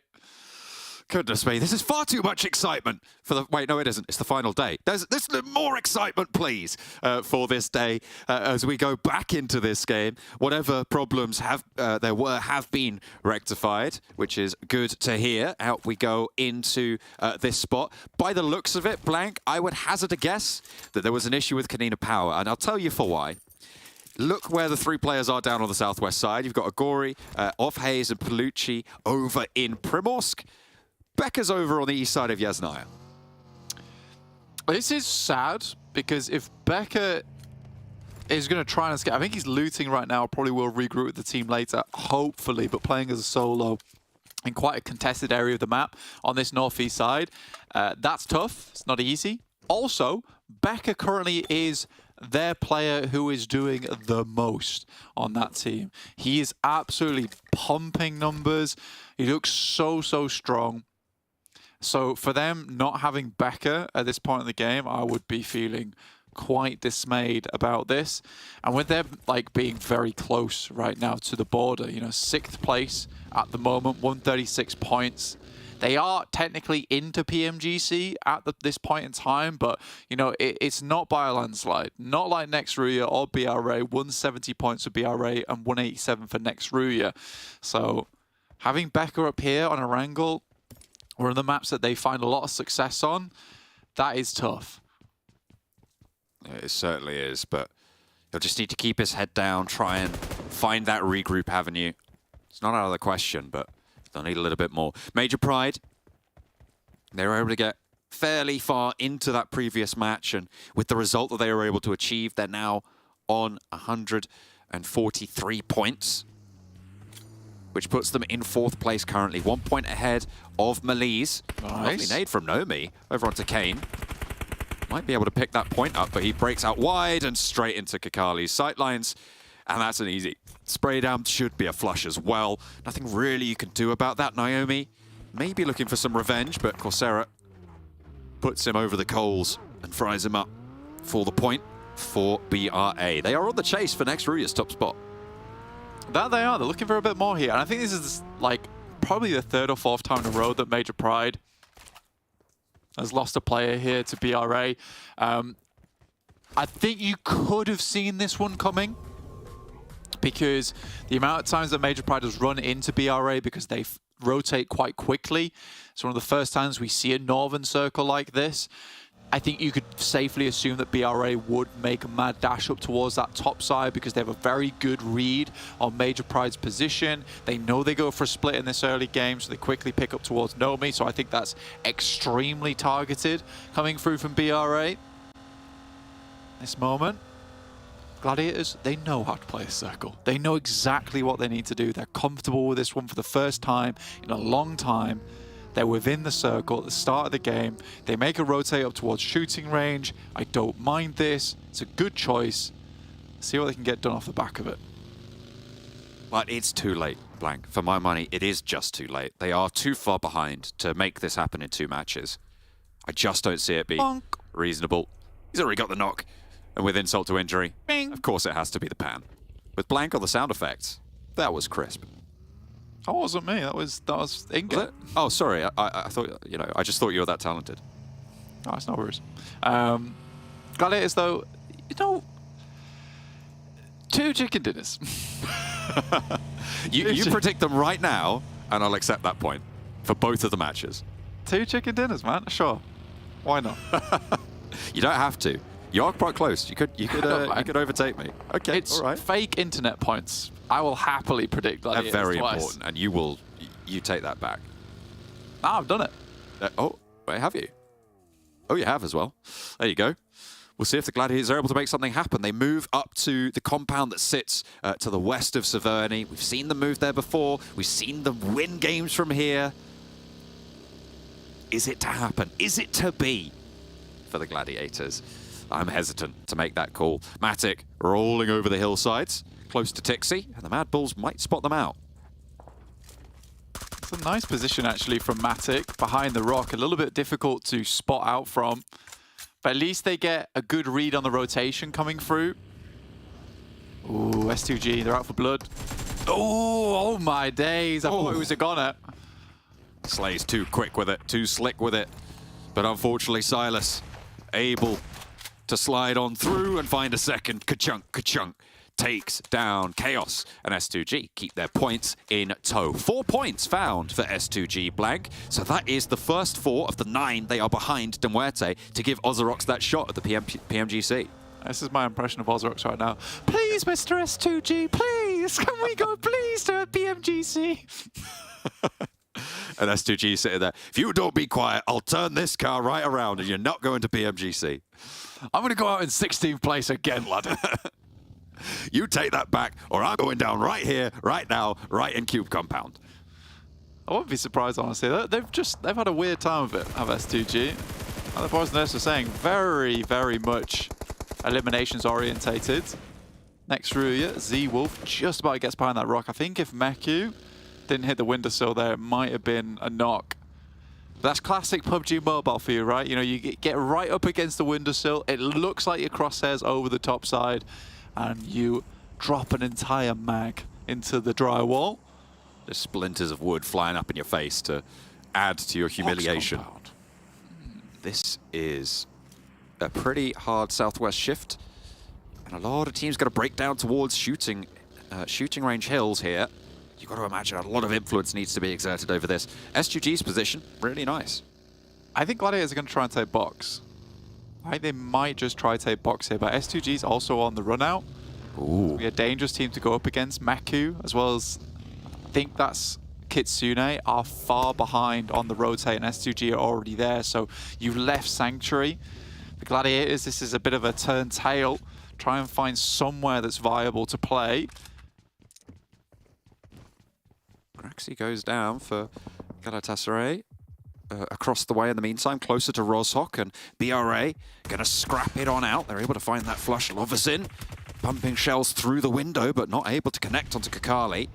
As Coursera plays on the upstairs. Realm is low already, and a nade around the side could find something if Symphony steps out, but it's not going to be there long enough. The rest of BRA are in for the backup. A nade in, putting it through the window towards that staircase. Cooked it nicely, but not really going to find anything. Coursera still isolated for BRA. Kakali on the outside. Kane has been an absolute monster. That nade is a bit of a nasty bouncer.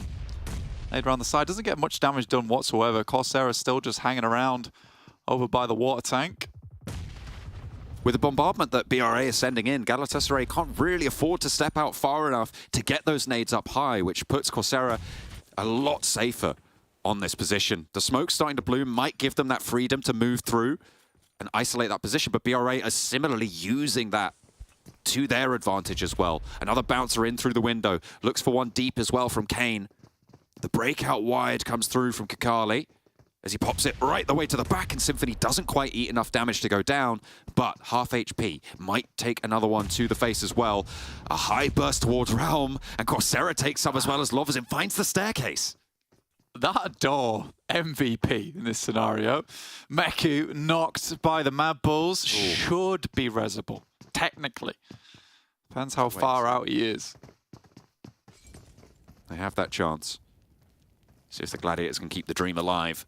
Kane cooks one more. Tospic out to the coastline here. He's gone really far away for the off angle to stay in this one. PP Bison, I think that's the M249 as well on his back. Wanting to move closer by, and Lovazin has the challenge, but caught stepping up there, and Kane shuts him down. 2 players now for Galatasaray. The upstairs will be isolated and dispatched. Coursera potentially flushed, but Kane is there again, ready to make his mark, and Galatasaray will fall in the face of it. Coursera the only casualty, and that is an easy res. The circle, however, shifts up to the north side. Yeah, Kane's an unbelievable player, man. That is the type of guy that you find knocking around in the closet. Scary dude. Terrifying. A terrible presence felt by Galatasaray in the garage, and they will be cowered down by it. A really nice turn up for BRA. Heavy on the early eliminations again. 5 have been found for them. And And they're looking to close this tournament the way they started it, Blank, with some high-impact games. And they are still chasing next RÜYA. They were 17 points behind at the start of this one. That's now shrunk down to 12. Yeah, next RÜYA in that top spot, looking for the glory, for the pride of taking over the championship. In the meantime, there's some pretty dodgy scouting going on from Gladiators. Trying to get the lay of the land so far. Matic, there's a couple of pot shots up towards the MADBULLS. S2G off in the distance. You know, I think Gladiators are fairly pleased that they got sent back away from box compound, because this is starting to be a really strong position. I think the difficulty for you in this spot on the map is just that because there is a fair few ridges around this compound, you do have sight lines out towards the eastern side, but you constantly have to be scouting up towards the western edge until it's outside the circle. And it's a good thing that they are, because MUERTE, OZAROX are over the horizon in that location. They do have that hillside, that ridge that sits around the compound as well under their control. NEXUS taking a couple of shots here from Dagestan, and their luck might have run dry here in this tournament. They fell down to 10th after the last match, and they need to pick up points here with a chance to be able to make it to PMGC, because MELISE have taken that spot that they weren't in at the start of the day and forced it to be a choice between MUERTE and what was NEXUS, and now is more likely to be between S2G and KASIK. Yeah, scary stuff. I mean, for S2G, they are essentially OZAROX. They're cosplaying OZAROX at this point in time. Pretty They're much. in their face like it was Halloween. Ooh, well. 'Tis the season, I suppose. Doran. Behind the rock for NEXUS. They're out in the blue, being trapped by Dagestan. Kapahala's already out. And this is rough stuff again for NEXUS. They haven't been able to make their way through on this circle. Dagestan are going to have to leave at some point, though, so maybe they can bide their time if they have enough meds, but it's getting pretty late in the day, Blank. It is indeed. And I think for Dagestan needs to start thinking about moving across, but S2G set up a really nice line of defense around box compound. They've got a player up in front to provide information as teams cross the bridge. They know this is one of the only ways in now from that southern side, so I like this setup coming through from S2G. There we go, EXO gets pulled out the back of the buggy. Redox the last to stand for NEXUS. We've seen solos do it before, Blank. We've seen it last match. But I feel like it might be too tall of an order. And for the first time, for the first time in what feels like quite a while, are we going to see a fairly normal circle here on in the European Championships? REGNUM KARYA trying to push up towards that plane crash, but next RÜYA are here, and they are not going to go down without a fight, let me tell you. I mean, for most teams on this western edge, you're really safe, honestly. You don't really need to stick your toes in too often to a lot of the action that's going to occur over towards that eastern side, but there's going to be a big amount of teams all grouping up. Matic, as well as Kitsune, making some wild scouts once again. Ooh. And Kitsune gets blown up. I mean, I don't know what they expected from that, honestly.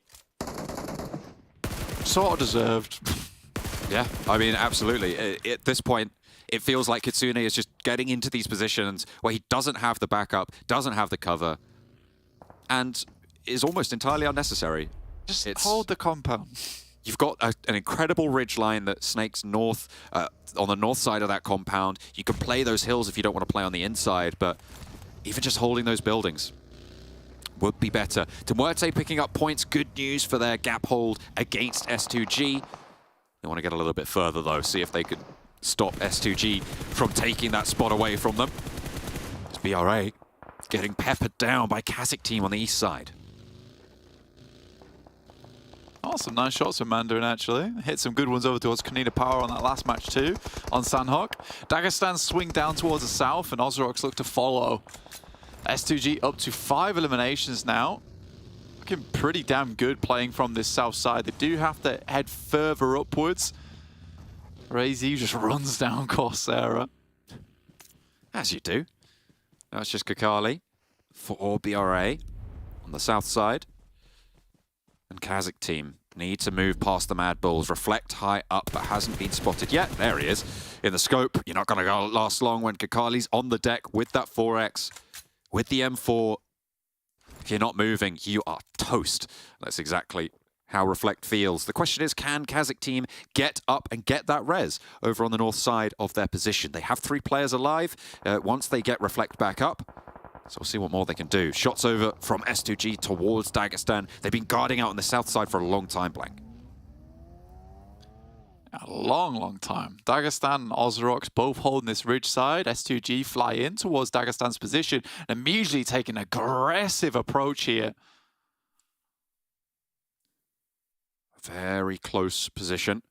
And look at that, Dagestan finding shots, and S2G maybe biting off a little bit too much, more than they can chew perhaps. So the circle shifts away from them. A lot of casualties on that south side. Both, it looks like OZAROX are going to take that opportunity to move up towards the Gladiators in the meantime as well, Blank. The nade over to Kelsey, and that's S2G down. Great news for MUERTE, who are still alive, still close to that north side. Next RÜYA, with the circle shift up towards plane, they will be able to hold as well in a central position. Yeah, 7 eliminations for S2G is not too bad, but MUERTE just need to get a little bit further into this match. Find themselves something decent. Matic rolls on over towards Major Pride's position. Dino definitely spotted that, but decides to move away. OZAROX finds Meku. I'll allow you to vacate. I'll allow you to adjust your prediction. We're still on phase 5, Blank, so you can go for this one. I feel like it's unlikely that the Gladiators get much more done here. No. Gladiators all the way. Okay, fair enough. Matic wins it solo. Major Pride on the northeast side still up against MELISE. Effect down first. Naomi brought to his knees too. A spray down from Lewis, and there's the backline found. Really handily taken by MELISE. Sure, there's a knock sent back, but they have enough time, as long as KONINA Power don't roll this one straight on down, to be able to take this through. But Tulika regrouping towards the middle, just setting themselves up for this launch, and KONINA Power are going to take this opportunity to third party. Off-Haze careens forwards, and Poser will not be able to hold him off. KONINA Power sweep through, and MELISE obliterated. It's a really nice pickup for KONINA Power over towards MELISE as well. You know, keeping that team dragged down over towards that top side of the lobby allows KONINA Power a bit more freedom to catch up, especially on that last game of the day. MADBULLS out, 3 eliminations, 7th place. These games are really starting to heat up now. Stage 5, and already we have only 6 teams remaining. That is nuts. It's quite the thing. MUERTE branching down towards the south, trying to control OZAROX here, but they turn around. Falconis might have a back spray here on the moving vehicle, but the smoke gives him cover. Milky Way may be able to suppress the line from on high, but he's not turning his attention that way. The rest of OZAROX not able to find it either. I think the vehicle might have lost a tire just there on the spin out, but there's a divot, and MUERTE can hide for a little while longer. Great news for MUERTE. You know, getting this far, this quickly, as well up to a 6th place. It's so important for MUERTE. Especially with this kind of circle that it's just so awkward to play in as well. No compounds, really, whatsoever. You're just forced to play out this endgame in some really tricky spots. At this point in time, likely teams aren't going to engage against one another for another, like, 1 or 2 circles, probably, depending on how egregious the next shift is on the circle. OZAROX do lose 1, but should be rezzed up fairly quickly. On that backside, they're trying to extend their line. You can see them branching towards that Dagestan position. MUERTE currently just trying to find some cover that they can play around those ditches. They were close to that ascending ridgeline that's going to allow them potentially a path up towards that crash plane. The next circle shift, all important for the dynamic. That keeps MUERTE on the northwest side, and their chances of holding on to that PMGC spot got a little bit brighter. Yeah, it's a gorgeous hillside for MUERTE to hold here, but KONINA Power comes in thick and fast with Becca leading the charge. You know what's the most surprising thing is that KONINA Power is here. Considering Becca was on the other side of Narnia at the start of this game, they've been able to regroup. They're playing as a 4. We're over towards the crashed plane, which Next RÜYA is currently taking full advantage of at the moment. Next RÜYA holding that firm. It looks like KONINA Power deciding where they want to go. At the moment, they're more staged for Next RÜYA's position, but potential that they do just continue to swing and try and sweep through MUERTE on that northwestern side. A tricky hold for either of these two teams. The pace of KONINA Power has really stepped up. They are also in a qualification spot right now. They've already got 4 eliminations, and they are bidding to hold onto this one. A real turn-up here in the European Championships for KONINA Power, coming through as last seed from the EU tournament. Yeah, I mean, it really does go to show like what a couple of good games can do for a team, right? Because at the moment, KONINA Power is extremely warm coming into this last day. They look so good. Very impressive on a lot of their rotates. Yeah, their gun skill doesn't really match up to a lot of the other teams in this lobby, but I think it's just that confidence to make the moves at the right time, alongside with the fact that Palucci, we know, is an extremely good player from back in the day. Of Hayes has proved himself, and now even Becker, technically being one of the best players in the lobby right now, it is astonishing, because I think Phase 2 for KONINA Power and PMPL EU, that's where they looked at their brightest and at their best, and then things went downhill, and we just didn't expect much from KONINA Power going forward. They squeezed their way over towards the championships, and now they're demanding respect from a lot of these other teams. Nade sent back over towards OZAROX. They hop out near Shifu. Falcon is taken low by the burst there, but it is only Shifu left remaining. He gets the knock, but Storm strikes back. Actually, it's KASIK team with the down shots towards it. That's Dagestan eliminated. OZAROX still laid quite low from this south side. MUERTE extend into the middle of this next circle blank, and they have a lot of terrain control. OZAROX waning as well allows such more mobility on that south flank. You can see Malloy looking to try and hold that one out. Furia further forwards as well. It's one of the few times we've seen MUERTE as a full 4-man squad towards the end game, and this is where their power really starts to show itself. And it's a strong location that they currently hold, with 2 players on the forefront, 2 players in the back, on high ground, elevated upwards, be able to take some decent shots. And they're just attempting to pen a lot of these teams in, preparing themselves for the next circle. Overall, this should be a fairly easy win. Off the back of a chicken dinner, this would be the back-to-back if they get it. That would be the confirming play for them. Yes, it's last minute. Yes, it's right at the end of the day, but MUERTE would be going to PMGC if they're able to put a good point scoring up here and then just ride things out in that next game on Miramar. Shots over towards KASIK team from OZAROX. He hits the deck and Storm stays up. KASIK now 1 player left standing. Zashipa trying to stay alive, and there's the nade to move Storm off the angle to allow this res to facilitate a chance to play on as a duo. With Storm isolated, this greatly slows OZAROX down as well. They have to not only reposition, but stick that res, get some healing done before they can even start to establish their movement. They have to push up further north, and they've got a tall order to fill. NEXUS almost just lock themselves in a cage here over towards the strip. Here comes KONINA Power. Becker first to face, and it's Milky Way trying to prove himself once again, but he does go down. Malloy finds Palucci, so it's 1-1 right now.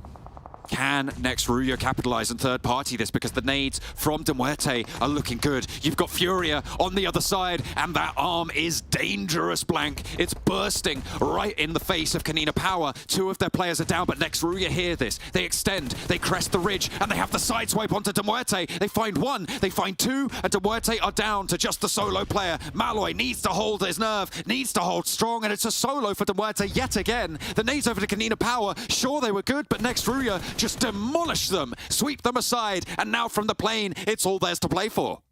An incredible move from RÜYA.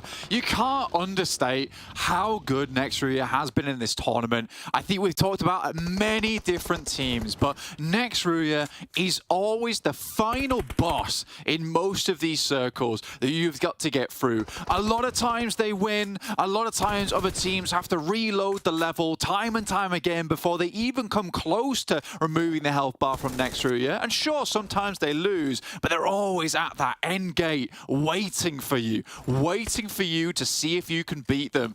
RÜYA has just been on a next level during this tournament. Dread them, run from them. All they need is time. The face of death stares back at you as you look onto this team. KONINA Power feel that fear right now in the ditch that they have. Sure, they survived against MUERTE's onslaught.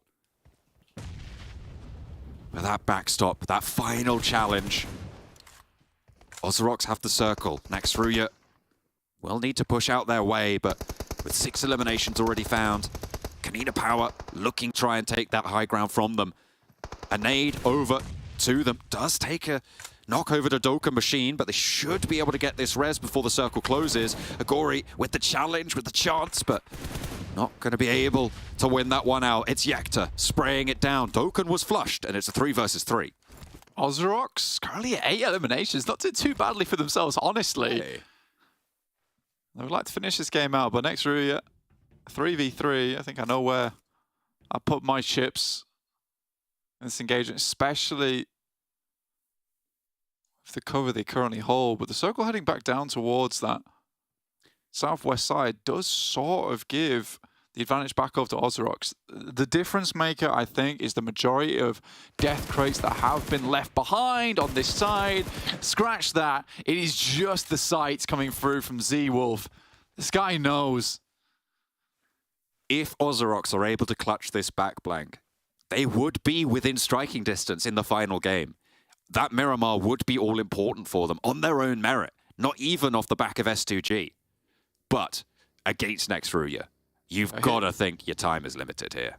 Yeah, here's my new impression of OZAROX. Oh. You're rubbish, S2G. I'll do it myself. Oh, dear. They put that Infinity Gauntlet on. They will try and do it themselves. They do have the center of the circle here. Lacking a bit in nades. Next RÜYA wanting the trades. I wonder if they have any ordnance of their own. You can see the smokes now being equipped. Pulled out of the bags. Swain close by. Drops a smoke out wide. I like that. Could bait things away. Yeah, it's a smart move, but this smoke train is really silly. Frozen just peeking over the top. This is probably one of the only locations that you could realistically be. Ooh. And he's revealed himself. Z-Wolf survives. Frozen moves out. That's Swain down. One final player to deal with, but MG3, it's dangerous. He's got the open ground in front of him. Frozen trying to find the shot, and he will find one, but that's it. Excellent pair play coming through as Yekta deals the final blow. It is next RÜYA to put another chicken dinner on the board, to put more points away, to take it away from that bubble. And into the final game we go with an all-important match. MUERTE get a lot done this game, but maybe not as much as they would have liked. It looked like they had it under control, but they stepped too far into the fire, and they get burned.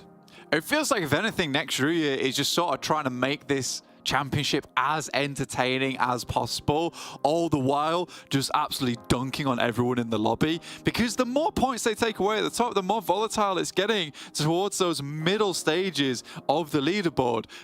It's seriously crazy stuff. Storm from OZAROX, we know this guy is good. 1,000 damage total is lovely. MUERTE could have probably squeezed a little bit more out of that game, but it's an awkward engagement for them to take between KONINA Power and themselves. I think that's likely a situation where you really would like to try and back that one up a bit, but you don't have much choice in that situation. It's either KONINA Power crashes onto next RÜYA, or they crash down over towards MUERTE. And I think KONINA Power decided that that was the highest points potential for themselves. Remember, at the end of the day, both those teams just want to secure a better position up the top of the leaderboard. You've also got OZAROX putting in a bid to try and clamber their way up last minute, but it's a very tall order indeed. We'll have to wait and see who's going to be able to take this all the way home. But for that, we need the ultimate match, and for that, we need to head back over to the desk first.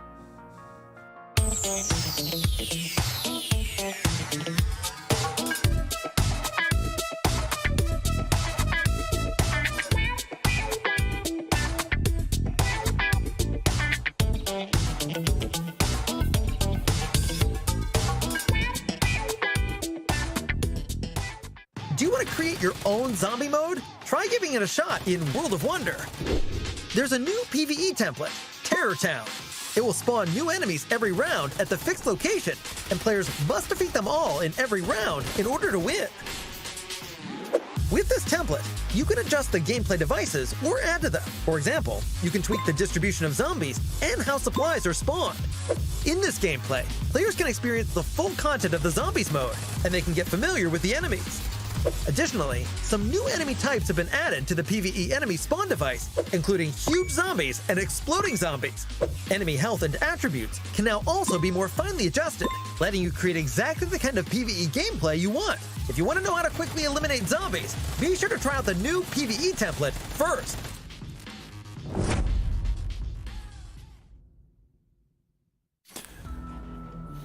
I swear next RÜYA just make this look too easy, man. Another chicken dinner added to their tally, and they should almost be, if not 100% locked in as our champions of PMPL EU champs, but obviously not going to call it just yet. No confetti coming out of the air for now. But gentlemen, I mean, it just looks all too good. And Max, you were talking about, you were watching the match. Z-Wolf is just on another level right now. Yeah, they're like, oh, Z-Wolf, you're going to hold a full team by yourself because you're just that good. He's just keeping away the entirety of OZAROX while the three other players are taking care of MUERTE, taking care of KONINA Power, and he's just holding the ridgeline the entire time. It just goes to show not only that they're good on an individual level, the amount of trust also to pull off splits like that, and it works the way it does, is just so impressive. Like, again, what double sound. Wow. Didn't even do on purpose. There you go. I mean, honestly, though, again, just great understanding of circles, right? We end up in another, you know, notorious landmark in the kind of downed plane that is there. And next RÜYA instantaneously like, yep, we'll have that. Have it for breakfast, we will.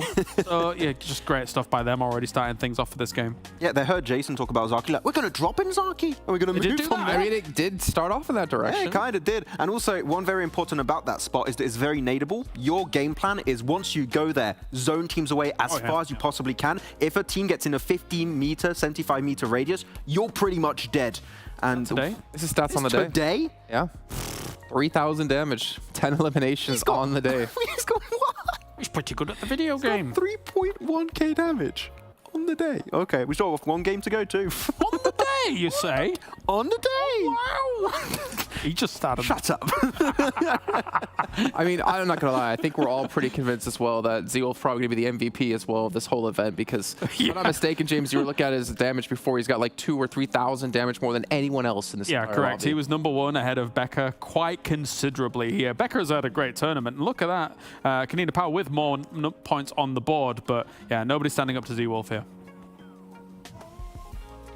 This is good stuff, Max. Just calculating, but it's taking a while, as you would expect. Yeah, well, S2G gave themselves 7 points. MUERTE, 6. So S2G claw back the lead, or claw it back by 1 point, but it's still going to come down to this final game between these two teams and OZAROX. I mean, yeah, they're starting to perform here on the final day. Yeah. Well, for OZAROX, it's too late to get in, at least through their own volition. Yeah. However, S2G could still make that dream come true. Ross still got 6 eliminations this game, so that's, again, with the previous game they just had over on the K finish. This is keeping them relevant for that second place. I'm intrigued to see the leaderboards, if it's possible to catch up to Bra. I think one really good game from a team in 3rd or 4th could make it happen, but I think top 2 might just be locked in here. Yeah, well, let's actually take a look here. If you're talking about top 2, let's talk about the bottom of the table, right? Because that's where my focus is. We pretty much know... What's wrong with the bottom of the table? That's a rough topic. I'm talking about 7th, 8th place. Oh, okay. Take a look. Oh, bottom of 1st. Take a look at the stats here on the day. And obviously, MUERTE not with too many eliminations. However, MUERTE getting the placement points, thinking back to Sanhok with a 10-point chicken dinner with 0 eliminations, whereas S2G got 16 elims on the day so far. So it's tough. S2G have every opportunity right now to pull it back here for Türkiye, but it's going to be difficult.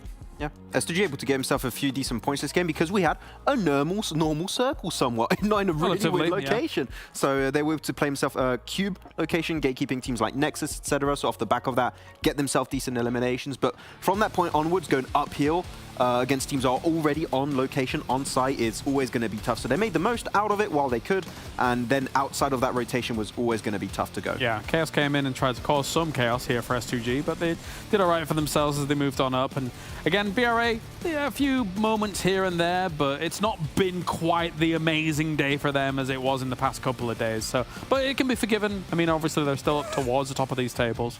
Just watching Razy just run over that player, just like he really wanted to slow down, try to get the correct angle, pushed him up against the car to really make sure he's eliminated. You see Kalsi here. You know, I actually kind of would say Kalsi's been a little bit underwhelming, but then again, SG's been a little bit underwhelming this whole event because we know how strong they can be. They were second place in PMPL, but obviously coming in with a completely different mentality than every other team who wasn't qualified for PMGC.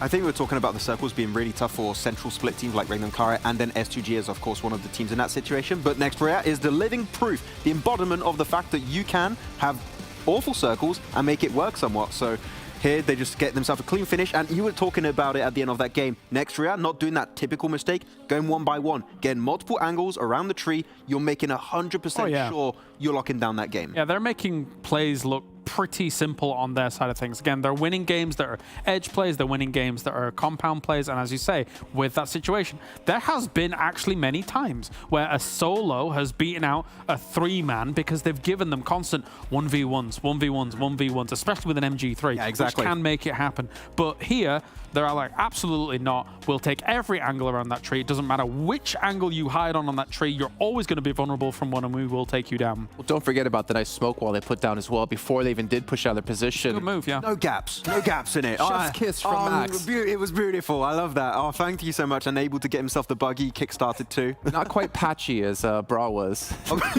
For, this is how you do a smoke, bro. This is how you don't do exactly. Well, let's take a look at our overalls here for, well, our guess technically the second to last time of the day of the event. Next, RÜYA, 33 points ahead. Bra going to be sitting at about 15. Yes, 15, 17. 17 points, yeah. You know what? It's late. I mean, they win the tiebreaker too right now, MADBULLS, with 4 chicken dinners. So 17 on the dot. If Brad don't have a good game, it could happen. But Brad, we've seen it many times throughout today. They're going to get a few eliminations. So you really want a big win with at least 20, 25 points if you want to have a chance for MADBULLS to maybe snatch away that second spot. Well, it's still the battle of 7th place right now for Demorte and S2G. It is going to be an 8-point difference, technically 9 for S2G since they lose on the chicken dinner head-to-head. It is 100% doable for S2G. It's going to be a Miramar, of course, but Cloris, I'm a little bit scared. I'm looking at you, and you're giving me a look like... S2G could do this. In theory, could do this. It's kind of close, eh? Yeah, I'm liking it that it's this close for spot into PMGC. Like, sometimes, you know, a few games in advance, it's down to the last game, it's down to the wire for these guys. And yeah, I'm really hyped to see if they can make it happen, because OZAROX are close too. Yeah, look how technically close OZAROX ended up to striking distance. It's too late now for them to do it again of their own volition. It's up to S2G to make something happen here for them. Please, S2G, qualifiers. There you go, please. Well, let's find out if they will indeed make it happen here with our final match of PMPL EU Champs over on Miramar. With one more chance, one last ride over Miramar. Every single team around that bubble is looking for that opportunity. They said it was too late for OZAROX to do it on their own. I mean, it's unlikely, sure, but they're only 19 points behind Blank. They're only 19 points behind that bubble. With a big game, who knows? Anything could happen. It would definitely require both KASIK team and MUERTE to really do not so great here to get in. Also, S2G would have to do pretty poorly as well. There is a world though, John, there is a world where S2G moves up into 7th, right? Yeah. OZAROX moves up into 8th. Okay. REGNUM KARYA gets in? Wait a minute, hang on a minute. No. OZAROX get in. And REGNUM KARYA don't. Because... Wait, yeah, no, 7th place is a qualification spot to the league stage, right? Yeah. So if S2G are in 7th place, 8th place doesn't qualify. No, 8th place doesn't qualify. Okay. S2G get the spot, but OZAROX get it because of the rules. Right, okie dokie. So that would be the most legitimate win for OZAROX. Well, not the most legitimate, but if them to get ahead, right? Yeah, I know what you mean. The least illegitimate. Something like that. Let's go with that. I feel like the best way for them to do it would just be to have a massive game here, right, and qualify on their own merit. That would be the best way for them to qualify, in my mind. The most worthy. Let's put it that way. Yeah, so but if S2G get up into 7th, that puts OZAROX essentially in that 7th place. Because remember, S2G are OZAROX cosplayers in this tournament right now. That's correct. They're wearing the costume. It is sort of crazy to me that we're looking at S2G with 27 placement points, 100 eliminations in 8th place. It kind of eclipses everyone else's eliminations on this leaderboard. Leads me to think that maybe S2G just have got a little bit unlucky on their circles, despite that still performing extremely well in the gunfights. Circle heads down towards the southwest, giving to MUERTE a great chance. Giving them certainly that shot at greatness to hold on to their bubble position in that 7th place, fending off against the reigning champions of the world. S2G, but Tixi might be able to do their job for them. He steps out, and Silas cut down in his prime. The fists are out, and it's the Gladiators. They're here to play still. Oh, it's EU Pride. It's EU Pride on the line. They drop onto one of S2G's players. This is very much out of the way from a normal drop for the Gladiators. S2G may have qualified to PMGC, but even with Gladiators, nothing left to give to get into PMGC. They still find a way to give back to the EU region.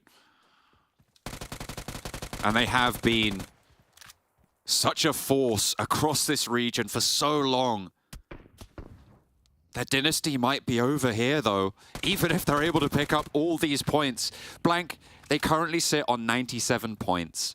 It's 7th place right now, assuming nobody above them gets any points. It's 135 is the bubble. That puts them at a massive 38-point deficit. They would need a 29 elimination game, Blank, to be able to get ahead by 1 point, which they would need to be able to beat MUERTE. It's not happening. It's definitely not going to be able to happen here. There is no chance for them, but it's all for pride here on Miramar. It is all for pride here on Miramar going forward. Not an easy run for a lot of teams. For MUERTE, a stressful run at that. I'm curious to see exactly what they can get done here, John. I'm excited as well, being our final match of the day. And that's how it's so close for these crucial spots. On the 24th match of this 4-day tournament, these teams around the bubble still sit in danger. We talk a lot about that 7th place right now, about MUERTE in this spot, but Major Pride, MELISE, KONINA Power, all of whom are not safe. If there are strong games coming through from MUERTE, from S2G, even from KASIK, there is a chance that these teams fall out of grace, fall out of those top spots. So as time goes on during this match, we'll try and keep you updated as to which teams become less and less vulnerable. But right now, the major chase is S2G to MUERTE. KASIK off on that backside as well, just behind them. They will look for that chase. 126 points for KASIK team, 127 for S2G, 135 for MUERTE. REGNUM KARYA, they've had glimmers of hope. They are a strong team. We've seen their roster perform, but just not here, not when it's mattered. 115 points, 12th place right now for REGNUM KARYA. And they are going to send over towards Chimasera. Major Pride currently in that location. And they will look to try and hold it out. Major Pride, again, a team that just wants to hold on to their top spot.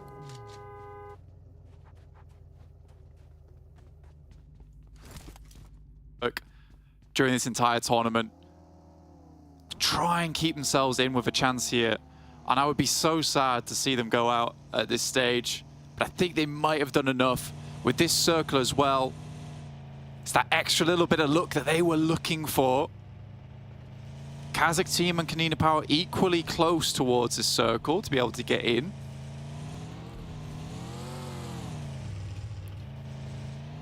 It's all on S2G. Can they chase? They are close to MELISE right now. They will look to try and keep Kalsi at bay for MELISE. OZAROX.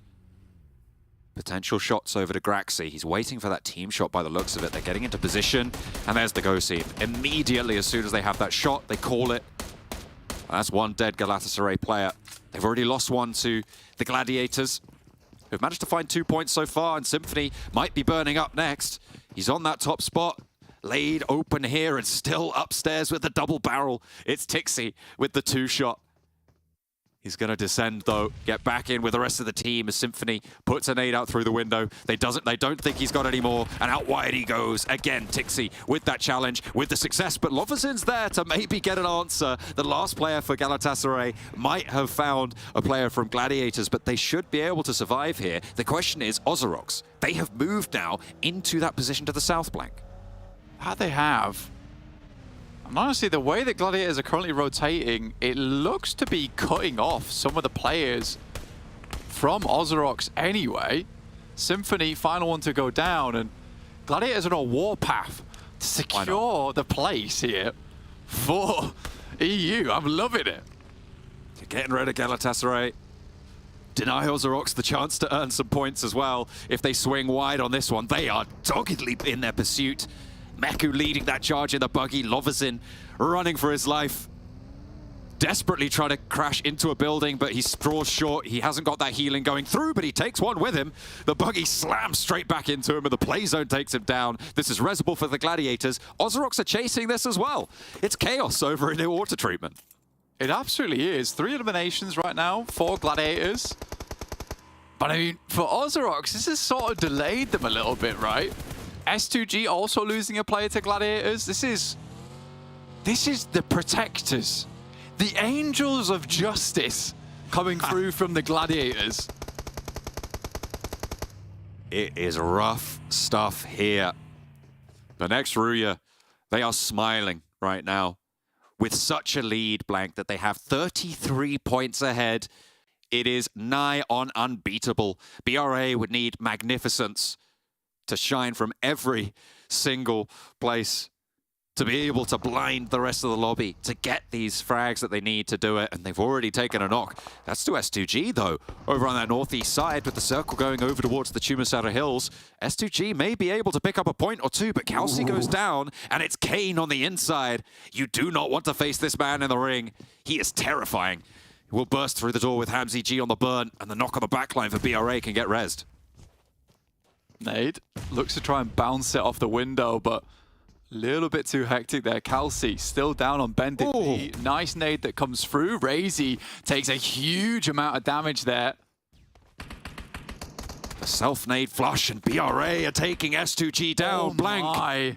This could be it. This could be the chance for MUERTE to hold on. One player on the inside, and S2G fall early. 1 point earned. They have not crossed that threshold. Blank, it's up to KASIK team. It's up to OZAROX themselves if they want this challenge, but they've just taken a knock on the north, and it's the Gladiators, the defenders of Europe, to take that first blood. Oh my days, BRA from Turkey takes down their brethren, does not allow another one in. They are cutthroat, but EU, they've got each other's backs right now. Falconist knocked, flushed. OZAROX wanted to go further. Gladiators realize they've got nothing left to lose.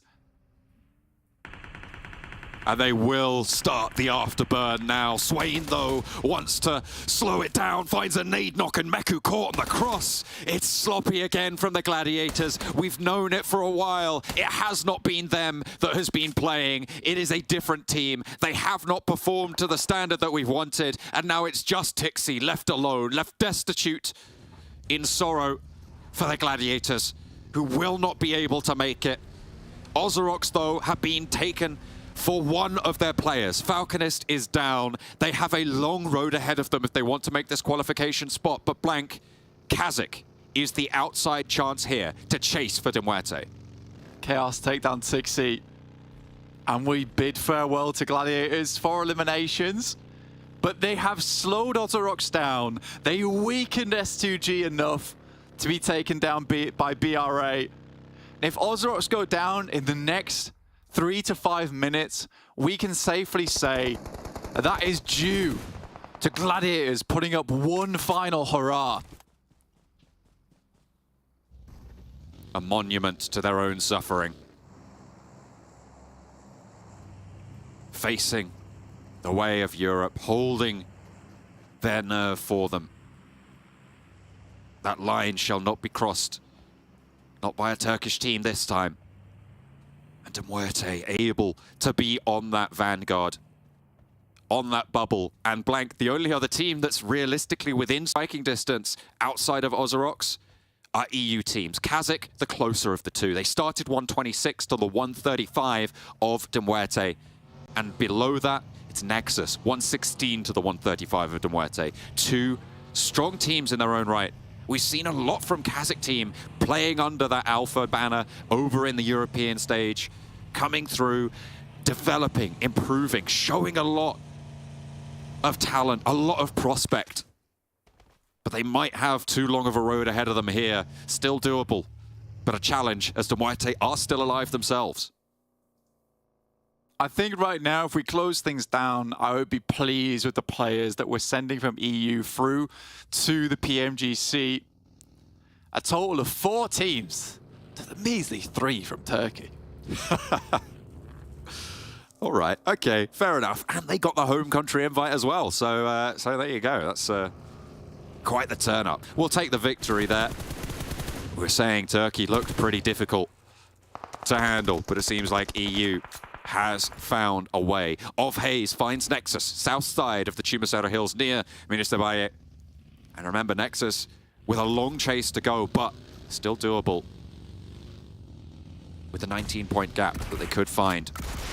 A little bit of chaos for KONINA Power as Redox capitalizes. Ross straight on up, finds one, doesn't go down just yet. Another knock over to the KONINA Power backlines, and Palucci and Becker against Nexus are the only 2 to hold strong. Palucci behind the vehicle, Kapahala in the backlines fades away, and there's the turn. Doran dominates over KONINA Power on the south side. 4 points for Nexus. Are they on the road to that bubble spot? The roller coaster went up, but at some point it had to come down.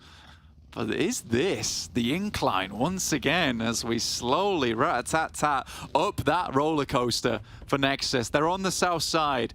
It's not easy for them. OZAROX still have a chance here. Obviously, 4 eliminations. It's a good start to their elimination count, but they're all the way on the northwest side with just 3 players looking to move through some of the more dangerous ground around Tumusera. MADBULLS spot Demon from KAOS. This is on the southwest side. They'll look to push through Major Pride after this one. Well, maybe not through them, but certainly have to navigate them. Next, RÜYA have spotted a player from Nexus, and that's EXO to fall. So Nexus with 3 now on their bid for the bubble. But through it all, MUERTE holding some hills on the northwest side. Relatively uncontested. BRA. The executioners from Turkey looking to move up towards OZAROX's position, and Swain is dangerously close. Storm moves in. One of the greatest players on this team looks to try and hold it down, but there's shots coming from all over the place.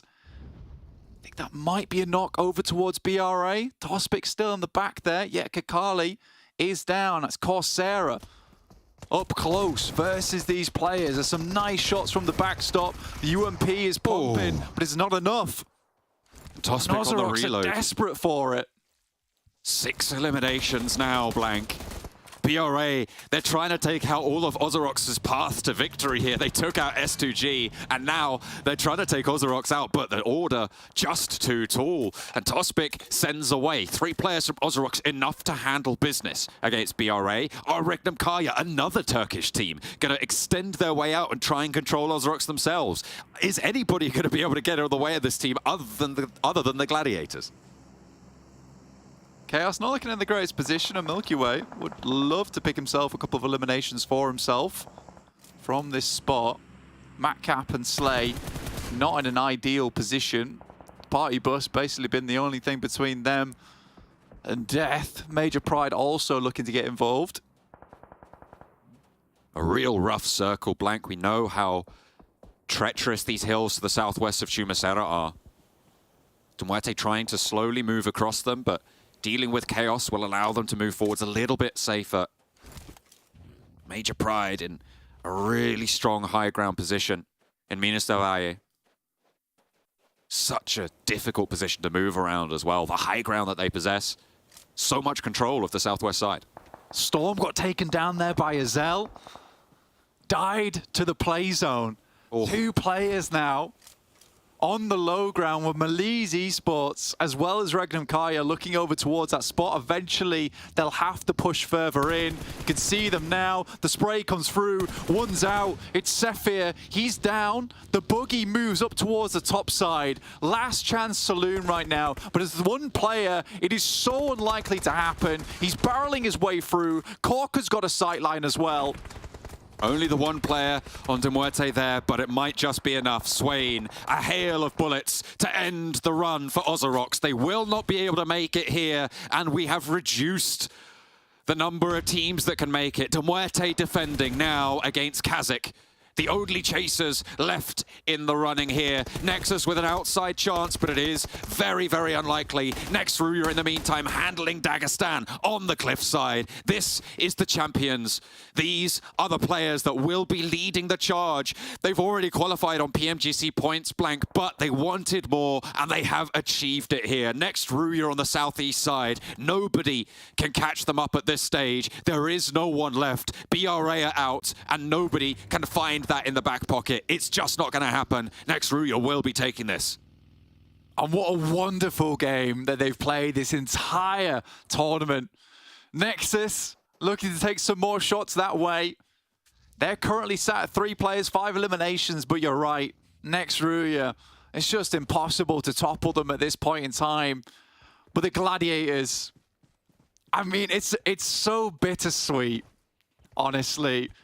I thought it would be sad saying goodbye to this team, but even at the end, they still maintain a little bit of character versus a lot of these teams, basically condemning OZAROX to an unsatisfying defeat alongside with the 1-elim over towards S2G, which makes it all the easier for BRA to remove those final players, allowing more EU teams to get through towards PMGC. They're in with that chance. Nexus taking a couple of nades though, and Doran is low. 2 players for RÜYA, but they're backed off. Kapahala being a long-range backstop, keeping Frozen away at arm's distance from Doran. They can keep that ping going on through. The hills shrinking on towards MUERTE with the west side of it, moving on this undulating terrain.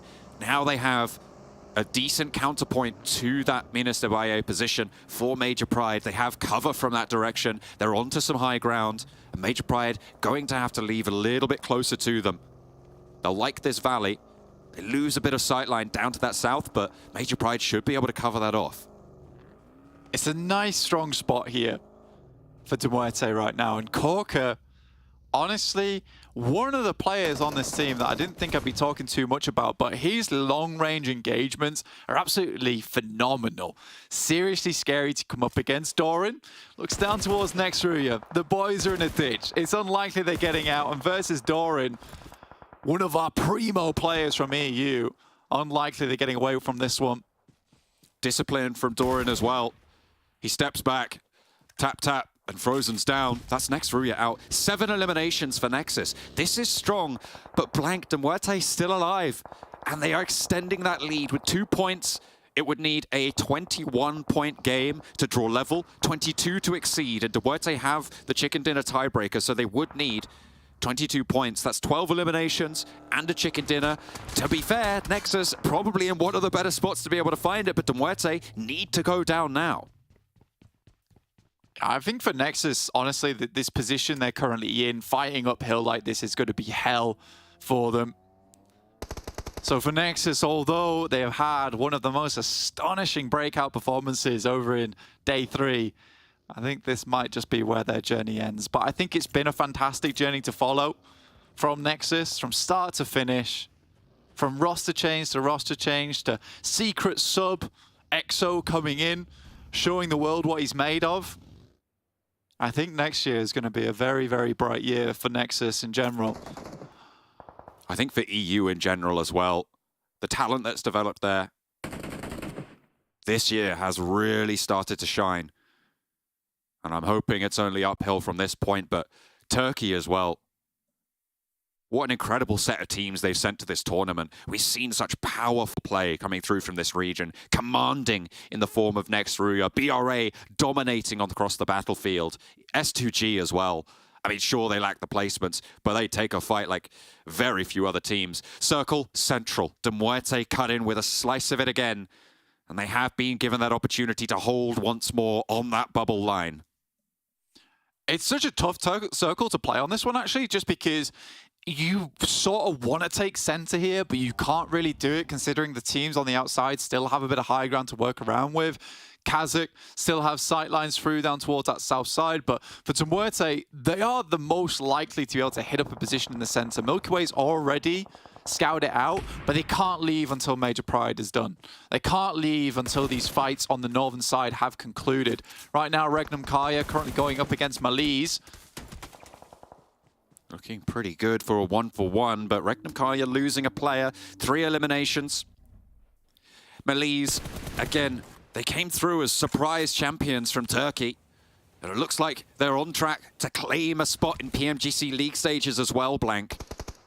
A very strong showing from this roster that I don't think too many people would have expected much from coming into that league stage, especially after what we saw over in PMWI, a little bit lackluster. This season has been great to them. MUERTE makes the run. CEO later gets taken down by a nade, a great one over the top there. Major Pride off in the distance. Right now for the guys on MUERTE, they just have to keep their heads down. Wild spots a wild vehicle careening off to the left-hand side. If he just didn't have the nade out in hand, maybe he would have gone for the spray down. Currently still outside the circle here, John. He's going to have to move forward, you're right. The res can come through onto CEO later. You've got Lewis there for it. They can enact that res. In the meantime, MUERTE have gone central. You said it was a risk, but they've decided to take it. And hopefully it'll pay off for them. With NEXUS still on that chase, the placement points are going to start to add up at this stage. I think it needs 23 point match for NEXUS if MUERTE go down right now. As this northwest side concludes, a nade from Major Pride, who have waded straight into this fight. And they will be able to take down quite a few, but at the cost of Naomi getting a knock, and MELISE might be able to hold them here. This might just be the chance that MELISE was waiting for to get back into the engagement. They take a higher position, try and aggress with this one. CEO later and Kiss You with nades over towards the vehicle. Naomi just has to back off, not likely be able to help out. Lewis gets rammed by the vehicle there. Effect taking no prisoners. Just rolling straight on through the ranks. As Dino goes down and CEO later with the DBS on the hillside. Doesn't fall prey to the bumper as his teammate did. Maybe his teammates will get flushed away, and 2 players from Major Pride now flushed back. It's 2 versus 2, but Kiss You spotted. An off angle from KASIK. A nade over the top from CEO later. An effect might go down, but no, they can control him. UMP this range, good for 1 and good for the spray. KASIK are looking to third party. In the meantime, Blank, MUERTE have lost a player. KASIK are looking to move out from their location and could prove to be a problem as NEXUS look for the crunch. Placement points will start to increase now, and every time it does, every team that falls, NEXUS need more and more and more.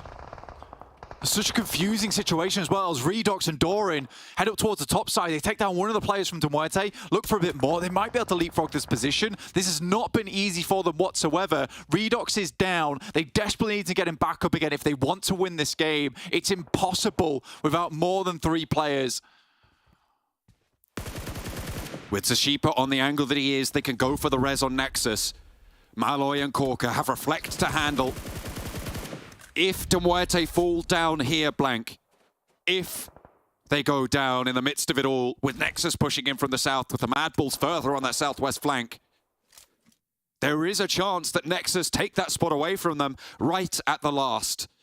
They just need a few more points to be able to do it, and NEXUS will need the chicken dinner. They would need to win through it all to be able to take this one home. Such an interesting turn of events here for MUERTE. Right now, currently at 135 points. They need to leapfrog ahead of Major Pride. That's not likely.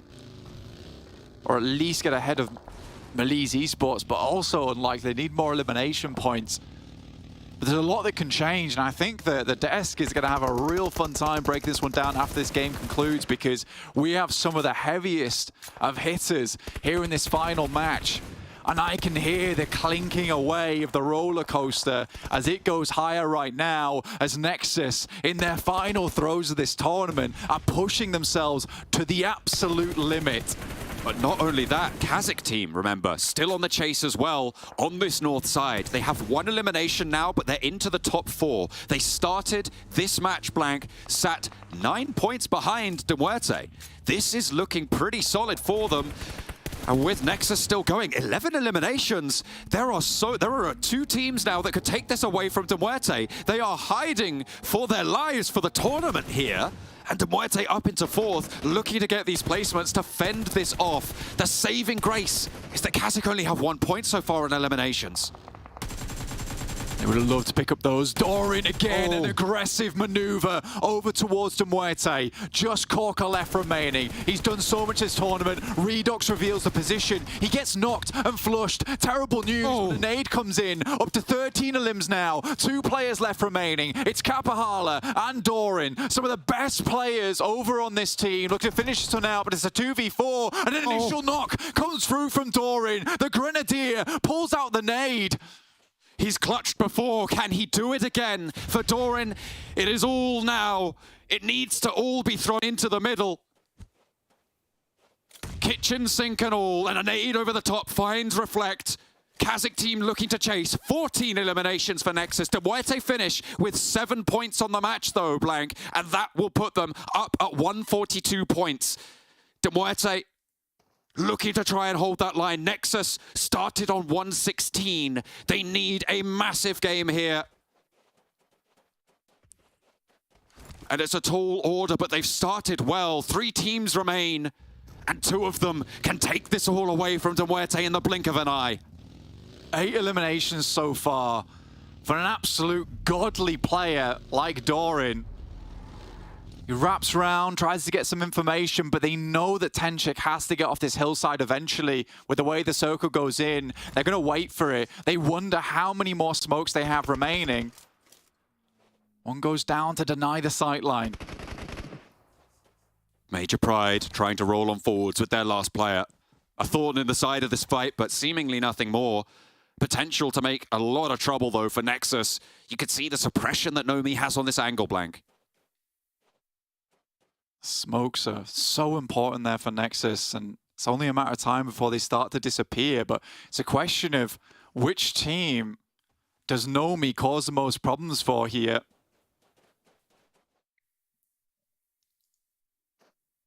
Who does he strike onto first? Kapahala may be at risk here with Nomi on the angle. The smoke rebloomed, and that is very important, like you were saying, Blank. These smokes, so crucial to control the terrain. And this all kind of coerces Nomi into maybe peeking over towards KASIK team. The blue consistently pushes Kapahala and Dorin up this hill. I don't know, Blank, if... That's gorgeous from Zashipa. Well, that takes care of Nomi. I don't know if there are enough points left in the lobby for KASIK team to overtake here. They needed to profit 9 points over MUERTE. And right now there's 7 points in the MUERTE bank. They need to get 16 on the match. Nexus have a better chance here. Dorin goes low. If they take this home, I think they're in. They are fighting for their spot in PMGC against 3 players from KASIK. Kapahala also eats a nade, and the health bars just look too strong. Nexus falling, waning, but Dorin steps forward. His last shot at glory, his last chance to make it work, and it will be the challenge that is just too much to make. KASIK take it down, but have they done enough? I don't know. Next, RÜYA, however, through it all, maintain consistency. Time and time again, the Turkish team to take the tournament at the top. KASIK win the match, but next, RÜYA win the war. What an unbelievable win from next RÜYA. It has been just so silly throughout this entire tournament in terms of the amount of points that they've accrued, how consistently they've been in towards these end games. They let some of the other lads have a bit of fun in this last match, and it has definitely changed up the way these leaderboards will look at the end of the day. And I'm not even going to begin to guess. I can't wait to see what the guys on the desk have to say about it. But Nexus, what a run towards the end. I just wonder if the roller coaster went high enough. They gave it everything. Nexus tried throughout it all, throwing everything at the wall. It looked like maybe right at the end they had a chance, but KASIK team as well, they needed maybe just a little bit more on that match to be able to find that bubble spot. It is so close, Blank, on that bubble spot to see who gets the PMGC points necessary to get over to that league stage. It is so down to the wire. S2G go down early. They are out of the running. OZAROX fall flat. But who from EU will take that last spot? We'll head over to the desk to celebrate the next RÜYA chicken dinner, the top of the tables. We know what we have to say to that for next RÜYA. Switch the camera! Ooh! Wait!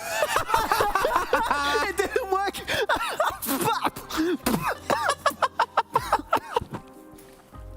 Oh. Didn't this happen with you guys? Point at your face, okay? Didn't this happen with you guys? I did! Look, it did! It didn't work! Was it the same ones? Because it happened in America, no? It did happen. You'll see! You know what? Yeah. Some of us, okay, it can be a problem that you two have. That's a 50% work rate. Anyway, these. next RÜYA, yeah! Hey, next RÜYA, congratulations. A victory they 100% deserve. They look unstoppable. Kalaris, you're talking about the rotations have been on point. Everyone is performing. Why me? Well done, Max. You said all this. Great job. That was my segment. Shall we? I'm just so happy that you. I don't know why. I'm just so happy you guys didn't work. You put confetti in my mouth. That was cool. Oh, okay.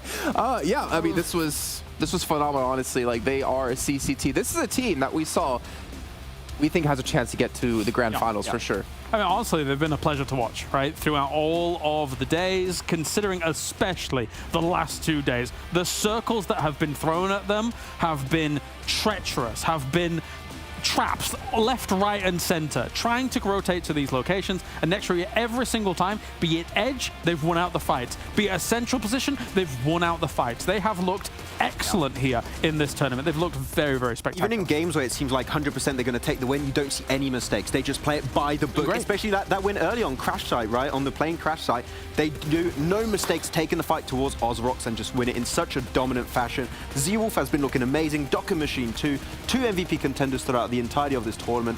I'm stoked to see how things are going to wrap up for them in PMGC, because this is a team with this kind of playstyle, and as you said, with a consistency with these kind of circles that have been thrown their way, chances are they could be a top contender in this year's PMGC, and I cannot wait to see how that story is going to unfold. My boy Frozen.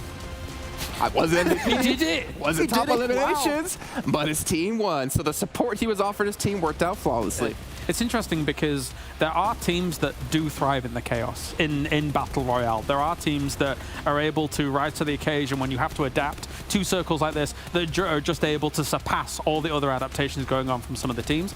I don't necessarily think that is next RÜYA. Thank you, that's lovely. I think that they are able to, yes, thrive in the chaos, but they're able to do it in normal games as well. So they're not like this one-trick pony of like, oh, we're hoping that everybody else has problems and then we'll be able to be opportunistic on that. No, they're still able to win the normal games, so they are the complete package. I think that you could compare it to a Vampire eSport in the sense that you throw anything their way, they can make it work in some way, shape, or form. It's just that good of a level of play we've witnessed this tournament for next RÜYA. So, yeah, excited to see. I think that them and Vampire are going to be two interesting teams to follow in PMGC. Oh, 100%. But it is time to obviously move on from them for now. We need to see what other teams are going to be making it into PMGC. And we saw it come very close towards the end. Nexus, 9th place at 136, surpassing S2G. But we're not seeing KASIK here. I get the impression that they might not have done it. I think by a very small margin, Jason. That's going to hurt for if my calculations were correct. Yeah. The thing is, you want to go for the elims? Oh, it was 2 points, not 1. I thought it was 1 point that they missed it out by, but it's 2 points here. Not able to surpass MUERTE. But we got to mention KASIK. I mean, James, you were talking about it perfectly. If you're in these situations and you need a bunch of points to win, what do? You look for eliminations. You chase things down like we saw OZAROX do. What did KASIK do? They sat in the compound and toiled some of the final zones. Yeah, so, I mean, you saw some of the teams, right, going out and just going crazy, hunting for as many eliminations as possible. We saw it in the North to try and do that, because that's what, when it gets to the final game, and that's what you need to hunt. You need to go for it. KASIK, yeah, okay, you get the win, but you're expecting the points to come to you. Sometimes that just doesn't work. Sometimes it's then out of your hands if you're going to be able to make it happen, and it's not to be here for KASIK. Well, not for them. However, for teams like MUERTE, KONINA, Power, yes, they are technically 6th and 7th right now, but because next RÜYA and MADBULLS are already qualified for PMGC, 6th and 7th place qualifies as well. KONINA Power, Max, the team who survived Titan the 1v2 to get them even into this event. And now they're in PMGC. Thanks to Becca. Like, Becca did not only allow the team to get that 1v2 clutch and qualify above Titan, he's had some insane moments this tournament. He was an MVP contender even throughout today, actually, after their great performance over on Sanhok on that K finish. So the fact that they've qualified, really, really impressed. I think they might be in a tough group, actually looking at the distribution of how things are going to go. But I also want to touch on the team just above them here, Jason. MELISE. I did not expect them to win Türkiye. I did not expect them to make it into PMGC, but they've been ramping up their playstyle and being aggressive when they want to be, which is actually a pretty good approach. So I'm stoked with how they've, it seems to adapt to this lobby very quickly, which is a good sign of things to come for PMGC. I was hard on them. And that goes back to my question I asked you day one here, Clarissa. Do they deserve to be the champions of PMPL? Do you retract your statement? For Türkiye, I think actually, I still think that there are excellent teams that could have easily challenged them for that top spot in their region specifically. But I have to take back my words in terms of where I thought they were going to be. I did not think they were going to be able to get one of the PMGC slots, but they have. They have been able to iron things out in the last few days for my money, considering that as much as we call like a 3 or 4 day tournament a sprint, there is still some marathon in it. There is still the go home, research and look at what things have gone on in the previous day and bring that to the table the next day. And it seems like MELISE has done that. They've really been able to crack down the whip here. Your day does not end when the matches are done. Your day only begins when the matches are done, to be fair. But what about our MVP? And I know there's a couple of names floating around while we're watching the matches here and we were in the green room, but did we all settle on one? Well, except Max. I mean, no, I agreed. I just misspoke earlier, okay, in the green room. He didn't. I did. He thought it was wild. No. He just loves REGNUM CARYA that much. No, we know it's not wild. It is Z-Wolf. Probably. Going to be Z-Wolf. It's going to be. They got themselves a win in the second to last game. He's been just so consistent. Docker Machine also a very close contender, but Z-Wolf has to be the one. Well, this is the interesting thing. We saw in terms of top eliminators, we saw Kane, we saw Becca, we saw Docker Machine. Z-Wolf was not up there. However, we believe the damage he's been able to put out on the battleground is enough to be able to tip the scales. We'll see. Well, let's see. Who is our MVP at PMPL EU Champs going to be? Yeah, he did so much damage. And regardless of eliminations, doing that much damage and having that much effect on the battleground against all the teams, it doesn't matter if you're getting the eliminations, you are constantly causing other teams problems at every single turn. I'm still impressed with their chicken dinner early on Crash Site on Erangel. The fact that they left him solo to take care of OZAROX, not really eliminate the entire squad, but just keep them away from their position to be safe, to be able to enter the late game stage, to then get themselves the chicken dinner. And you stated it earlier, right, Kalaris? He's been such an integral part for this team being able to deal with these tough circles every single step of the way. And MVP contender throughout from day one, pretty much, and he's been just staying relevant in the conversation time and time and time again. And Docker Machine 2 is, maybe I like to see more from Frozen, your boy Jason, but overall, Z-Wolf is the one that just been popping off. Not only this event, 2023 has been the highest point of his career by far. And I think for me, Claris, the most impressive thing about him is that it's not necessarily playing like the flashy roles. Like, if we think back to when they were defending against KONINA Power and they had him defending against OZAROX so they could go for the 3-man push. Or sorry, MUERTE was in there as well. He's like, yeah, sure, I'll hold off a team. That's not necessarily the most star-studded position to be in. You don't necessarily put your star player to defend like that because you want someone who can be aggressive and get the eliminations. But he's like, yeah, sure, I'll do it. It works out well. He's a team player, and he gets some victories, gets some titles, gets some championships. Yeah, I think your jingle was Bing Bam, What a Man, It's Z-Wolf. Something like that. I can't remember what it was. You tried to make fun. It's actually better than the original one. Was that the jingle master? No, that was rubbish. I can't even remember what yours was. He was like, bada bing, bada boom, it's Z-Wolf. But there you go. Look, right, you even predicted it. Clearly, you made a jingle for the man that was going to be able to be MVP. Well done, Jason. I don't feel good about that jingle. I'm going to be honest with you guys. I don't know. It's pretty bad. You're right. It's pretty bad. Clear vision. I mean, I can't even compete. Whoa. Naturally. Yeah, I don't know. Yeah, that's some sacred ground. Stop. Anyway. Well, speaking of things he does naturally, does he win our prediction game? No. No. We'll be honest about that one. Nobody won today. It's going to be...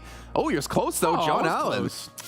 Well, I got KASIK at the very end here just now. And so everybody's predictions today were absolutely terrible. But understandable considering the circles. I'm not talking. This is not my time to talk. I have no right to speak here. I don't want to jump in on this segment. It's okay, Max. Down a monster right now. That's the challenge. Can we pour one on him? I wish. No. There is electronics. Can we pour one on him? Take off his headset. Wait, I don't like how you're being on the serious channel. Like, he's joking. He's like, actually, maybe. It's like the Nickelodeon slime. It's just monster. Oh, no. That would be It's a little bit more delicious than the slime, to be fair. But gentlemen, before we do end things off, I want to give you some last moments, some last words. It's very ominous. I mean, yeah. What do you have to say about the event? Obviously, PMGC is right around the corner as well. It was fun to have these weird circles, you know, seeing some teams react to it overall. But no, PMGC around the corner, I think we have some really strong contenders. One storyline I'm extremely hyped for is going to be the continuous rivalry of MADBULLS and Major Pride throughout the past year. Now, also heading into PMGC. I think it's pretty cool to see how that's going to wrap up. So, exciting stuff ahead. All right, Caloris.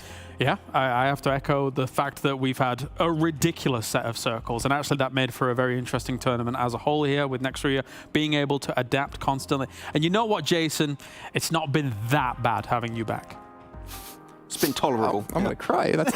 I've known this man for like 11 years. That might be the nicest thing he's ever said. I think it's longer than that. Is it? Oh, man. Unfortunately. I'm sorry, yeah.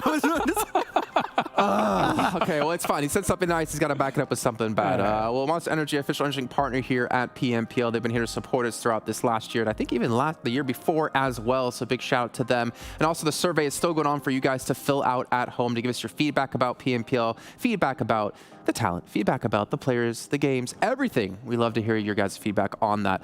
But that also does mean that we have PMGC as our next major event, our biggest event of the year coming up. And honestly, just a few weeks' time with all the best teams from the world all going head-to-head, all leading up to the finals in Istanbul, Turkey.